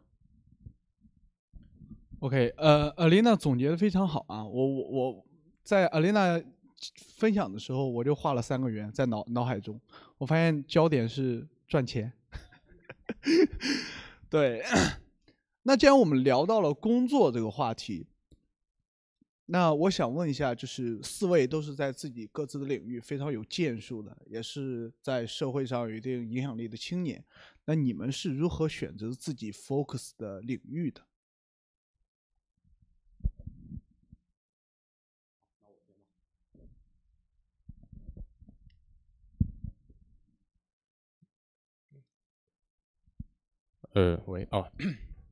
其实我觉得我是试过错的，就是因为我怎么说呢？哎，讲个故事吧，这是我的申请文书里的故事，也是真实的故事。就是可能每个人小时候都有个别人家的孩子，那对于我而言，我的别人家孩子就是我的表哥。我表哥非常非常优秀，然后其实我表哥是学数学竞赛的，所以说我就被要求去学数学竞赛。我表哥是练田径的，我就被要求去练田径。即使我更喜欢篮球，其实我小时候我更喜欢文学类的东西，那我就学了数学竞赛，我就去学了田径。然后那一直以来我被要求去读了他的小学，他的中学，只是因为他比我大7岁啊，就他非常优秀。他是应该是亚洲最年轻的精算师。然后，那么选专业的时候呢，我的母亲就要求我去选，她一开始想我学精算，后来就是妥协成了金融和数学，这就是为什么我一开始学了金融和数学。然后一开始我也认为我的发展方向会是那样的，但是事实上后来我发现每个人的兴趣点真的是不一样的。因为我是试过错的，我去过不一样的金融机构去工作，我发现了其实我并不喜欢。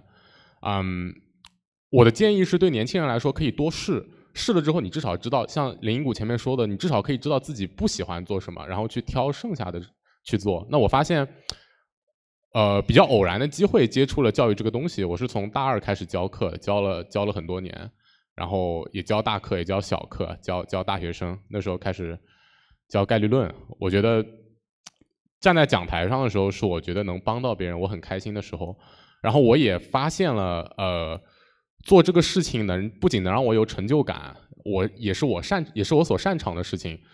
那么既然找到了对我而言我找到了我那3个月的焦点，那我觉得我的试错的时间并没有很长，但我确实是试过错的。我没有像阿琳达一样一上来就发现了自己的兴趣点，然后没有试过错，但我觉得我的试错的那个成本并不大，因为我其实只有过2段金融的工作经历我就停了。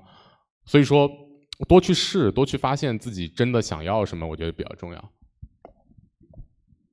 就是我觉得其实对我来说我也很难去回答这个问题，因为我就是那个在各个领域来回跳的那个人。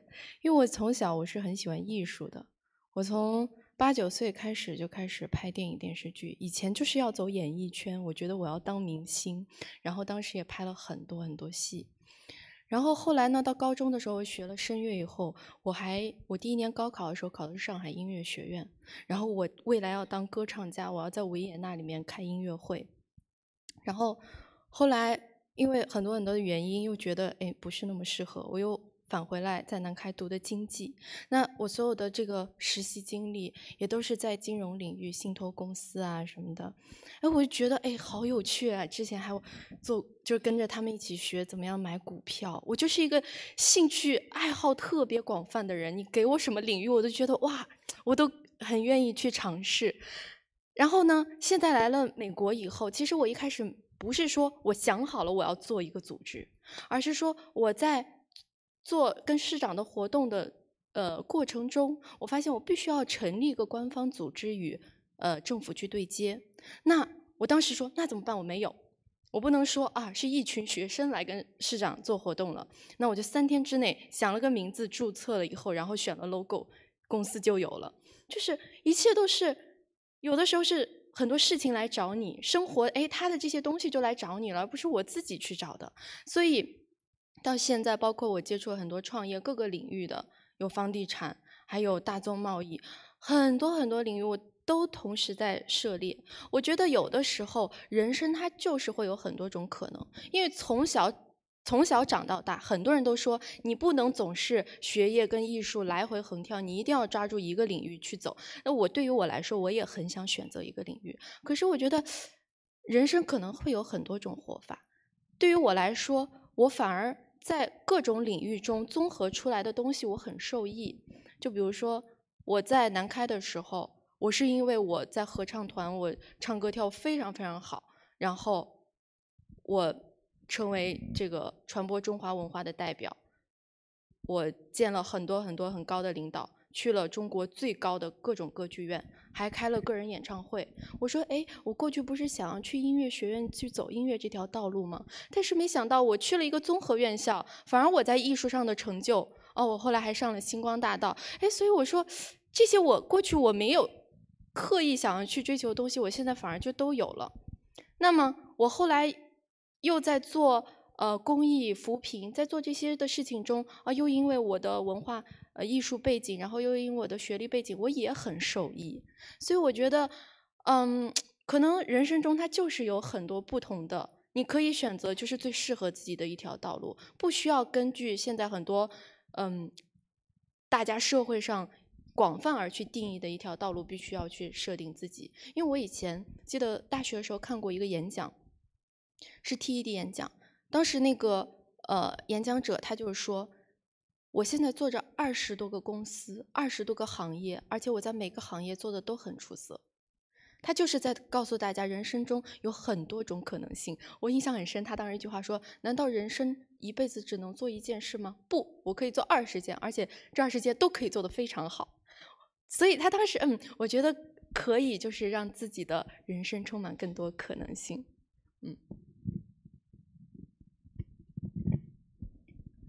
对，对，其实像刚刚大家看到我 slide 的最后一页，其实我也是有自己的兴趣爱好的，对吧？我也不是每天在实验室里待着，然后只做和健康相关的事情。然后我呢，其实也是小的时候是美声出身。对，我从5岁的时候开始有自己的专辑，然后开始录自己的 MV， 是小时候以歌唱家的形式培养起来的。但是呢，后来意识到，我如果想要去走这一条路下去的话，我没有办法救很多的生命，我没有办法真正想要去实现我想要去实现的这样的一个愿景。虽然歌声，虽然音乐也的确能给很多人带来力量，但是我更希望这样的一个价值是通过我真正救了多少条人命来去衡量的。所以这也是为什么我说 prioritize 很重要。同时在做20件事情，不代表你要在20件事情上都花100%的精力，而是你要把你的精力给80%在哪儿，10%在哪儿，剩下的5%在哪儿，通过这样的方式来去合理的安排好自己的时间。OK， 感谢4位的分享。确实，4位说完之后，我知道为什么少了2位艺术家了，都跑到其他领域去了。对，那么学生和职场人最大的一个区别，可能在我看来，可能还取决于他们的一个社交圈层，因为职场上的人所接触的人可能更多偏商业一些，而学生的话，那其实还是限制于周边的一些朋友啊、同学啊这样子。那4位是怎样去拓展自己的社交圈的？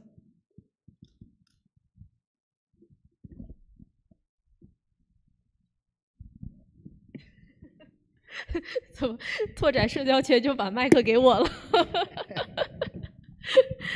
对，其实我是一个比较特殊的例子啊，因为我平常打交道的学生偏少，更多还是和我爸年龄相比差不多，头发半花白，因为本身健康医疗领域的这些前辈都比较年长，所以我有很多可以向他们学习的地方。那他们跟我说的最多的一句话就是我在你身上看到了之前自己的影子，我就知道稳了。所以一般我呢是我比较属于社牛，也是逼出来的，因为我是 ENTJ， 然后企业 INTJ， 我其实是50%/50% 这样去切换的。我也很享受自己一个人独处的时候，但是你做公司嘛，没办法，你必须得代表公司出去跟人讲自己在做什么，为什么在做这件事儿，以及怎么样可以去帮到别人。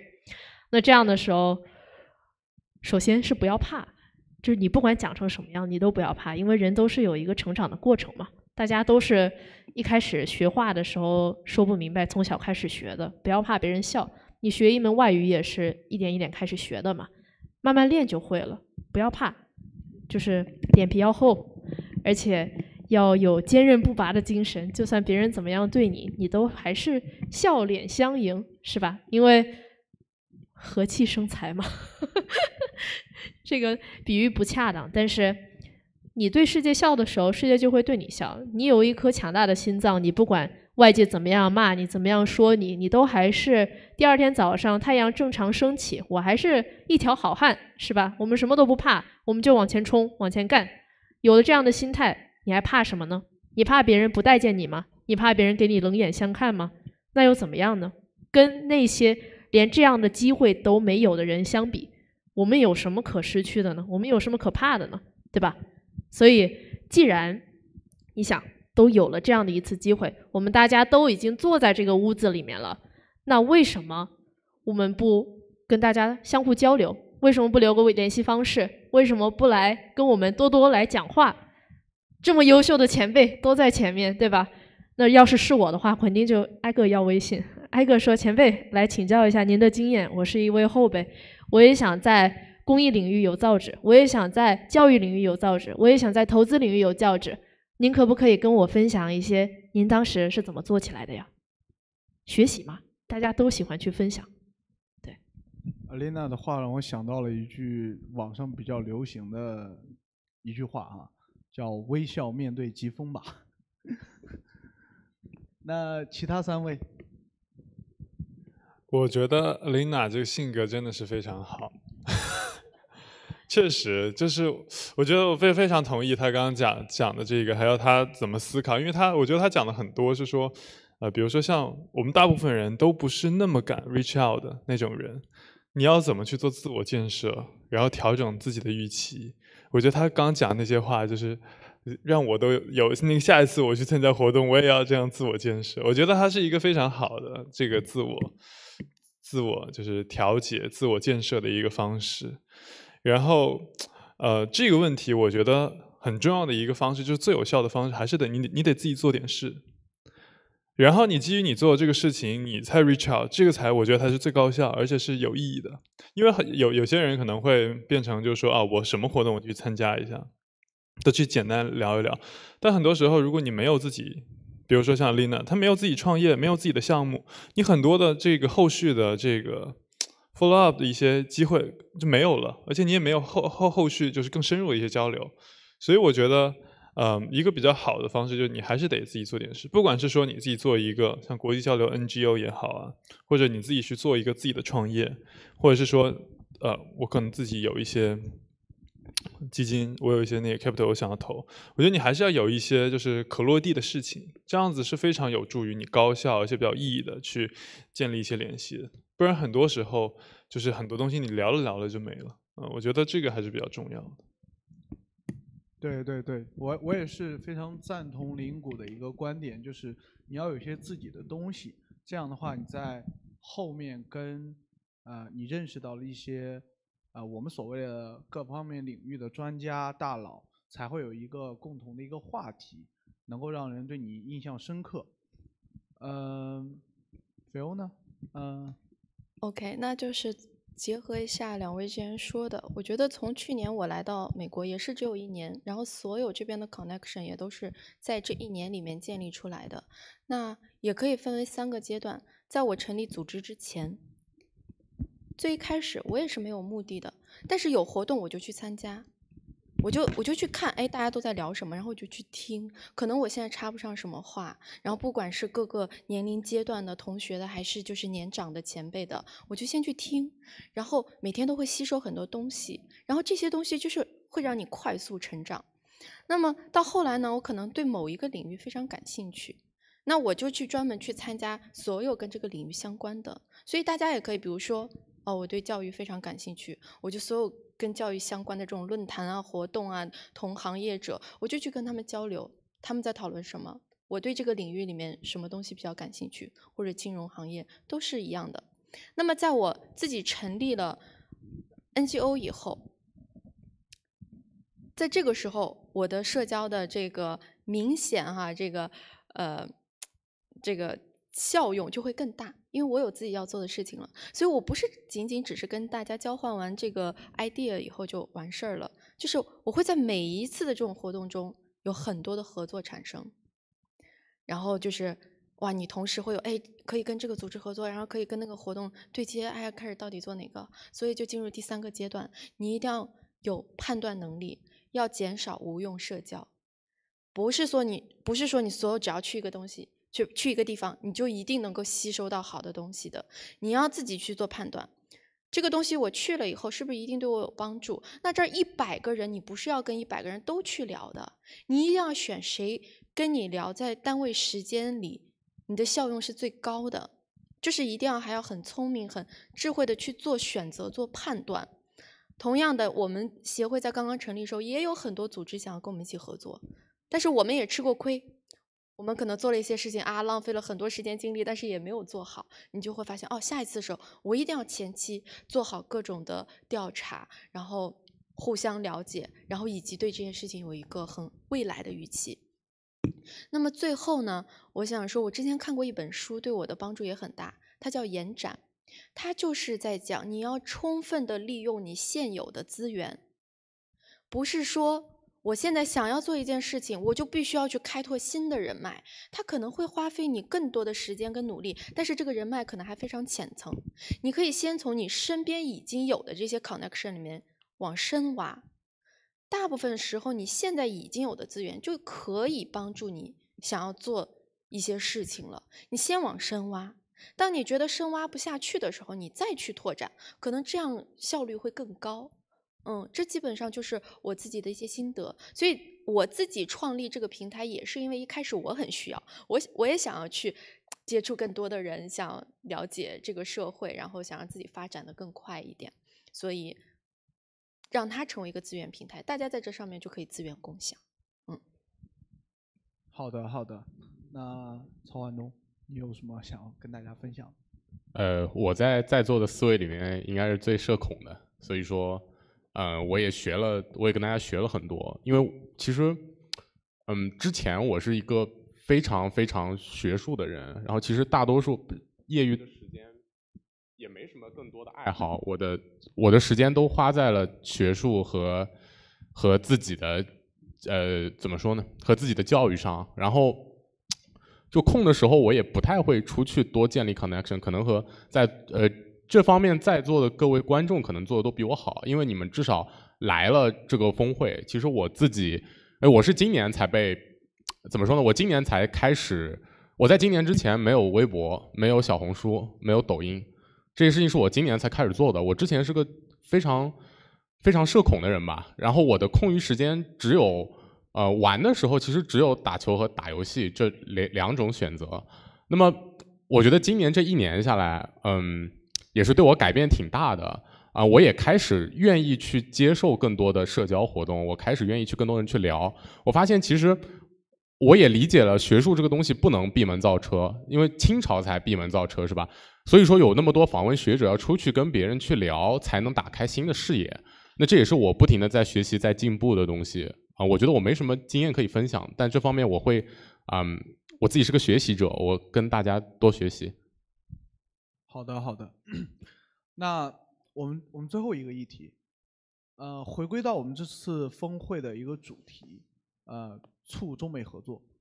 那4位认为，在未来，青年能如何更好的促进中美合作？那我们从菲欧娜开始吧，毕竟全球青年交流协会做的就主要是中美的一个交流。其实准确来说，我们也是站在一个全球的视野下，不仅仅是中美当然是很重要的一部分，因为我们现在的像我跟我的联合创始人王若萱，他也是哥大的同学，我们都是中国人，所以我们可能在一开始比较关注的是在美留学的这些中国学生。当然，就像我刚才讲的，我们之后也会与英国还有法国的一些大学去讨论关于17项可持续发展目标的一些议题。就是我觉得这个交流啊，它有很多种，文化方面可能是对于我们来说最容易能够接触到的，所以文化艺术方面都可以，包括去做一些学术金融方面的论坛。我觉得就是我们马里兰中美峰会，其实就算是一种非常好非常典型的这种促中美交流的一个非常好的一种形式。大家在这里各行各业领域的人相互去交流观点，因为很多人大部分都是有在美的经历，也有在中国的经历，大家去分享这种不同。包括说可能林荫谷他在中国工作过，然后同时又在美国工作过，那他就完全能够体会到这两者的不同，然后差异，以及再说结合自身的经历，未来可以怎么样。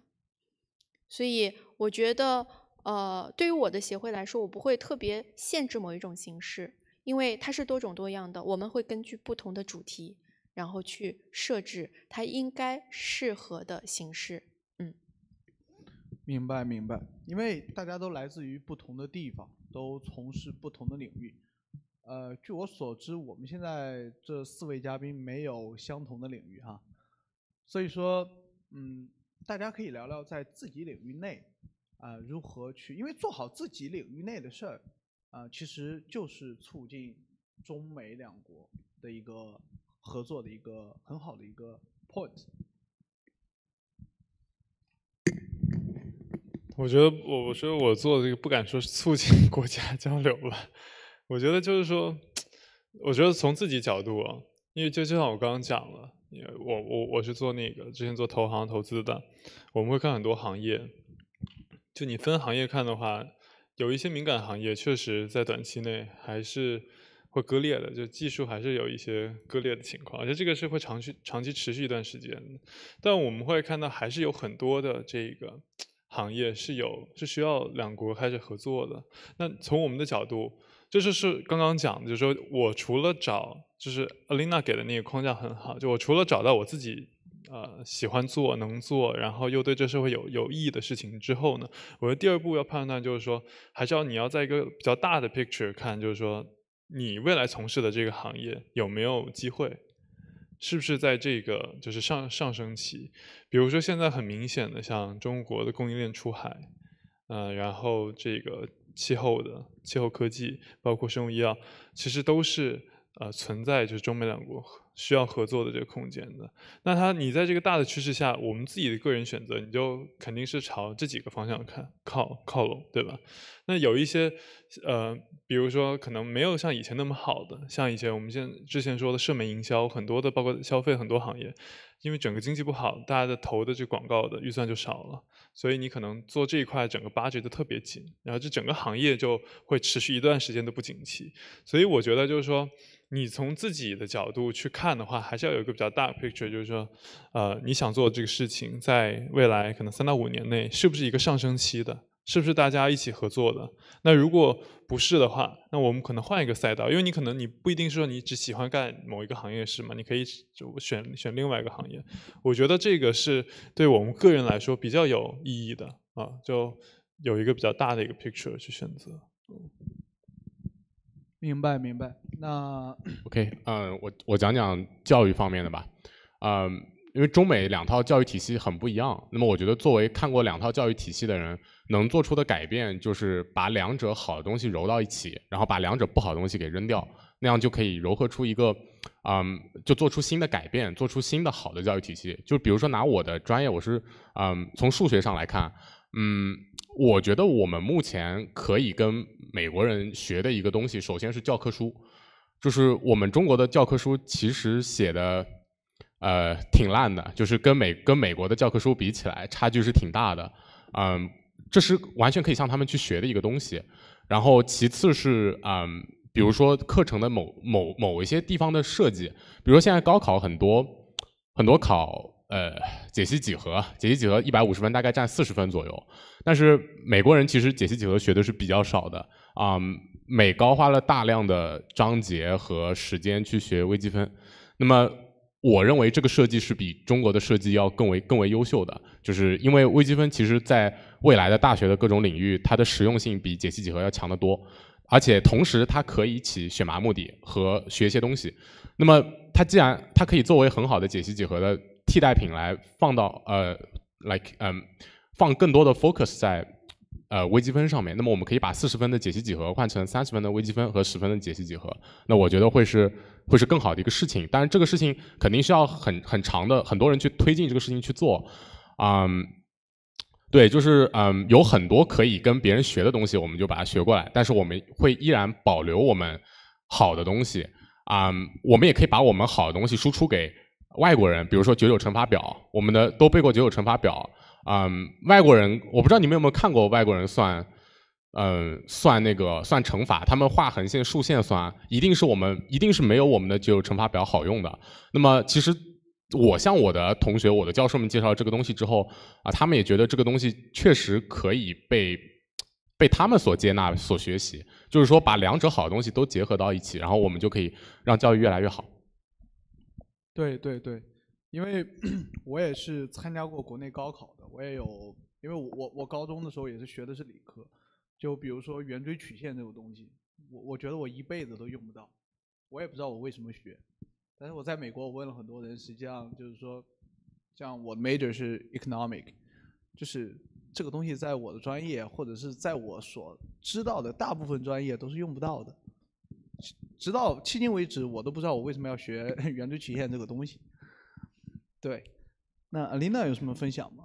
对，其实刚刚向东说“求同存异”就是一个很好的精简的词。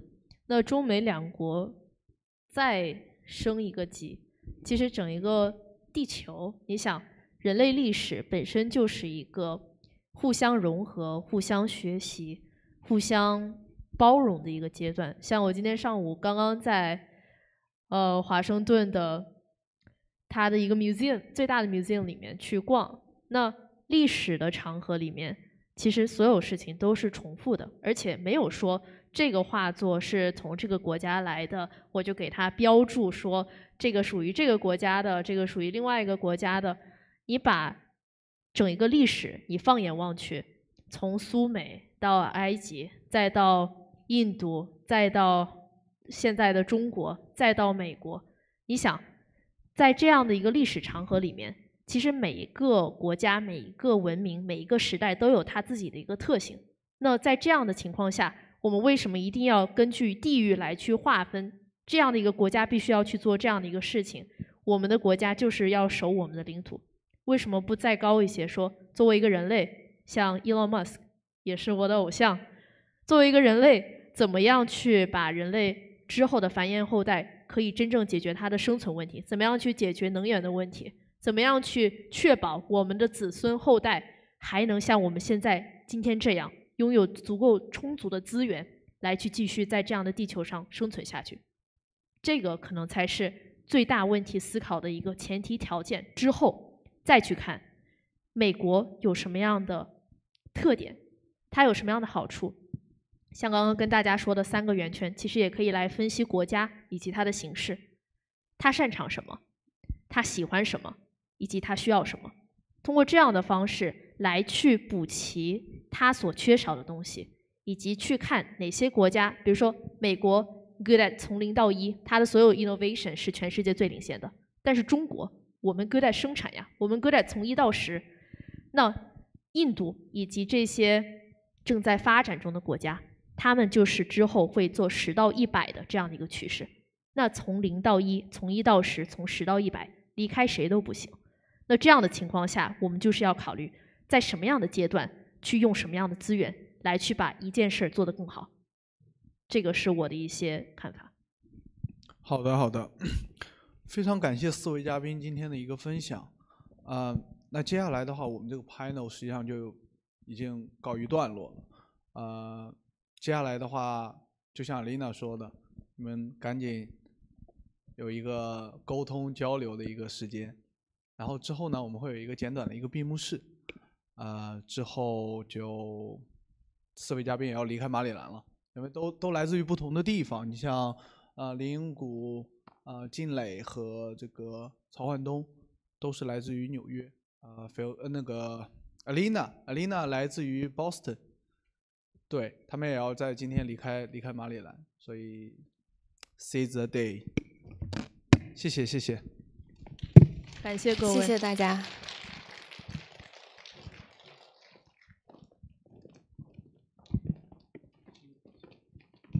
这个话筒到谁那里都是一手汗啊。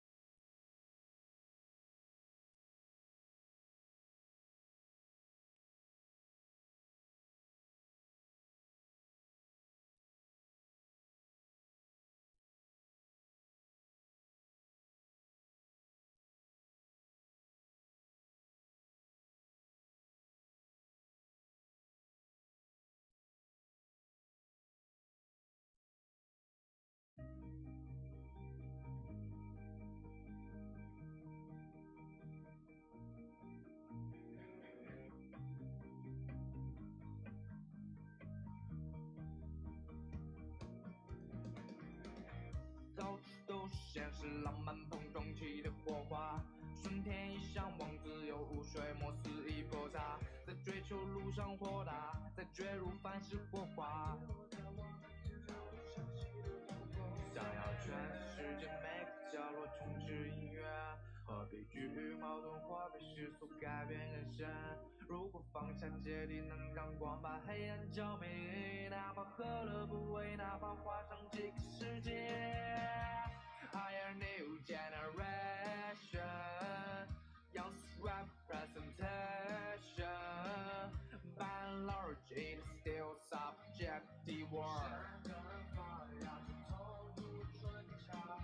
Higher new generation, young representation, by and large it still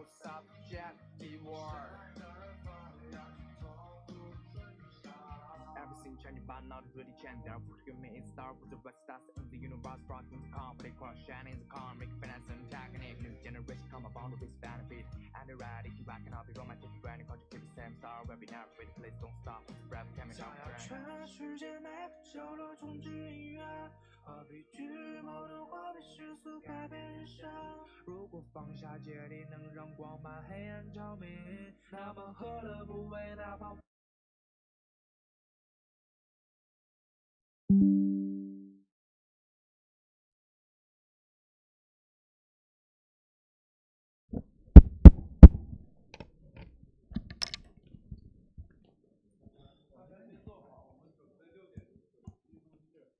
讲什么呀？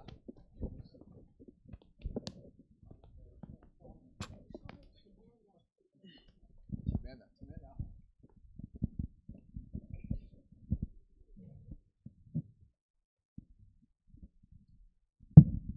6点跟我说一声。一会儿大家留下来，就所有参会的，大家可以一块合个影。我争取周1、周2的时候把大家都放到那个新华社和人民日报那个头版头条上面。对，我唯一能做的了。感谢大家能来，感谢大家能来。几点了？哎呦，还没到，还有3分钟，还有3分钟。这个吗？哎呀，就下面的话就有 Georgetown 的 John Hopkins 的American University 的 UMD 的，还有Temple 的，还有辣的学校吗？对，我说我没说 George Mason 吗？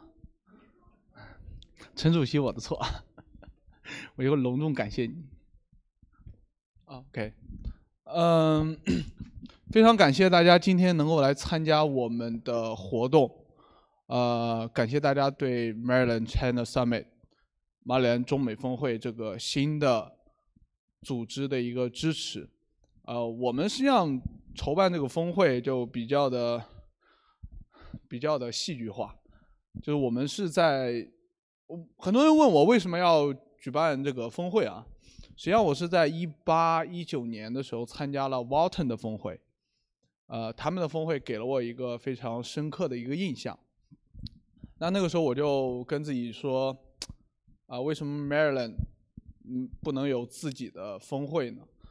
那直到我在4月份接了这个MDCS 的主席之后呢，我们3月份实际上就开始拜访各个学校啊，就是举办过峰会的学校，然后陆陆续续我们跑到其他学校啊去见各个学校的这个学联的board 成员、主席去取经，然后极限的时候，就比如场下有很多，比如说我们的副主席王林旭，然后我们的顾问沈博士包括这个宣传部的部长，也是今天我们摄影师 Tony 和这个宣传的副部孙可盈。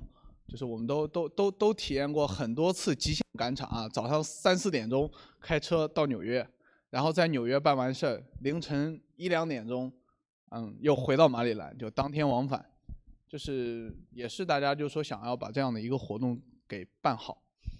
那正式我们筹备这次活动呢，是在9月18号之后，对，9月18号之后，所以整个时间也比较紧，然后。中间发生的事儿也很多，对吧？当然我就说，就是中美之间的这个大事儿，全部被我们的峰会给撞上了，就是每天都在变，每天都在变。实际上到了今天这样，就是能办成这样的一个样子，离不开就是整个 Maryland China Summit 这个 team 的支持，就每一个人。也离不开就大家的一个支持。我希望就大家今后呢，就是能够建立一个非常好的一个 connection。